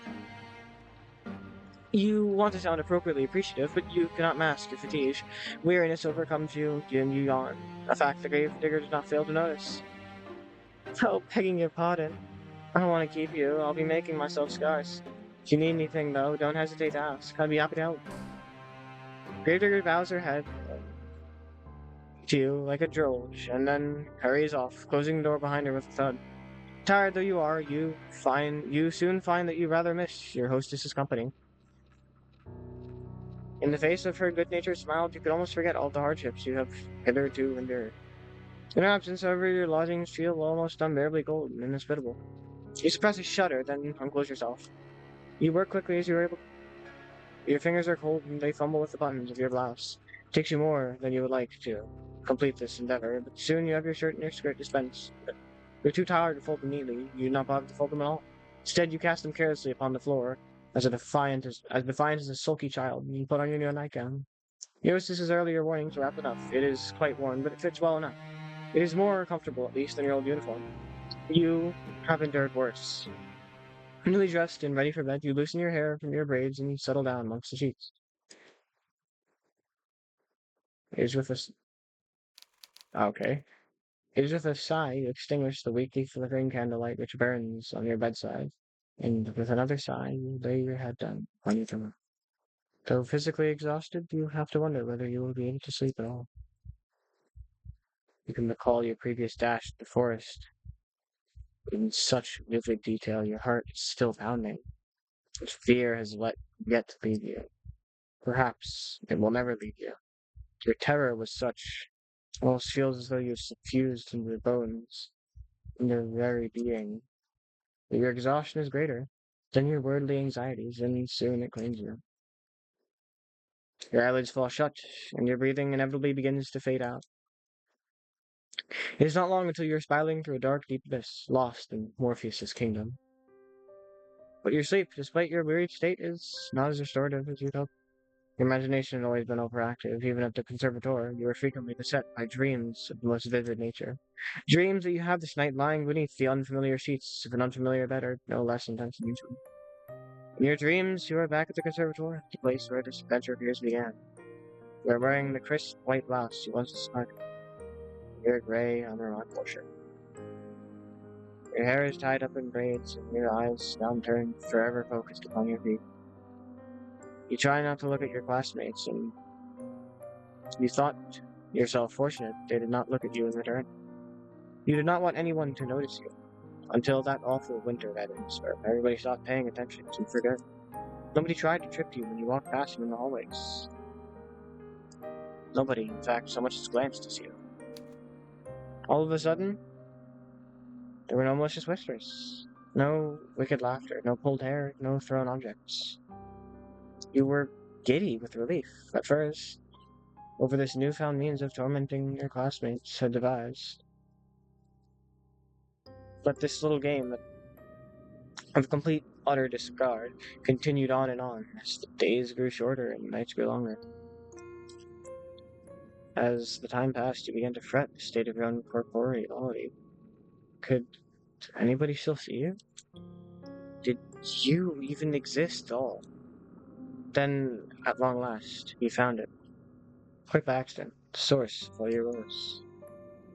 One of the girls had erected in the forest, through which you were sometimes bidden to jog for PE class beneath the shade cast by an old oak tree. It was a makeshift tombstone, a small, meager monument made of stone upon which one of your classmates had honed a name. Your name. You knew at once, as you stood there, standing beneath the shade of an ancient tree, that this was the reason behind your classmates' silence. This is why they had for many months been ignoring you so assiduously. They had buried you. In their hearts, you had already died. Your eerie dreams, notwithstanding you, sleep more comfortably than you had anticipated. When you awake following the morning with the sweet chirping of birdsong, you feel well rested, albeit woozy. Your head is aching. It is nothing, however, that a cup of hot tea cannot fix. You stumble into the kitchen, your night clothes, your hair loose, and your feet bare. The gravedigger turns to you. She looks at your face, which is pasty, and your under eyes, which are dark, exclaims, in the manner of one accustomed to solving problems, not complaining about them. Oh, you look awful. I think you need something warm to drink, and maybe something to eat too. Let me get started on breakfast. And that is exactly what she does. She gets started on breakfast, which proves to be quite simple and fair. Nothing like the luxurious food you're accustomed to in your past life. The bread is hard enough to break your teeth on, and the cheese is a bit too strong. It is food all the same, though, and you do not complain. Your stomach was beginning to grumble. The tea is inoffensive, at least. You drink it gratefully. You thank the gravedigger girl for her hospitality, and she smiles at you in return. A sunny smile, like a field of blooming blowflowers. It is no problem. Don't hesitate to ask me if you need anything else, she said, words which come to symbolize your relationship. You stay with the gravedigger for many, many more days, and limited though her means might be, she always tries to help you. The gravedigger sets your chores about the house to keep you occupied, a fact for which you are grateful. You need to do something to keep your mind off the frantic flight through the forest. You can almost forget about it now during the day. During the night, however, it returns to you. The sound of your feet against the foliage, and the swirling fog. When you sleep, you are assailed by nightmares. Sometimes you wake after midnight, the sheets twist around your body, and mouth gaping in a paroxysm of terror. Though you try to tell yourself otherwise, you are still not afraid. Being with the gravedigger makes you feel so less so, though, particularly when you are sleeping before keeping an eye on the bread and loaves that do not burn. You attend most of the domestic chores, while the gravedigger concerns herself with the work that she knows best, that is, digging graves. Her dogged persistence when it comes to this pursuit intrigues you, so much that you cannot help but post it a question to her on one particular morning when the sky festooned with clouds. Why, you ask her, do you continue to dig graves? There is nobody left, after all, to dig them for. You have always been practical, and you cannot see the point in it. What's the point in it? The gravedigger ponders while holding the shovel to her chest. Fortunately, she does not seem upset by the question, despite its bluntness. You should count yourself lucky. Her temperament is so very placid. I don't suppose there's any point to it, really, the gravedigger eventually says, with a small smile. I know it doesn't have any practical purpose, but, well, digging graves is what my father did. He showed me how to do it. I should continue his legacy. Father wanted to keep our family tradition going, and I suppose I want to do the same. That's all there is to it, really. That's all it is? You'd think you can understand that. Though your companion's actions might appear to be illogical, there is a kernel of reason nestled amongst them. She does not dig graves out of any sense of purpose. She does it instead out of sentiment. Besides, I've got to do something to keep myself busy, don't I? I spent my days idling on my own. I think I'd go mad. Gravedigger laughs at this, as though the prospect of her own madness is amusing. Her laugh, despite her slender stature, is not particularly delicate. It reminds you, perhaps unkindly, of the braying of a horse. You are ashamed in thinking such a thing, though your face flushes with guilt. We can all be well-bred young ladies, can we, you know? Still, laughter of the gravedigger, as it echoes through the grey gloom sky, is strangely desperate. It sounds forced. Her smile, too, is a touch unnatural. The richest grin of a corpse. You, despite your attempts to return her laughter with a light giggle, find that you cannot. You cannot help but pity her. You retreat indoors briefly after your talk with the gravedigger, then set about some simple chores. The gravedigger trusts you well enough to manage sweeping a floor, a task which does not take particularly long, and preparing of meals, a task which takes slightly longer. It is not until much later, however, once the sun has already sunk beneath the horizon and the moon is high in the sky, that the gravedigger returns from outdoors. She is windswept after many hours exposed to the elements, and there is dirt caked beneath her fingernails. She removes her cloak, which she hangs by the door, then looks to the pot suspended over the fire, which you stoke with your own fair hands. The scent of cooking, that of garlic and onions, fills the air, suffusing the interior of the kitchen in a homey aroma which makes your stomach rumble. Taking the stock of this, the gravedigger smiles at you, a toothy smile, which, despite her status as the lewd peasant, is surprisingly clean, white, and bright. Thank you so much, dear one. There's nothing like returning home after a hard day's work to find dinner already prepared. Now, let me give it a test. The gravedigger sticks a spoon in the soup and brings it to her lips. She blows upon it. Then she places the spoon into her mouth, the wooden utensil clacking against her teeth. You observe this with a touch of anxiety. Will she like the food you have prepared for her? You have cooked for her before in the past, and she was always very complimentary of your efforts. Cooking is not your forte, however. You never had to concern yourself with it really going up in relative comfort as you did. You think that you enjoyed this rural, ruistic mode of existence more than you did the privileges of your past life. At least now, with the Gravedigger, you have a steadfast friend, a staunch ally. When you're with her, you're not alone, and that is worth its weight in gold. Mmm, the Gravedigger exclaims, after drawing the spoon from her lips, her smile bright and gullious one. It's delicious! Your face flushes at this compliment. You aren't accustomed to receiving them, and it makes you feel good. Shyly, you ask the Gravedigger she trusts truly means that, a query which makes the Gravedigger smile. Of course I mean it. You become quite good at cooking, really.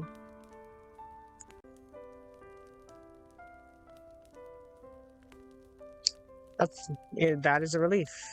You were not very good at all of this cooking malarkey in the beginning. You did not know how to handle a knife or how to peel a vegetable, and you cut yourself more than once. You bled in the soup on several occasions, but never once did you throw this silly soup out. The Gravedigger lives a humble existence, and she cannot afford to waste her precarious ingredients. Precious ingredients.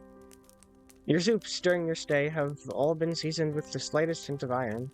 Today's soup, however, is marked a step above all the rest. You did not cut yourself with a knife, even once. Maybe your companion's compliments are not empty fluff. Maybe you really are improving. The soup should be ready to serve. I have some bread too that we can eat with it. But oh, I should brew some tea too. Let me. Ah, yes, the tea. You knew you were forgetting something. You were so focused on the soup it must have slipped your mind. Your face flushes yet again, it's oversight, and shyly you offer to correct it. The Gravedigger, however, waves your request aside.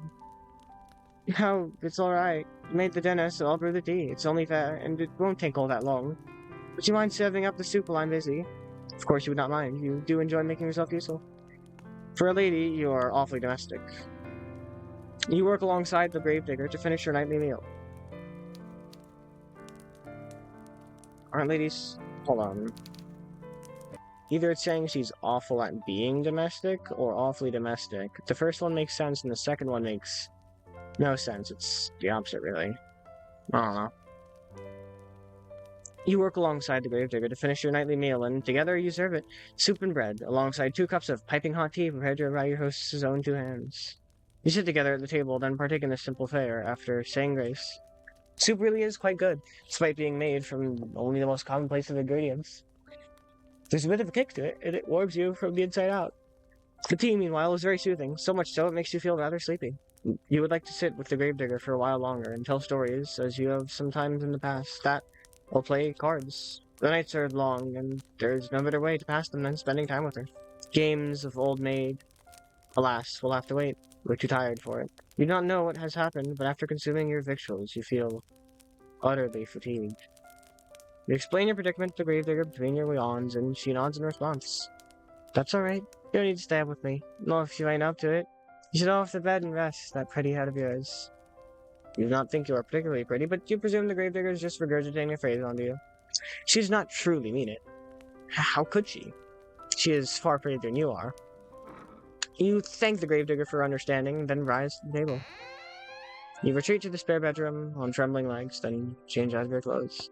You have only just slid your nightgown when you hear the rapping of knuckles on your door. Light and unobtrusive. This rapping, of course, could belong to but one person. It is the Gravedigger, come to check up on you. I'm sorry, the Gravedigger says to herself, but you rushed to your room so soon after eating, I couldn't help but worry about you. Would you mind if I take a look at you? Just want to see if you're alright. The Gravedigger is trying to keep her voice steady, but you can hear it wavering regardless. She really does sound concerned, so much so that she could very well be on the brink of tears. You do not want her to cry for you. You would feel horribly guilty if you upset her, even if inadvertently given all you've done for her. You bid the Gravedigger entry to your room, therefore, without further delay, an invitation she hastens to take. The door swings inwards with a creak, and there your hostess stands, still attired in black, her clothes a stark contrast to your pure white, well, off-white nightgown. The Gravedigger looks at you, seated in bed, with your hair freed from your usual braids and exiles. Is there relief, you wonder, playing about her face? But why? What was she expecting to see, exactly, before entering your bedchamber? Thank you for letting me in, the Gravedigger says, toying with her fingers. How do you feel? Not too terrible, you were sure. There's no particular problems with your health. You just feel tired. Are you sure you're not sick? Your face does look a bit pale. That would be nothing out of the norm. You are always pale. True. Now, is there anything I can do for you? Would you like something warm to drink, or maybe a hot brick placed in your bed? It should keep you warm. We appreciate your host's thoughtfulness, but do reassure her there's something necessary. You will be fine. I hope so. I thought about my father before he... Gravedigger's voice begins, but her voice soon trails off. She does not finish that thought. She does not need to. You know now what she is thinking of before she entered your bedroom. Cold, clammy skin, a sweating brow, rank, oozing pustules. You think upon these symptoms, which are eerily similar to those recounted during the Great Plague, which once bested your own country, and you shudder. If you don't want anything, then I'll be on my way, the Gravedigger says, but before that, this is just a fancy on my own part, but I was wondering, would you mind if I brushed your hair for a little while? My hair? That's right, it's such a pretty shade of red. That's all I thought. Is it pink? It's like a... to me it looks very pink. I don't know where we're getting red from. It's just a thought it's fancy, really. You don't have to let me, not if you don't want to, but I thought it might help you relax if you're under the weather. I've heard it's supposed to be soothing. That is what the Gravedigger says, but you have this distinct feeling that she's the one looking for solace here. She is not herself quite so selfless. Perhaps she would like you to think. But she has been so very good to you, and has done so very much for you that you do not want to begrudge her this small self-indulgence. You rather think she deserves it. You agree, therefore, to her request. Upon doing so, you are certain you have made the right choice. Yours' face lights up immediately in a manner which makes you blush. Oh, thank you. It'd be my honor. Now, let me fetch my brush. Gravedigger retreats from your room in a hurry, but returns there soon after, holding in her right hand the promised brush. This artifact acquired, the Gravedigger then settles herself upon your bed, by your side. She looks at your hair for a few moments, her expression pensive. She then announces she'll begin. The Gravedigger leans in. The wooden frame of the bed creaks under her weight, a creak which melds with the sighing of the breeze outdoors. You can feel the bristles of the brush running through your hair. It is soothing enough, so much that it makes you shiver. The sensation is a pleasant one, and somewhat nostalgic. Did your mother do this for you, you wonder, when you were a little girl? If she did, it must have been when you were a very little girl. You have not seen your mother in quite some time, not after you enrolled at the conservatoire. Oh, you have such lovely hair, dear one. It's soft as like silk. Not all like mine. Mine is so coarse. This gentle voice draws you out of your vague, half-formed reminiscence. It sounds as though the Gravedigger is lost in nostalgia of her own, because her voice, when she next speaks, is dreamy. I think my mother used to brush my hair like this for me, back when she was still alive.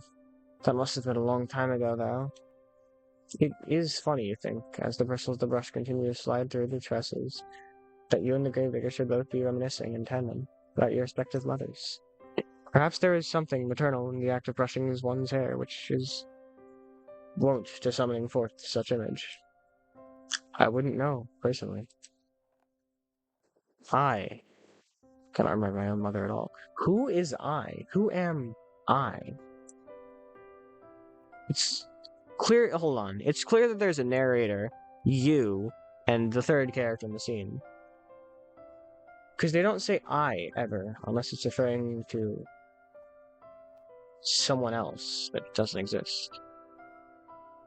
I don't think I like having my hair brushed very much, the Gravedigger continues, her breath warm against the exposed nape of your neck. Jesus Christ. Against the exposed nape of your neck. My mother used to complain that I squirmed too much. I can remember that. She always told me to sit still, though it wasn't my fault I squirmed. She always used too much force. Now, this is curious. It sounds as though the reminiscences of the Gravedigger are not particularly fond after all. Did she not get along well with your mother? I can't rightly say, the Gravedigger replies, in a somber sort of voice. I was young, like I said, when she died. I don't really remember it too well. But I don't think she ever had that much time for me. She was too busy with cooking and cleaning and looking after my baby brothers. But she had enough time, despite that, to brush her hair. Oh, fuck. She had enough time, despite that, to brush her hair. She did what she felt she had to make me look presentable. Not that it really worked. I wasn't like the other girls in the village, see? They liked to sit indoors with their mothers and sew. I'd always loved the outdoors. My father said I inherited that from him. Ruefully, the gravedigger smiled. Not that you can see it with your back facing her. My mother said I wasn't very, well, maidenly. She said that I always trapezed around outside after my father, watching as he dug graves. She said it wasn't appropriate, like I was some sort of a princess wearing a fine dress. The gravedigger snorts. I used to get muddy, yes, and maybe I did get bears in my clothes and knots in my hair, but it shouldn't have mattered. It's not like I had any hopes of marrying a prince, no matter what my mother said. But still, she had a lot of hopes, my mother. High hopes. I think she might have resented my father, maybe, for working such a menial job. Our profession is an honest one, but it never made much money. I think my mother was hoping for fine jewels and dresses, and, oh, I don't know, she's always had ideas. Her head was full of fairy tales. It's a shame, I suppose, that her reality didn't match up to what she wanted. I didn't match up to what she wanted. The bitterness in your friend's voice is unmistakable, so much so that you want to console her. What would you say to her, though? You've never met your companion's mother. You never will, either. Her cold...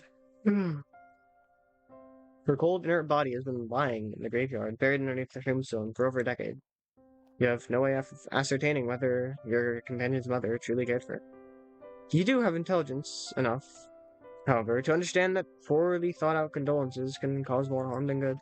You would not like it if people tried to reassure you that, of course, your father really loved you. If he loved you, then why did he send you away from home? Why did he never send you any letters? You know he was worried about his finances, but that seems a poor excuse to pretend that his only daughter did not exist.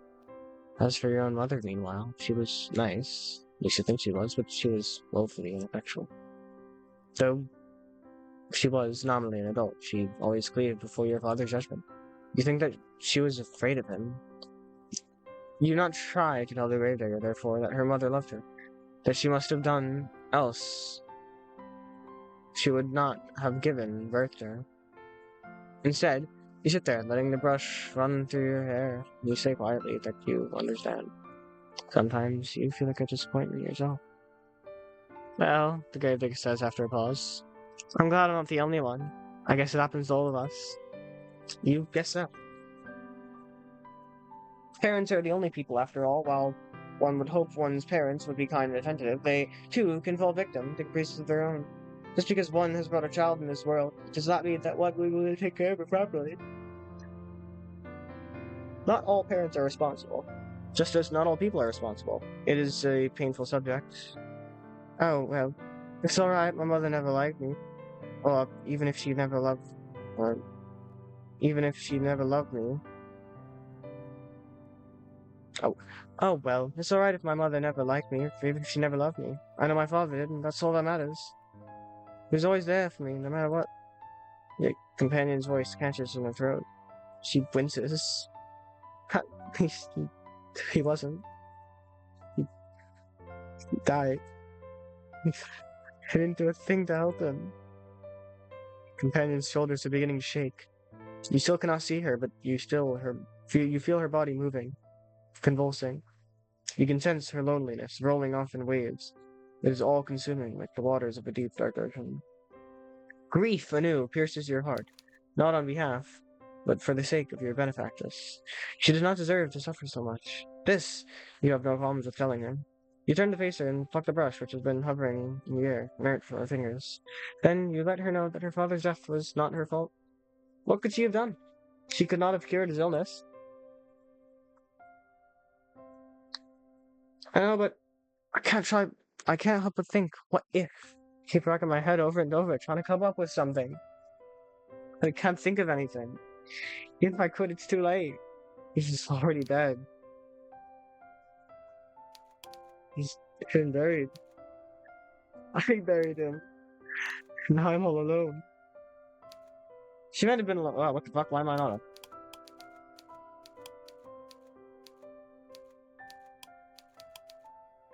She might have been alone, you tell the gravedigger.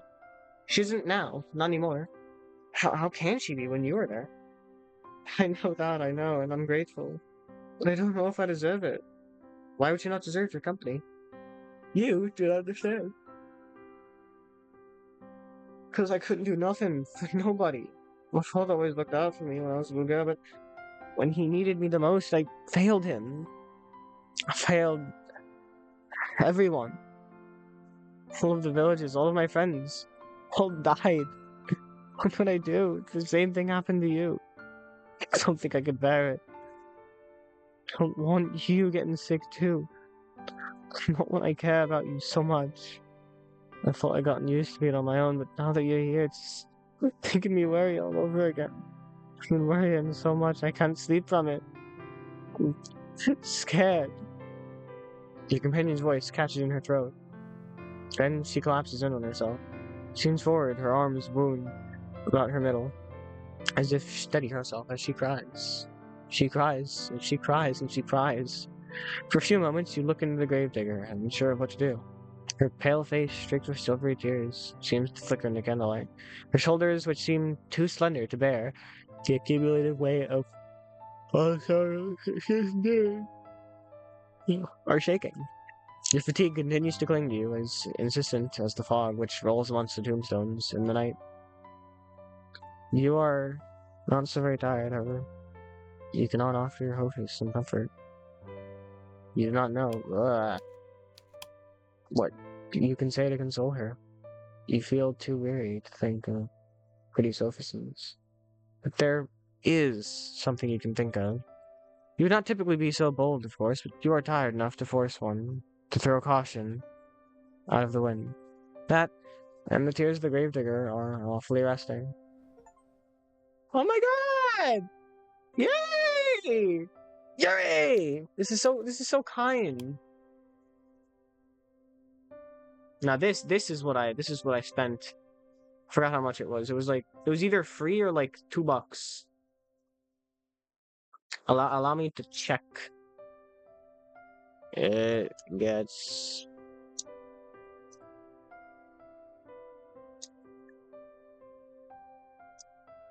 It is free, yeah. Go play it. I mean, there's not really much of a point I'm doing it for you, but you get the idea. Go support the people who made this game. It's so cool. Or the person, I don't know who made this game. I really don't know anything, but it's really cool. I'm having a great time. You open your arms, and before the gravedigger can pass comment, you pull her to your chest. Oh. A soft exclamation escapes the lips of the gravedigger, quieter than the sound of wintry snow as it presses against the ground. Then, there is nothing. The gravedigger is stiff in your arms for a few moments. Like the corpses she and her father used to seal away in their wooden coffins. She is all wide eyes and awkward, pointed elbows, tears still coursing down her pale cheeks. You worry briefly as you hold her that you have perhaps made a mistake, or your attempts at consoling her too clumsy. You would not know. You have never been in a situation like this before. You've never consoled any friends before, because you have never had any friends to console. It is not now. So now, however, you are as far away from your old life as possible to be, and the gravedigger does not curse you for your impudence. Neither does she try to squirm away from you. Instead, she sits there, still as a statue, cradled in your arms. Oh, I'm very sorry to tell you something so embarrassing. It's just, I get so lonely sometimes. Until at long last, with a breathy sob, she lets the full weight of her body fall against yours. You run your hands, sobbing, against your sobbing companion's shoulders, blades, and her back. Gently, you soothe her. You tell her that she does not need to apologize. There is no shame in crying. You hug her for many, many minutes, while she sobs against your chest, wetting the front of your nightgown. No further words pass between you that night, but they do not need to. Words are irrelevant in a moment of tenderness as this, shared between two souls who have come to understand one another through mutual loneliness. You slide beneath your sheets, you still feel exhausted, and the gravedigger joins you without asking for permission. It would be unnecessary piece of politeness, really, given your acceptance is all but assured. You've already accepted the gravedigger, after all. Every single inch of her. You've accepted her hospitality. You've accepted her food. Now, you're accepting her company. You arrange yourself beneath the sheets, then draw her body to yours. Gravedigger has not yet changed into her nightwear. Her clothes will be horribly rumpled when she awakes, come the following morning, her head rested against your chest. But tomorrow has ceased to matter. It no longer exists. There is no concept of time between the two of you. No thoughts of which day will dawn once this night inevitably ends. Instead, there is mere warmth shared between you and the wetness of the cheeks of the gravedigger. There is sound, irregular now, less intense than before, with your companion's muted, muffled sobs. There is this gentle moment, snatched, in the midst of a deep, dark night which can never be replaced. Your eyelids feel heavy, as though weighed down with stones. They droop inexorably downwards, pulling you like a drowning maiden into the dark, impenetrable abyss of slumber. You yawn. Then you fall asleep, hoisted up in bed, beside the gravedigger, like two cats in a basket. You sleep, and you sleep, and you sleep more deeply than you have allowed yourself in quite some time. But when you awake, you find that you are no longer in the bed upon which you slept in, shrouded by sheets. I this game. All that praise. I hate it. Fuck you. That's a joke. This game's great. The gravedigger, too, is nowhere to be seen. Instead, you are quite alone, lying to yourself in the dark. You blink, but your surroundings do not become any clearer. It is the middle of the night. Perhaps you are aroused from your slumber by the desire to relieve yourself, or else slake your thirst. Your sleep has been awfully disordered as of late, and the smallest of noises have been able to disturb you. That does not sound quite right, though. You slept well. Of that you are certain. The body feels invigorated, as though it has slumbered for hours and hours. How many hours? You do not know. You do not know much of anything. You feel a strange pinching sensation around your chest. However, and around your arms. It appears though someone knew. Who else could have been the gravedigger? Changed your attire while you were sleeping. This is a startling thought, but the darkness which entombs you is even more so. The darkness which surrounds you is unsettlingly complete. It is so thick you cannot penetrate it. Your newfound woes do not stop, however, at this deep, unnatural darkness. It is cold, too. You are lying upon something hard, some sort of stone slab. What is going on? You reach out, but your movements are soon stymied. There is something heavy lying atop you, something that is limiting your movements. You were anxious before upon awakening, but at this discovery, you feel downright aggrieved. A sharp prong of panic pierces you, but you try to suppress it. Hysterics will get you nowhere. In most cases, they only tend to make bad situations even worse. You ought to know that already. You swallow your mounting dread as best as you can, though it is coming on thick and fast, trying to squirm. You move your arms outwards, but they do not get very far. There's a wall above you, and walls on either side of you, walls which do not bulge no matter how hard you push. Not, must I add, can you push particularly hard, your anxious state notwithstanding. And you have never had much in the way of upper body strength, nor lower body strength. You do not have much in the way of strength at all. You feel quite helpless as you lie, out of breath, from your mere exertions, unsure of what you should do. You can hardly see a foot in your face. You do not know where you are, nor why. The terrible premonition is beginning to bear down upon you, one which will, initially, you tried to disregard. You did not want to accept it as a possibility, but where else could the truth lie? You are lying in a box, hemmed in by the walls, which offer only a scant few inches for you to stretch in any direction. Where else could you be but a coffin? The moment you allow yourself to ponder this awful reality is the moment you hear the irregular sound of drumming. It is as though somebody, though they must be very large, somebody is tapping their fingertips upon the lid of your coffin. That, or it is raining. It is not the fingers of a giantess, though, which is disturbing you, nor is it the falling rain. It is dirt. The sound continues on and on, as though drilling its way into your skull. It is relentless. It is merciless. Like the ticking of a great celestial clock cannot be escaped. Your time is almost running out. But you knew that already, didn't you? When you were running through the forest. You ought to have known, silly thing, that you could not outpace your destiny forever. Sooner or later it would catch up to you. You are stubborn, though, and you do not want to accept this. Not content to simply lie there, you cry out. You cry not for your parents, whom you hardly knew, not for your school friends, for you never had any. Instead, you cry out for your new companion, the girl whom you've been living, and with whom you shared your one precarious, precious, cherished moment. You cry out for the gravedigger. Surely, this is some manner of mistake. What she realizes is that you are in fact entombed in one of the coffins she is currently filling. Or who else would be moving the dirt above you? She will cease her operations at once. She will pull you out of the darkness back into the world of the living, and she will hold you close. She will embrace you. She cannot mean to cause you any harm.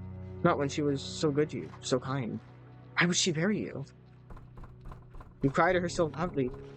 You fear your vocal cords might tear and fall banging against the roof, your compact prison. You cry, desperately, helplessly. In your relief, your cries do not fall upon deaf ears. The sound of the falling soil stops, albeit briefly. Then you hear a voice. The voice is very faint, given it's being filtered through your coffin's third leg, but you recognize it. So, you're awake then, dear one. How are you? She sighs. Then she says in a perplexed sort of voice, "Now that is a pickle.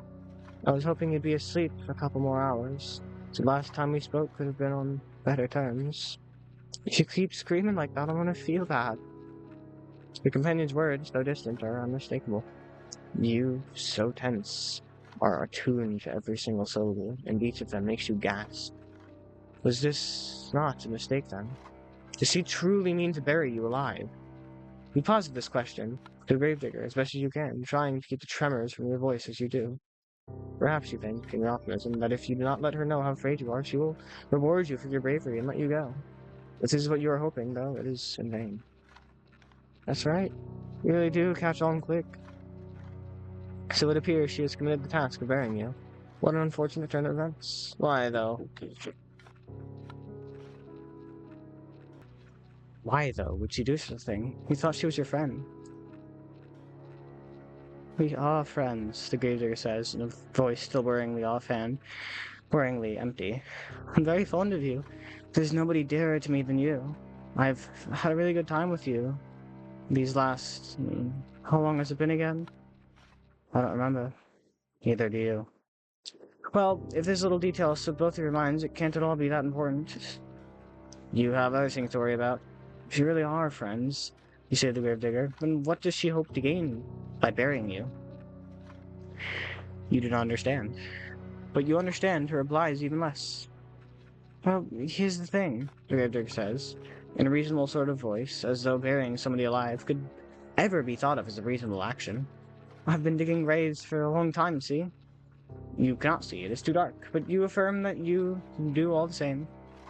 Well, I was digging all these graves, but I've never not had anybody put in them. Not for ages. It was rather sad. Well, I was digging all these graves, but I've not anyone put in them for ages. It's rather sad. You think to yourself, knowing there's a train of logic, twisted, though it might be. You think you know where this train of logic, twisted though it is, might be going, so you'd not interrupt her. You know no good would come of it. All you can do, for the present, is lie there and listen. I was thinking, I'd never find another person to bury in this godforsaken village. Not if the plague messed everything up. I was getting desperate. Till you came along, that is. Now that I have somebody I can bury you, I'm not gonna let the opportunity pass me by. Sorry, but this is just part of my job. It's what my father taught me to do. It is all I know how to do. I buried my mother. I buried my father. I buried all of my friends. Now, I'm going to bury you too. It is sound logic in a sense. As the daughter of a gravedigger, digging graves is her job, but something about it rankles you. If only you could put your finger on it. Ah, yes. There is a bit of a flaw with the reasoning, is there not? You are not dead, after all. You might not be dead now, the gravedigger says in response to your ingenuity, but you will be if given enough time. I mean, everybody else I've ever known's died. Who's to say you won't be next? It seems rather more likely that you will die, and quickly, if you persist with your poorly thought out plan to bury you. Your confidence not very large, it affords you precious little space. Eventually, trapped in it too long, you'll run out of oxygen. Then you will suffocate. That, or you will starve to death. Either way, your demise will be a slow, painful one. You are unsure which death would be worse, though, given how precarious your situation is, you do not wish to expend the necessary energy needed to ponder it. You need to plead with the gravedigger, and quickly, while she is still here. You tell her tearfully that you would not leave her. Why would you? You try to sound convincing, as your disordered nerves will allow. The gravedigger remains unmoved. You say that, but how can I know you're telling the truth? I thought you said you were a traveler. They'd never stay put in one place for long. You'd get sick of me before long, and then you'd leave me. So at least I can be assured that we'll always stay together. If I bury you like I did the others, we'll never be far apart. I even took care to put you in a nice spot close to my home so you're only a stone's throw away. Really? Isn't that nice? Privately, you think to the gravedigger. There's a different conception of the word nice to you. You do not say this, however. You cannot say much of anything because the panic has begun to set in. It is choking you, stopping your throat. So you can only cry. You scream.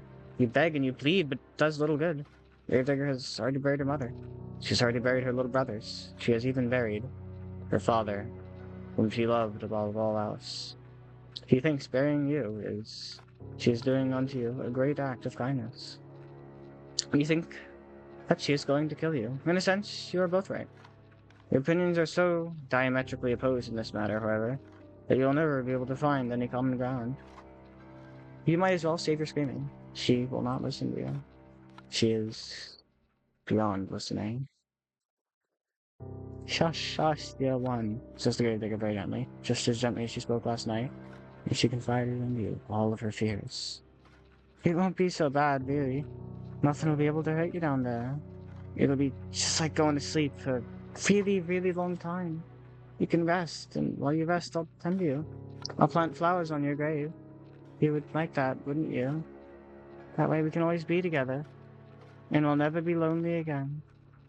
While the gravedigger speaks, she begins to pile even more soil onto the roof of your coffin. The sound of dirt on top of you, on your arms, your legs, and your head, conceals your companion's final words.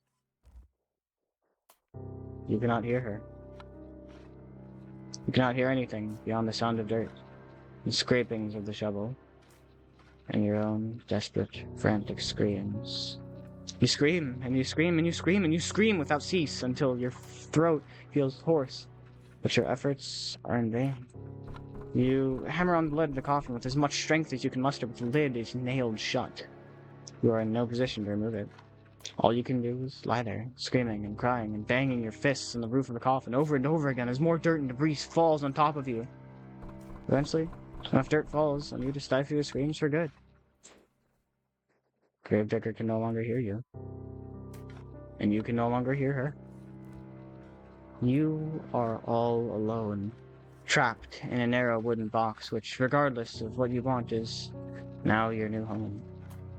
You can smell the soil in the back of your nostrils when you inhale. It is so potent that you can taste your own tongue. You can taste the eventual, inevitable decay of your own body. You will remain trapped here, underground, forever and ever. Or, to use less melodramatic terms, until the last of your energy escapes and you succumb to your own slow suffocation. It isn't a very pleasant way to go. But you'll forgive me if my sympathy is limited. You did bring this upon yourself, you know. You reap what you sow, and in your case, you made a series of bad decisions which led to your untimely demise. Now, what do you want to do? Will you accept this fate of yours and rest in peace, or will you try to fight against it? We gotta do the classic where we go save in the save slot right here, and that's fine. You accept it. Very well then. Enjoy your eternal slumber. I suppose this is a good night for you now. But this is not goodbye. You cannot escape from me, even if you are buried deep beneath the earth. Where there's a will, there's a way. And even if the whole world has forsaken you, I never will. I will never leave you. You will never be lonely again. Down the boneyard, 10 feet deep. And I think, looking at the Steam achievements, next one's gonna be the last thing. And then there's some more game to play, I guess. Are you not happy with the hand that your fate has dealt you? Very well, I cannot blame you. It's quite the grim ending. I would not wish it upon my worst enemy, and you are rather dearer to me than that. Now, why don't we give this another go? Just try not to be very loud this time. I can only endure so much of your screaming. Your fate is once again in your hands. Now, I wonder, which path will you take?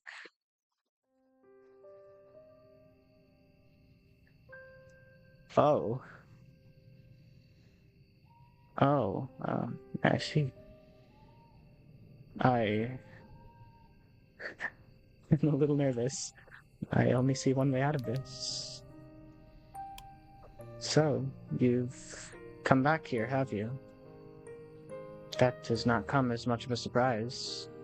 Though presented with 3 potential paths, it's not as though traversing any of them would have any particular impact upon your ultimate fate. Yeah, so I guess no matter where we go, nothing good happens. Also, I didn't get an achievement. I didn't get an achievement for, what's it called? Fuck, I didn't get an achievement for not accepting my fate. That sucks. Though presented with 3 potential paths, it's not as though you traversing any of them would have any particular impact upon your ultimate fate. In the end, you were always destined to return here. Did you really think you had a choice? How hopelessly naive of you. I thought that you were smarter than that. Your breath, which once escaped your hips in sharp, ragged gasps, is now on the verge of petering out altogether. Your lungs feel deflated, as though they have been punctured. Your blood is rushing to your temples in a heady, overwhelming surge. Your stomach, meanwhile, has twisted itself up in knots. Your body feels heavy, your legs in particular. They no longer wish to obey you. You take a stumbling step forwards, and your foot gets caught in the tree root. You are certain that you passed this route once already, and that you sidestepped it. But perhaps your memory is beginning to fail you, just like the rest of your body. Ooh, the witching hour. It's almost time for me to do my big entrance. Is this me? You gasp, surprised, pitch forward, dull and senseless, like a sack of full potatoes. This should a me reference? No way. Your arm hits the ground with a crack, one which makes you cry out in pain. Tears begin to bead on your eyes, wet and salty. Tears which you cannot stymie. You are not as resilient as the gravedigger, nor as carefree as the princess. If you lived underwater like the mermaid, then nobody at the very least would be able to tell that you were crying. But you do not, and I can. Believe me, I can. Your arm aches dreadfully, but at least you can still feel it. Your poor feet, meanwhile, have gone quite numb. You try to stand, had you the energy, but you know, as you sit there, dazed, this would be futile effort. You cannot stand. Not any longer. It hurts too much. You really have been through a lot tonight, haven't you? I fear I've not been very kind to you. But you ought to be accustomed to hardship. Why, then? Why are you crying? You always have been a crybaby. That is why they teased you so much. It's because they knew they would guarantee a reaction. You are very predictable. Even now, after you tried to borrow my power for your own purposes, you have not changed at all. As you sit there sobbing, you hear, or you think you can hear, footsteps approaching you. There, to your right, snapping of a twig. Your left, a telltale rustle of leaves. Your every sense feels razor sharp, honed to a nice point by your anxiety. You are so panicked you feel as though you are going to be sick. If you want to vomit, then why not? There's no shame. There's nobody here to judge you. Nobody but me. I've always been there, you know. I will always be here, no matter how fast you run, or how far. Did you really think you could escape me? Poor, sweet child. Poor little fool. I did tell you, did I not? A contract with a witch is binding. No amount of physical distance between the both of us could ever sever it. I told you I would never let you be lonely, and I meant it. But I have had rather enough of these little games. It is time for me to collect my collateral. Whoa! Look at her! She's so cool. Very, very bony. Soft gasp escapes your throat as you feel arms wind their way around your back. Naturally, do you know who those arms are? They are mine. I've been watching you. I should give her a cool voice. I've been doing like a narrator sort of voice. And let's just stick with it. I've been watching you all night, but this is the first time I've reached out to you in so direct manner. Did you not expect me to be so forward? I can hear your heart fluttering in your chest. It is beating very quickly, like a startled rabbit's. Your breaths are short and sharp. It is a cold night, and I am holding you. You are still shaking. I wish you would not tremble so. Everybody fears the unknown, but we are not strangers. We have spoken before, have we not? When you first called me forth from the ether using that book you found in the library. You were desperate enough then to turn to the occult for help. You pleaded with me to use my magic for your behalf. You begged me. You implored. And when you entreated, and when you wheedled, and you whined, and though I had some reservations, you forced my hand. I had no choice, not in the face of your desperation. You did not want to be lonely anymore. You wanted to have a friend. Someone would always be there, no matter what. You wanted somebody to love you. Is that not what you demanded of me?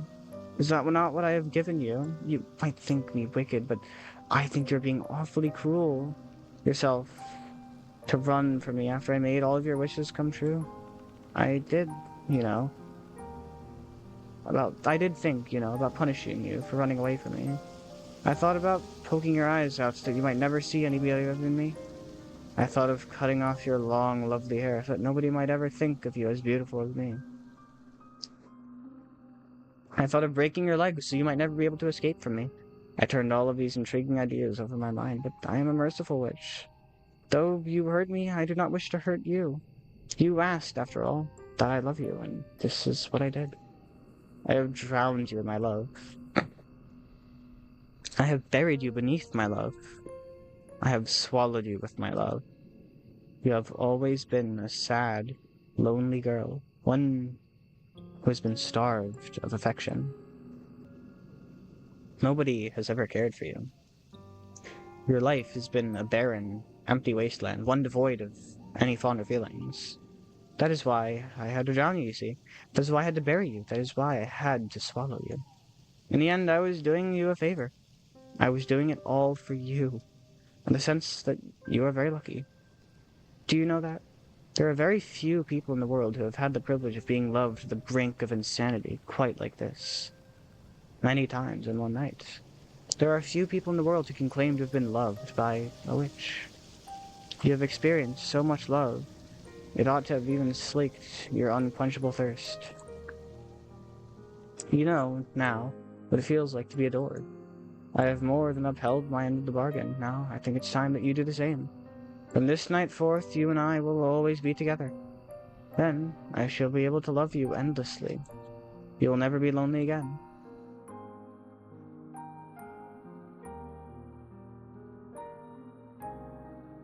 And, clap, clap, clap, clap, clap. Roll credits. That's not it, though. I would say, is that it? But I know it's not it. We're not particularly done. Here's the new button. Notes. We have to let's go through the gallery, the credits, everything. So we got fish. We can just look at all the people, their expressions. Nah. But of course we're missing one, aren't we? Because we're not done yet. Let's look at the notes. Let's do credit first. The writing and programming was done by Ebihime. The character art was done by Masanini. Background art by Flickr. Photographs, full credits, and BG, credits.text. The GUI was done by that guy. Music was done by that guy. This guy's insane. Go this guy. SFX was done by that guy. German translator, all these translations were done by these people. The proofreading one's done by that guy. And this was created for a game jam, Yan Jam 2023. Made with RenPy. This program contains free software under a number of licenses. I don't know what that all means. Cool. Let's check the notes. Hello everyone, this is Eddie. Thank you for taking the time to read. It gets so lonely here. I hope it was an enjoyable experience. I usually leave a few notes in my VNs to explain what inspired me, and I guess I'll do that now. The biggest inspiration behind It Gets So Lonely Here was the two-part novel series, The Orphan's Tales, by Catherine Valentine. Valent. The Orphan's Tales are an interesting couple of novels, which take a lot of cues from fairy tales and folklore across the world. These stories can contain dragons, witches, werewolves, genies, mermaids, but they are told in a linear fashion. The Orphan's Tales is itself pulling a lot in terms of structure from 1001 Nights because the story is broken up into a lot of smaller bite-sized stories which are set in framing narrative. These bite-sized stories seem unrelated at first, but they eventually converge by the end of the second novel, and it is revealed that the framing narrative itself is steeped in as much magic as the stories the narrator, well, there are numerous narrators, were spinning. It is a very interesting series in which a very non-conventional manner, which is told in a very non-conventional manner, with a lot of stories running into other stories, seemingly jumbled, jumping between stories and side characters from previous tales offering their perspective and assuming narrative roles in future tales. The narrative can be a bit difficult to keep track of in the beginning because it hops around a lot, and because it hops around a lot of different characters, all who are embarking upon a fantastical adventure of their own, but seeing all these seemingly disparate threads merge was all very satisfying. I've honestly not read a book like it before. It took a lot of well-known fairy tales and some lesser-known fairy tales, and it did something unique with them. It's all very avant-garde.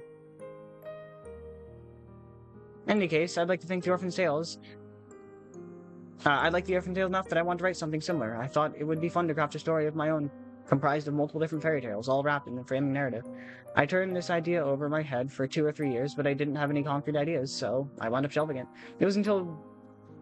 Oh, that's what Yandere. I see. You know, that makes so much sense. It wasn't until the 2023 Yandere Game Jam that I decided to revisit the idea. I was doing a bit of brainstorming, jotting down random notes, concepts for a story about which could work, and I decided I want to write a Yandere story with a Failterry vibe. Failterry vibe, yep, that's what I said. I had a few desperate ideas, but nothing which felt substantial enough to carry a whole narrative. I was also torn between writing the Princess story or the Gravedigger story, the standalone narratives. I liked both of them conceptually, but they seemed a bit too simple. Then it struck me, why not combine the two ideas, like Catherine Valentine did in The Orphan's Tales, and build a narrative around them? I thought it'd be a fun project to work on, and I would be especially suitable for the visual novel medium. The Orphan's Tales is a novel, and so the reader doesn't have any sway in what fairy tales they visit as they read through the text. Well, unless the reader decides to flip about the page at random, like a fighting fantasy novel, which maybe wouldn't be a bad way to experience the book, which was written deliberately in a disjointed way. So the reader gets pulled through a lot of seemingly unrelated stories at random until things start to come together. Visual novels are known for having routes. However, even the most generic Bishoujogs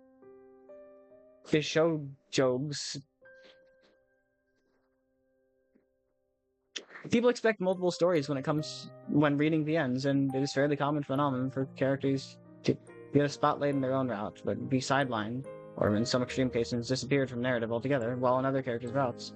By writing this fairy tale pastiche as a visual novel, I figured it would feel more natural to section these short stories into their own self-contained routes, which only converge once you've read all of them.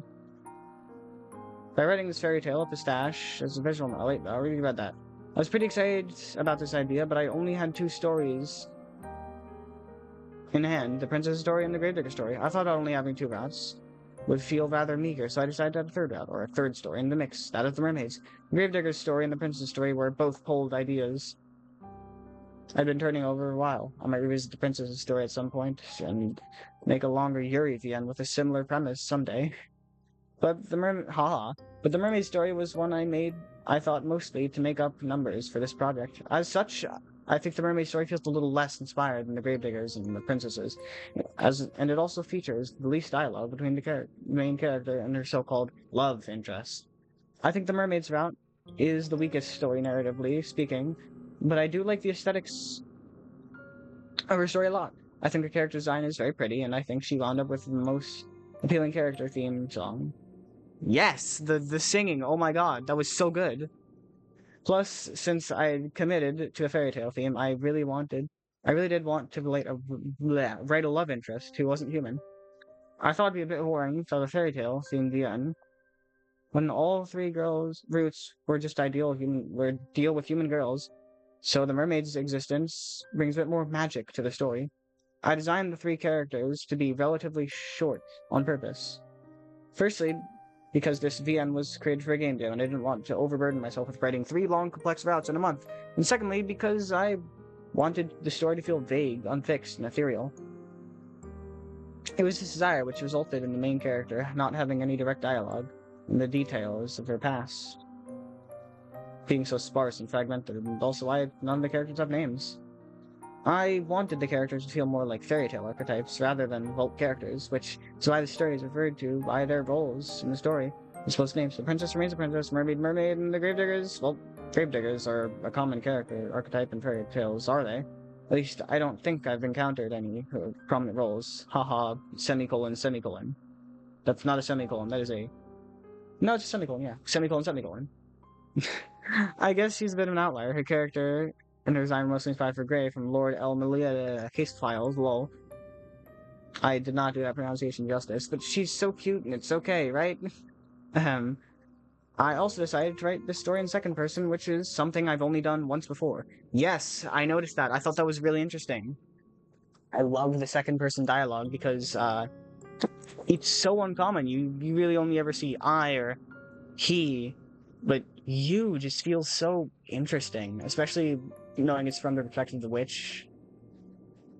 I've only done once before, it's at night. I don't write in 2nd person so much, since it's an unusual method of storytelling in general, but I thought having it add the overall atmosphere, having a bit faceless narrator address you as you, feels a bit more unsettling, I think, than 3rd or 1st person narration, which are more standard. Though I suppose by the end of the story, the narrator isn't so faceless after all. Since the narrator is a character in her own right, and she does occasionally offer her own thoughts and remarks upon the events in the story, would that make the narration 1st person instead? I wonder. The use of 2nd person narration was also inspired in part by Slay the Princess! Slay the Princess mentioned! That's what I was thinking of the entire time I played this game. It really felt like Slay the Princess with the 2nd person dialogue. I have not played Slay the Princess myself, but I watched someone play it. I thought it was really cool. If you want to, I mean, it wouldn't really be the greatest thing because I've already seen the ending. If you want to see me play it, I don't know, I might. But I definitely think you should play Slay the Princess. It's also really cool.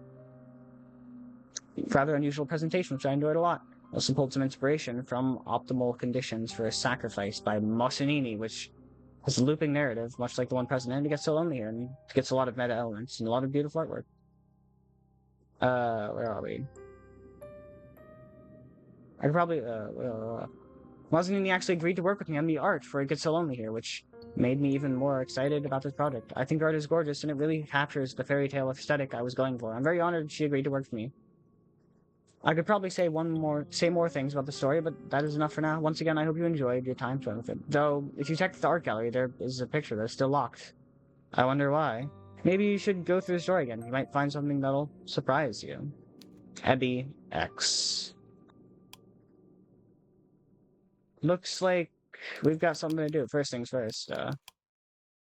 We've got some music to listen to. Yeah. Oh. Well, that's kind of what I expected, I'm not gonna lie. Alright, let's go. You're running through a forest that just shouldn't come as a surprise to you. You've been here before, haven't you? Deja vu! It's beginning to feel like you've been running for a long, long time. But the sun, despite the overwhelming weariness, sails your legs, has yet to rise. Why? I wonder why that could be. You are sure you could run since already. You have seen the fractal pattern of the moon's milky glow as it spills on the uneven forest floor, and the trees which jut out of the earth like eerie monuments to a foreign god. You have seen the wicked brambles which sought to ensnare you, and might I add, succeeded. The tree roots hooked like choppy fingers of witches far older than I, which sought to trip you. You have cut your feet. You have torn your skirt. You have taken numerous paths, yet all they ended in failure. Once you had hope. Now it is gone. You have already given in to me. So why are you still running? Silly girl, did you really think you could escape from me? After all I have subjected you to already? There's no use in trying to escape from my embrace. And if I may be so bold, I am hurt that you wouldn't even attempt it. Were you not happy with me? I was happy with you, but no matter. You are a stubborn little... Can I... That sounds like a slur. Can I say that word? I'm going to search that up. I don't think I can say that word. Small piece of paper. Well, it's probably fine. You're a stubborn little chit, and it sounds so much like shit. And perhaps you think that things will be different this time around. That is why you began to run. I can see it. Despite the fear in your eyes, that resolve is not burnt out. Not just yet. A spark of it still remains, a spark that I meant to extinguish for good. It is pointless, you know, trying to escape from the witch's curse in this forest of phantasmagoria, constructed from my own powers. I am creator, goddess, Mother Earth, if you will. It does not matter how quickly you run, trampling the tall grass and the loose leaves and ugly, spotted mushrooms underfoot. I still have you right where I want you, in the palm of my hand. I will not let you get away that easily, but very well. If you insist on playing this little game, I will indulge you. I will play along. We can do this all over again. Now, where were we? Oh, yes. You are still running through the forest. It is late at night and the sky is black as pitch. There's nothing to light the way, save the moon's milky glow, but its rays cannot reach you, not properly. Trees which surround you are jutting out of the earth like eerie monuments to a foreign god, are blotting out most of the light. You cannot see where you're going, even if you had commenced your flight at a more sensible hour, though with the light of the sun to aid you, it would be of little use. You do not know where you are going. You have no map, no route, no plan. You are running like a frightened animal, anxious and nervy, with no destination in mind, none beyond almost overwhelming, impetuous escape. You cannot let yourself be caught, though it is too late, I suppose, for that. You have no choice, therefore, but to keep going, on and on and on, though your feet are screaming at you for mercy. You run and you run and you run until at long last you reach a fork in the road. There are 3 paths that split off through the forest. Well, 4 if you count the path down which you came. You cannot exactly double back on yourself, though. Why would you? You have put all this effort into running forwards. Not once, but twice. I doubt you mean to confront me. How can you, when you are so very afraid? I can hear your teeth chattering you now. I can see your legs trembling. Your fear rolls off in waves more potent than any perfume. Your anxiety is truly staggering. It is a wonder, really, how you're able to keep putting one foot in front of the other. You will keep putting one foot in front of the other, no matter what decision you make. You will not be able to turn back. How could you? You are far too cowardly, now. 3 paths are signposted, as well you know, which could be a strange sight, given you are so deep in the forest. But you ought to be used to strange sights by now. It is dark, but that does not matter. You have not seen this signpost before, and you will know... You have seen this signpost before, and you know full well where each path will lead you. I could say that your fate is in your hands, but you and I both know that is incorrect. Your fate is, and always has been, mine to manipulate. Must we really go through this rigmarole again? You won't discover anything new, Neo. The mermaid, the gravedigger, the princess will not deviate from the scripts which have already been prepared for them. I did not, in all honesty, think to furnish any further responses for them. What was I? I got walked in on. I did not, in all honesty, think to furnish any further responses for them. I did not think you'd be seeing them again, but no matter. If this is what you want, I shall provide it for you. Go ahead. Throw your life away, again and again and again. Be drowned by love. Be buried by love. Be consumed by love. Then, when you had had enough, and you can no longer stand, submit yourself once again to my embrace, and let yourself experience the love as precious few humans have ever had before the misfortune of experiencing. So, you want to go to the shore? Good idea. What will you discover? I wonder. Is this just gonna be the same stuff?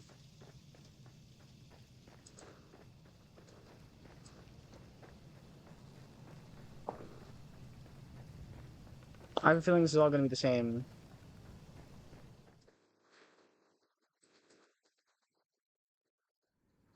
I'm just gonna like...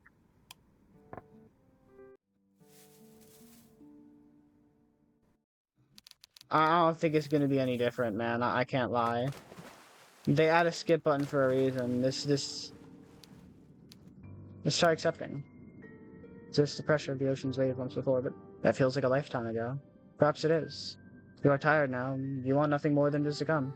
I cannot say that I blame you. Well, hold on. Let's go back just... Can I... Yeah, there we go. Wait, no. Yeah, no, okay, cool. Let's accept it real quick. Yes, I thought you might say that. Be able to resist the pressure of the ocean's waves once before, but that feels like a lifetime ago. Perhaps it is. You are tired now, and you want nothing more than to succumb. I cannot say that I blame you. I see how tired you are, dear one. But worry not. I will still be here for you, even if you are to spend your days languishing at the bottom of the ocean. I shall never leave you. We did make a contract, after all. The world might have forsaken you, but I never will. I will never leave you. You will never be lonely again. And title screen. So... I am gonna... I'm just gonna... We're fiddling around until we get all the achievements.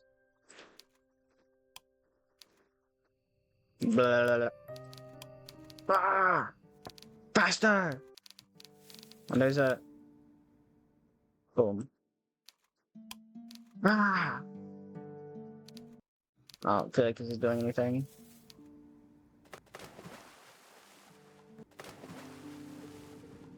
Okay, oop, I'm gonna turn that back to regular. Let's fight against it. Oh, you still wish to soldier on, do you? That is remarkable, given the second time you have been pulled beneath the ocean surface. I would have thought that you would want to give up by now. But no matter, you really are stubborn. I cannot promise a better fate that awaits you, regardless of what you might choose, but I am willing to indulge you. Let's go back to the beginning once again. Your fate is in your hands, at least that's what you once thought. You and I both know, however, that this was never the case, not now that you belong to me. How much longer can you keep resisting, though? I can't wait to find out. We're gonna keep going. I'm gonna make a couple assumptions and say I'm not missing anything by just going through and speeding all this, except for good music and vibes. Alright. Goodbye. Alright, I'm gonna, once again, I'm gonna save here. I'm making, we're streamlining it, one save file, we don't need 6. Yet, I thought I might share that. You might have defied me once before, but I can see that the fire has long since begun to leave your eyes. You have been subjected to too many horrors for one so young, though even if you were more of advanced age, I fear your faculties would have been begun to fail you regardless. Humans are not meant to die as many times as you have. They are supposed to pass only once. You have experienced something few others have. In that sense, you are quite fortunate, but I suppose it does not feel like it. I can see how very tired you are, but worry not.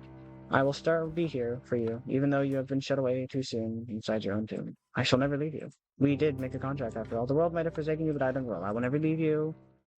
You'll never be lonely again. Title screen. It's the same song and dance, it seems, but I don't know, man. I'm still missing two achievements. Fight against your fate. My, this is certainly unexpected.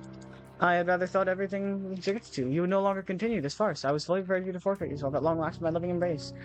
I am ready to embrace you, should you desire it, and cradle you with my unassailable affection. But it seems you are not ready to submit, not quite yet.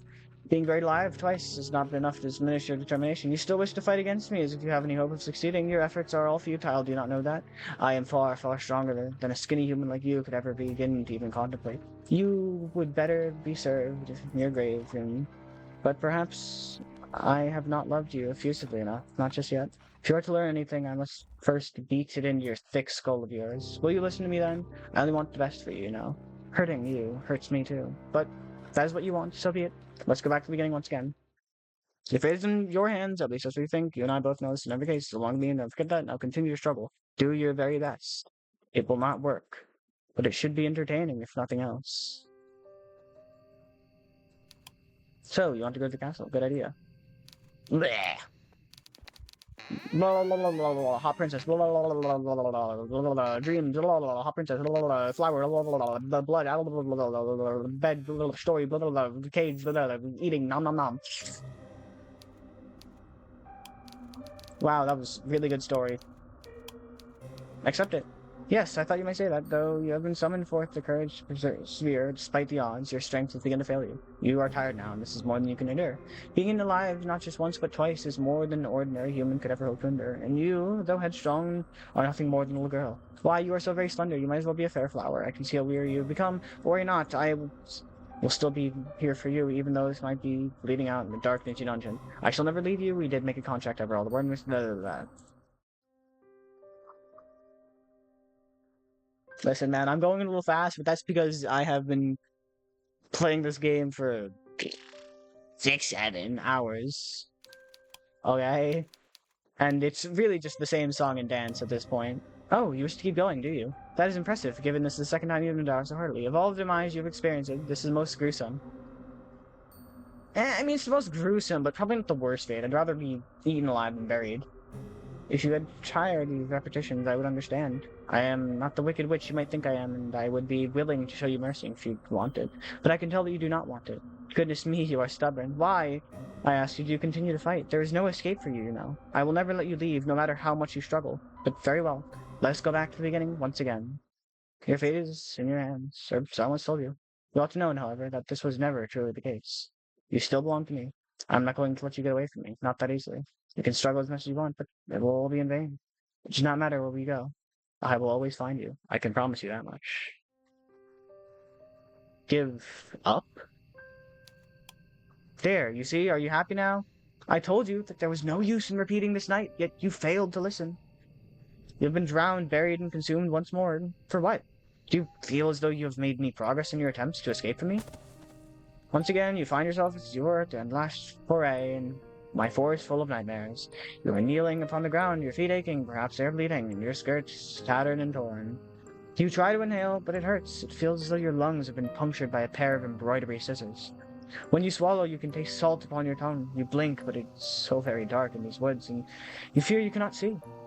There's a heavy, laden weight upon your shoulders. It feels as if though somebody is shoveling soil upon you. Your body is cold, as though it has been sapped to full its warmth. Your blood, which ought to flow through your veins, feels as though it's frozen. That earth has been purged from your body altogether, in rust-red gobbets. Have you not had enough of this now, silly thing? I'm saying this for your sake, you know, just as much as I am mine. Though I might have trapped you, hence, I did it only because I care for you. I want only for you to realize the folly of your ways. Now, cease your foolish attempts to escape. They will accomplish nothing save stretching your mind beyond its limitations. It has already, I fear, been stretched thin already. Humans are not designed to die, not as incessantly as you have. One death would be enough to finish most of your kind off, yet you have endured 6 of them. You do not want to go through that again, do you? Then do not run from me. Let me console you. Let me embrace you. Let me love you. What do you say to that? ... Cat got your tongue, Well, no matter. You will not need your tongue to speak while we are together. It is an unnecessary appendage, however much you might wish, one day, to whisper sweet nothings to me. I am an all-powerful witch, after all, and I can hear all of your thoughts. I know what you are thinking. ... Yes, that is right. Silence is golden, as they say. You do not need to speak. You do not need to blink. You do not even need to breathe. Now that you are finally mine, I will cut off your tongue, and I will pluck out your pretty little eyes, and I will...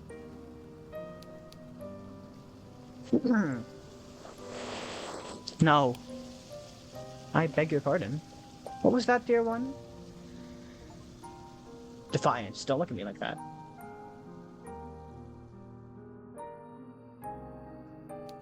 I said no, and I am not your dear one. I never wanted this. What? You would defy me still, after all you have endured. Were 6 deaths not enough for you gluttonous girl?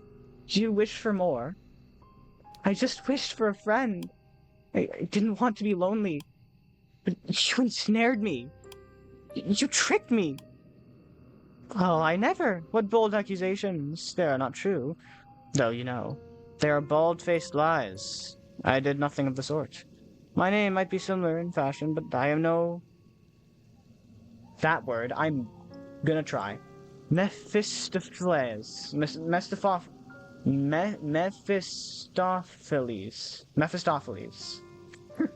I am very upfront. When we first met, I said if you wish to make a contract with me, it would cost you. This is your own fault that you did not listen. You accepted my terms, and now you're paying the price. Now if you come with me, my dear... I am not your dear! Really now, this has all become rather tiresome. I must insist that you seize this childish outburst at once, or else... Or else what? Would you cut off my tongue? Would you pluck out my eyes? You already stole my name, but it's coming back to me. What? No, that should be impossible. You gave your name to me. You gave your soul to me. You pledged your heart and your body to me, and now I want them back. I'm tired of these games, too. Medea, you remember my name. I do now. You are called Medea, and I... No, stop it! I am called Rosette. It can't be. I knew you were stubborn, but... I learned how to be stubborn. I'm used to being bullied. You're just like the others. I am not afraid of you anymore. You took everything from me, and now I'm taking it back. No, you can't. Rosette, please, don't go. Don't leave me. We made a contract, you and I. You said you wanted a friend, and I promised to be that friend, and I promised I would always be there for you. Do you really mean to abandon me? That was the general idea. And what of me? What am I supposed to do? You? You can rot for all I care. But what? Rosette!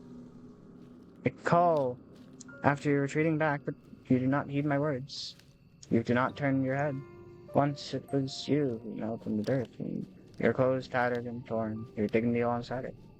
You were so vulnerable then, and now you were so very beautiful. In a perverse way, however, I think you might look even more beautiful now that you're walking away from me. Switch is a freak! That is the thing you humans say, is it not? You never realize just how much you value something until you no longer have it. It does not hold true in my case, however. I knew you were precious fine when you summoned me. Your fiery determination, even in the face of extreme hardship, you endeared to me. I thought you very noble. Really, how you survived for so long in an environment which is so very hostile. For a human, I thought you remarkable. That is why I decided to form a contract with you. I thought, with a human like you by my side, my life of own empty, endless wandering might not be so lonely. Goodness me. I must be going sentimental in my old age. Now, you are not the only one upon the ground. It is I. I could keep calling for you, but I know it would do no good. You will not turn back for me now, not when I have caused you so much suffering.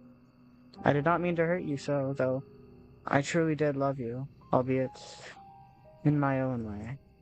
In the end, however, I suppose the love of a witch was too much even for you to endure. Now there is nothing but the milky moonlight and the trees which jut out of the earth about me. They look like monuments built in the honor of a foreign god. They look like nothing from the world that you knew, Rosette. Because they are not of your world. They are of mine. Now you have fled from me. Like a bird let loose from its cage, I fear I will never see you again. I will be on my own in this forest for all of eternity. Or until another silly little girl with stars in her eyes and dreams in her heart summons me once more.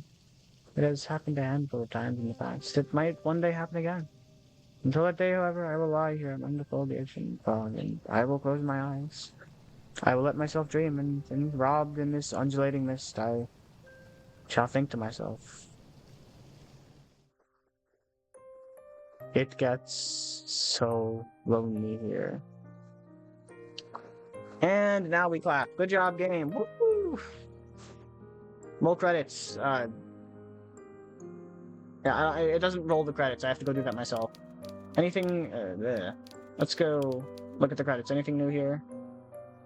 Anything new in the notes? Whoop. Oh, yeah.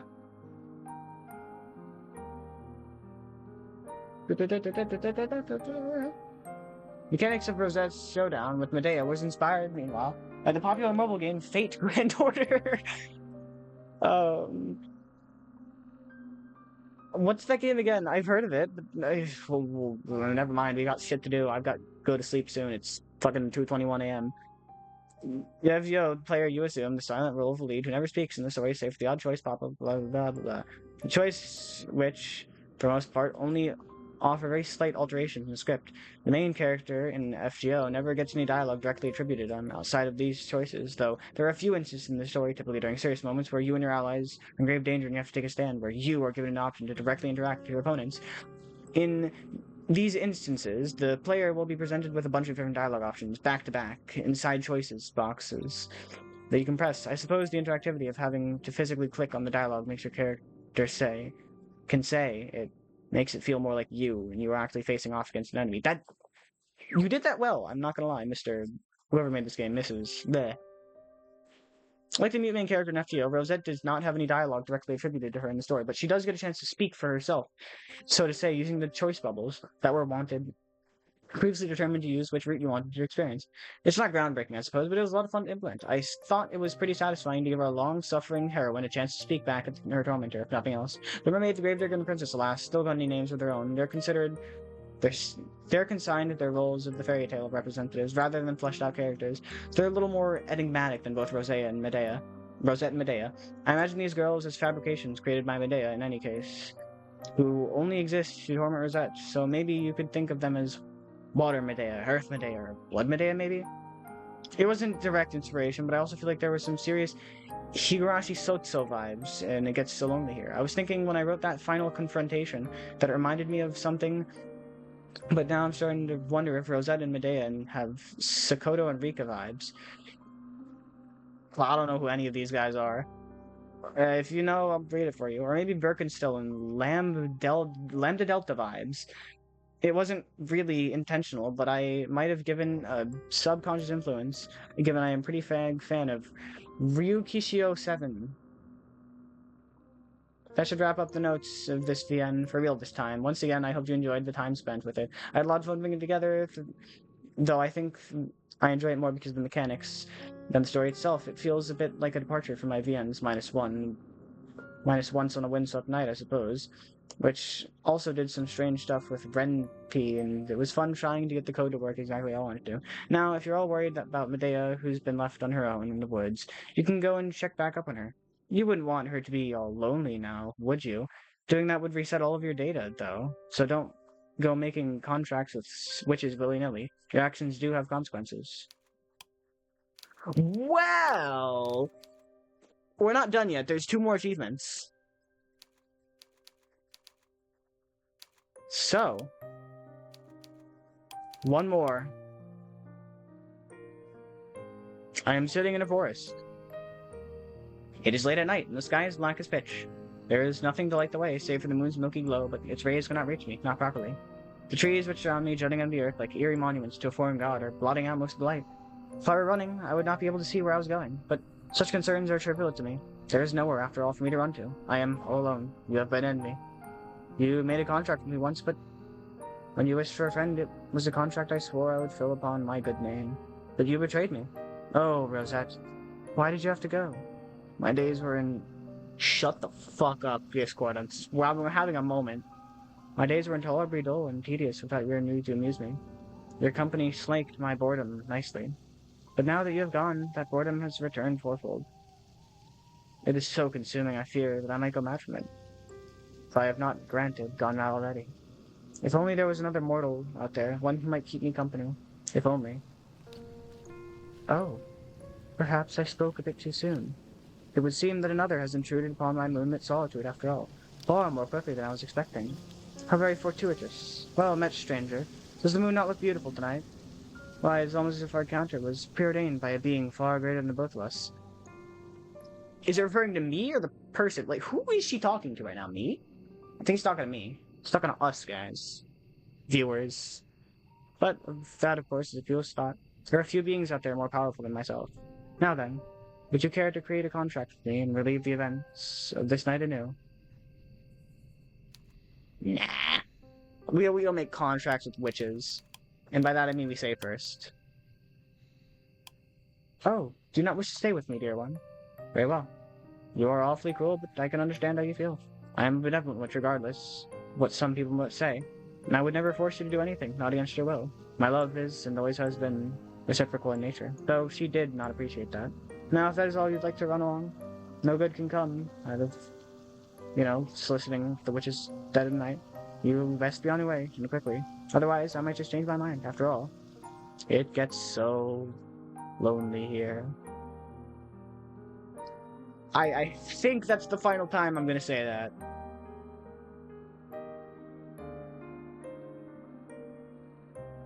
One more check, though, to keep my save files, because I have all the achievements now. Extras, credits, notes.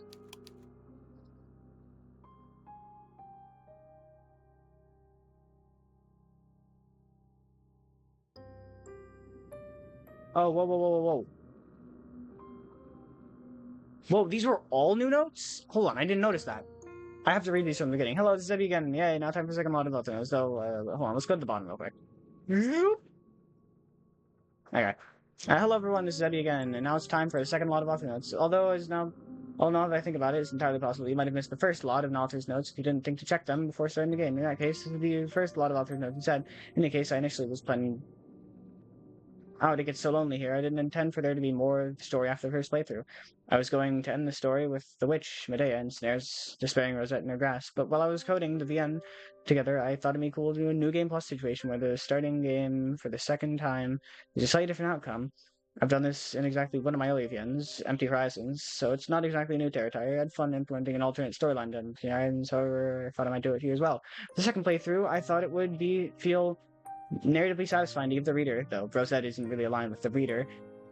She had a personality of her own, an opportunity to get the better of the second person, the narrator, who's been watching them die over and over again. Initially, I thought of making the confrontation between Rosette and Medea more humorous and Toad, with Rosette snapping and being subjected to so much trauma. I was thinking of having a full-on comedy music playing in the scene while Rosette shouts at Medea, "Stop calling me my dear one. I do have a name, you know." But eventually I decided to make the confrontation more striking and dramatic instead. The core of my original idea still remains, however, even though the confrontation is more serious. Rosette still calls Medea out for being horrible to her and declares that she is sick for being toyed with, and storms off to go get bullied in the real world, presumably. Well, that's probably better than being drowned, buried, or eaten alive. All the confrontation packed with a punch to feel less ethereal and informed than the rest of the story, so I decided to commit here and actually give the two lead characters names. Medea is pretty straightforward. It's the name for a creepy witch, and if you know your Greek mythology, there's also an antagonistic character in technically the silver metal lover called Medea, who has a twin brother called Jason, haha, which might have been influenced my decision. So far as Rosette, she actually got her name from Desaad's infamous 120 Days of Sodom. 120 Days of Sodom is a horrible story that I really wouldn't recommend anybody, but some names are pretty, at least. 100 Phases of had Columbe, a Hyacinthi, and a Hebe, which are all names nice enough that I'd like to use them myself in other products. These names, however, are not associated with the child characters who have been kidnapped for nefarious purposes. Their real names stripped from them by their wicked new masters and a further slave of control. The child characters in the sticks 120 Days aren't afforded bodily autonomy, and they're even robbed of their identities. I suppose you could say it's ironic that I'd use a name before it gets so lonely here. His lead, when reclaiming her name at the end of the story, is what allows her to escape from her captor. Mostly, I think I chose the name because I think it's pretty and haha, comma, colon, colon. Cool. Now I've read all of them. And we have our gallery notes, we have everything. Ta-da-ba. Let's start the game up one more time. Oh, are you still here? I thought you had already sent you on your way. You certainly are a stubborn child. That are very good one. Taking my delight in suffering you are. Now, don't just stand there. If there's something you wish to tell me, I would beg you to tell it. Have you considered my earlier offer? Very good. Now, come to me, dear one. You are lonely, too, I can tell. The scent of loneliness positively rolls off you, much like the mist in the early morning. Oh, come here. Do not look surprised. It was not a difficult test. Why would anyone you be spending your time with me? Have you anything better to do with your time? It's for the content. We are all lonely here. In that sense, we might not be so very dissimilar, you and I. Though I might be a witch and you a human, I am not a stranger to the complicated emotions of your kind. I was a human myself once upon a time, though it was a very, very long time ago. Now, come to me, and I shall tell you a story. I will tell you a story of a girl running through the forest without ceasing, a girl entrapped in patchwork, fairy tale, with no beginning and no end. My story will unravel, unbroken, from now until the end of time, and if you allow yourself to be submerged within it, you need never be lonely again.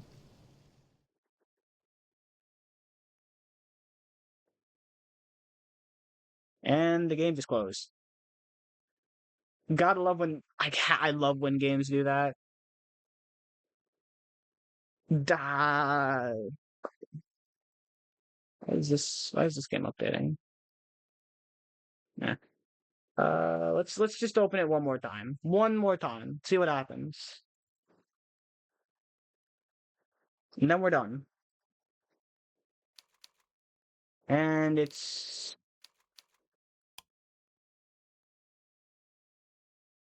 completely reset, presumably. Completely, I think. I don't even think the notes are gonna be there, are they?